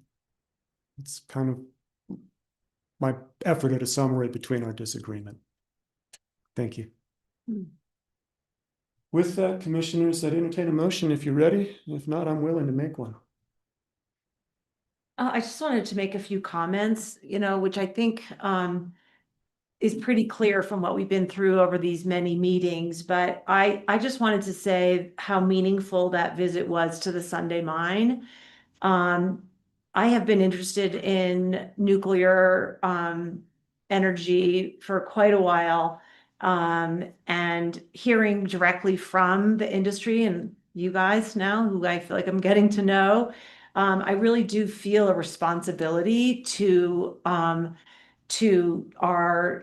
clean energy independence and our national security to make use of the minerals in this Uravan mineral belt. And I feel we have a special responsibility because of where we live to make that contribution. I also recognize the importance of economic diversification, very acutely right now, but regardless. And I really do recognize also the historic legacy of mining in this county, all over the county. It really does, it really matters to me. I also recognize that mining operations seem to be well regulated right now. The Sunday Mine was a good example of that. But at the same time, I cannot give up what I view as another responsibility of ours, which is to mitigate any impacts that may come from other operations. And that is what these regulations are set up to do. Yeah, so that's kind of where I've landed, is a great deal of respect for the industry, a desire to, as we say in our purpose statement, allow mining in this in the county, but to do so with care towards the impacts that it could potentially have on the community. So I feel like we've landed in what I hope is the right sweet spot. And so I'm in support of where we are right now, I agree with all of that. And I think that there is great opportunity to diversify our economy and to, responsibly mine the minerals that are present in San Miguel County. I really appreciate the engagement and the very civil discourse that has occurred over many meetings to get to this point today. And I hope and I feel that we have really listened and tried to shape these regulations based on all the input that we've heard from all the different stakeholders. And it's, none of these things are ever perfect. But I'm feeling like we've gotten to a point that I hope will allow for what our intent is, to, allow responsible mining in San Miguel County while addressing impacts and being able to mitigate those according to the needs of the county and the desires held by the residents. Thank you both. It's customary for the chair not to make a motion. Would either of you care to do so? If not, I will. I move to adopt BOCC resolution number 2026-05 to amend the San Miguel County Land Use Code and adopt the regulations for mining, adding section 6-3 to Article 6, natural resources, and make necessary amendments related to mining throughout the land use code based on the finding that the proposed amendments comply with the standards of Land Use Code Section 5-1802, Land Use Code amendments, and are consistent with Land Use Code Section 1-4, purposes of the Land Use Code, and Section 2-35, mining and mineral processing operations. I further move that Section 6-301B shall be amended to add 6-301B, Roman numeral 3 follows. Applicability. Number 1, this section applies to any mining operation, exploration, or reclamation only operation, as those terms are defined herein, that is located partially or wholly in unincorporated San Miguel County on private or public lands. Number 2, if any provisions of this section conflict with other provisions in the San Miguel County Land Use Code, the more stringent provisions shall control. Number 3, mining activities permitted under this article may be permitted on legally non-conforming lots subject to these regulations. Number 4, nothing herein exempts an applicant from compliance with any other applicable local, state, or federal requirements. And number 5, this section is not intended to conflict with or supersede any state or federal regulatory authority. And number 2, section 6-101F, definitions shall be amended to add compensatory mitigation, offsetting the significant adverse impacts of a project by replacing, rehabilitating, or restoring suitable biological and physical conditions. And number 3, permit application materials for exploration and reclamation only operations, section 6-303F, Roman numeral 3, shall be amended to add as follows. Description of proposed techniques that will be used to mitigate impacts to wildlife and wildlife habitat and a monitoring plan. The mitigation plan may include a compensatory mitigation plan that with a level of detail commensurate with the scale, scope, intensity, and duration of the impacts to wildlife and their habitat. Number 4, permit application materials for mining operations, sections 6-305Q3 shall be amended to add as follows. A wildlife mitigation plan that describes consultation with CPW, Colorado Parks and Wildlife, proposed techniques that will be used to mitigate impacts to wildlife and wildlife habitat in the impact area, and a monitoring plan. The WMP may include a compensatory mitigation plan with a level of detail commensurate with the scale, scope, intensity, and duration of the impacts to wildlife and their habitat. Compensatory mitigation for wildlife and wildlife habitat should occur within the individual home range of the impacted wildlife resource, such as the game management unit for big game species or the same stream corridor for aquatic species. Thank you, Commissioner. Is there a second? Second. Further discussion? Hearing none, I'll call the vote. All those in favor? Aye. Aye. Aye as well, motion carries. Thank you all very much for your time and energy in this matter.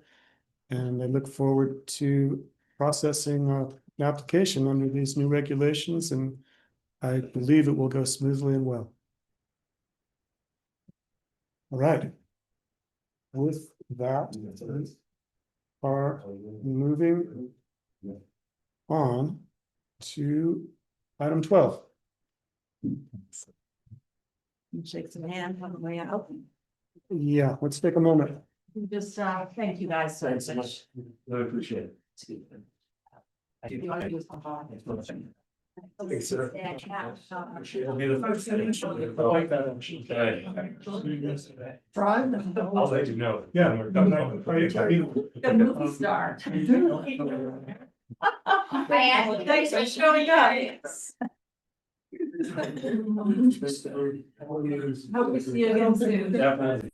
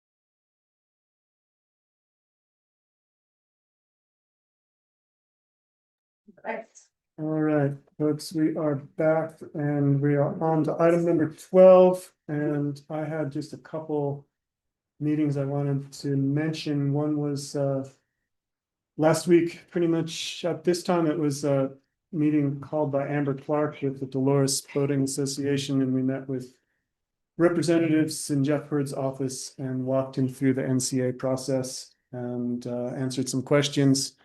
Didn't get any firm commitments, but we did make offers for a scenic flight for the representative. We made offers for boots on the ground tour, and we made sure that if he or his staff had any more questions, that we were available. So we'll see what comes of that. Moving on, Maria Stark hosted a Ute Mountain reconciliation meeting with the library, and we talked about the Youth Ski Day. We've got a high camp retreat coming up in August, courtesy of Cindy Farney. Another one in September that might include some climbing.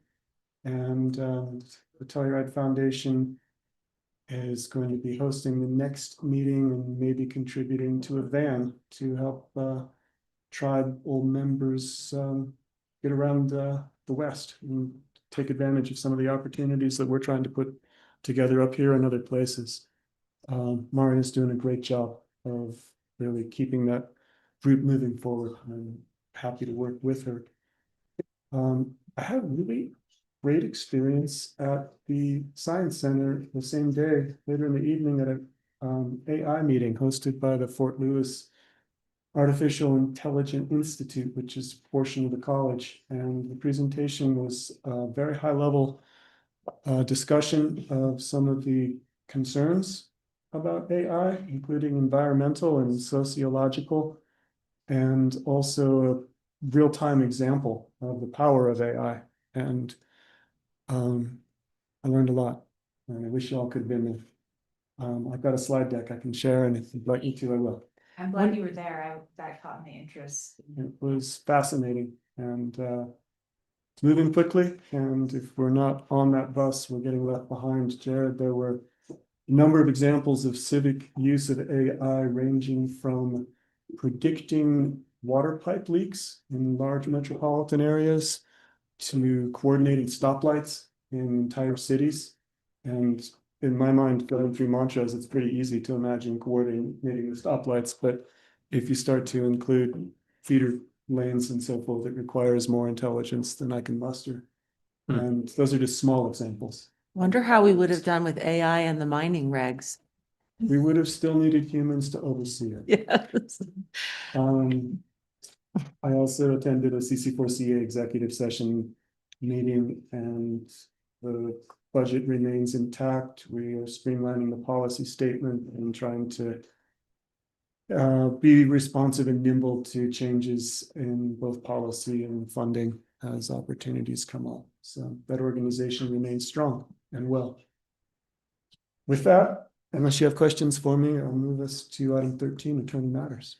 I just have the answer to Mike's question about general aviation at the airport last year. It Yes. was up 31%. Wow. So 15,989 aircraft Private. operations. Yeah, private Wow. from 12,000. More than commercial, significantly. Well, this actually, I don't know if this is number of people or number of flights, or, I'm not sure what we're measuring here. It okay. doesn't say, or I don't remember, but to your point, whether it's up, yes, Right. 31% in 25 over 24. Wow. Yeah.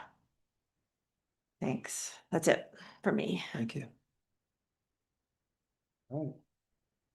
Wow. All I have is the 2 executive sessions, so. Okay, in that case, we will need a motion to go into executive session for item 13A, which is a conference with an attorney under CRS. So Mike, you gotta help me for it. 24-6-402, subsection 4B, Yes, to for discuss- conferences with an attorney for Yes. specific legal This is- advice. To discuss correspondence regarding a deed restriction reversion offer. Can I get a motion? So moved. Thank you. Second. All those in favor? Aye. Aye as well. Aye. Unanimous exit to executive session. For those of you that are listening in, we have 2 executive sessions on the agenda, and then we will be concluding our meeting. There will be no decisions made in those executive sessions, but I will report out at the end of each one if you care to stick around and hear that. Otherwise, you may want to continue on with your day. With that said, we need to make the arrangements to go into executive session, and I know that Megan is pushing those buttons and probably inviting us to a breakout room. And we will not be recording. Because Let's break these are. And we will not be streaming to YouTube.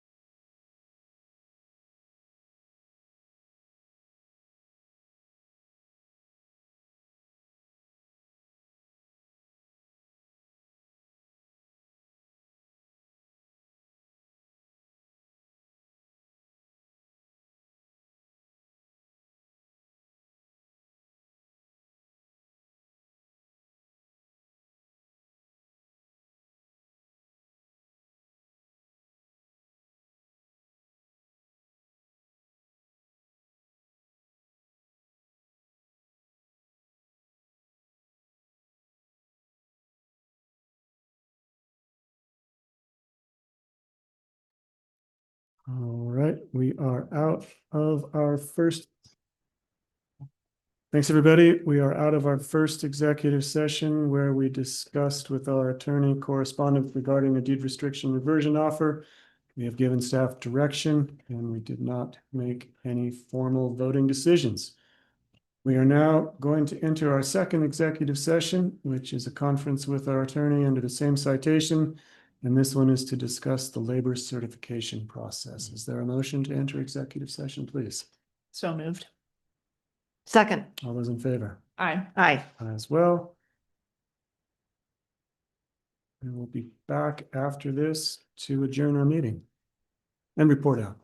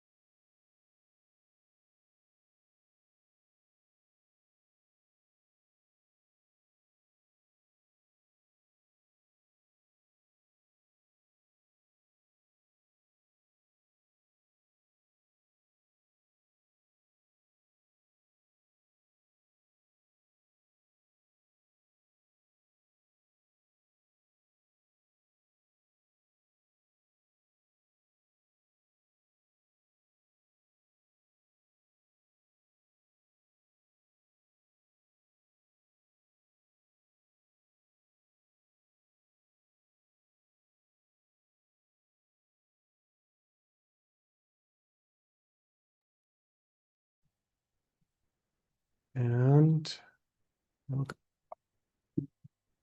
welcome back, Owen Perkins, you hardcore. We are out of executive session. And we discussed the labor certification process with our attorney, Maura Boylan, and requested more information. At this point, our meeting is over. Thank you for the happy hands, Owen, and I make a motion to adjourn. So moved. Second? All those in favor? Aye. Aye. Aye as well. Work here is done. Thanks, everybody. Appreciate it. Thanks, Lance. Nicely done. I really like the way you had the back and forth with the public this time. That worked so well.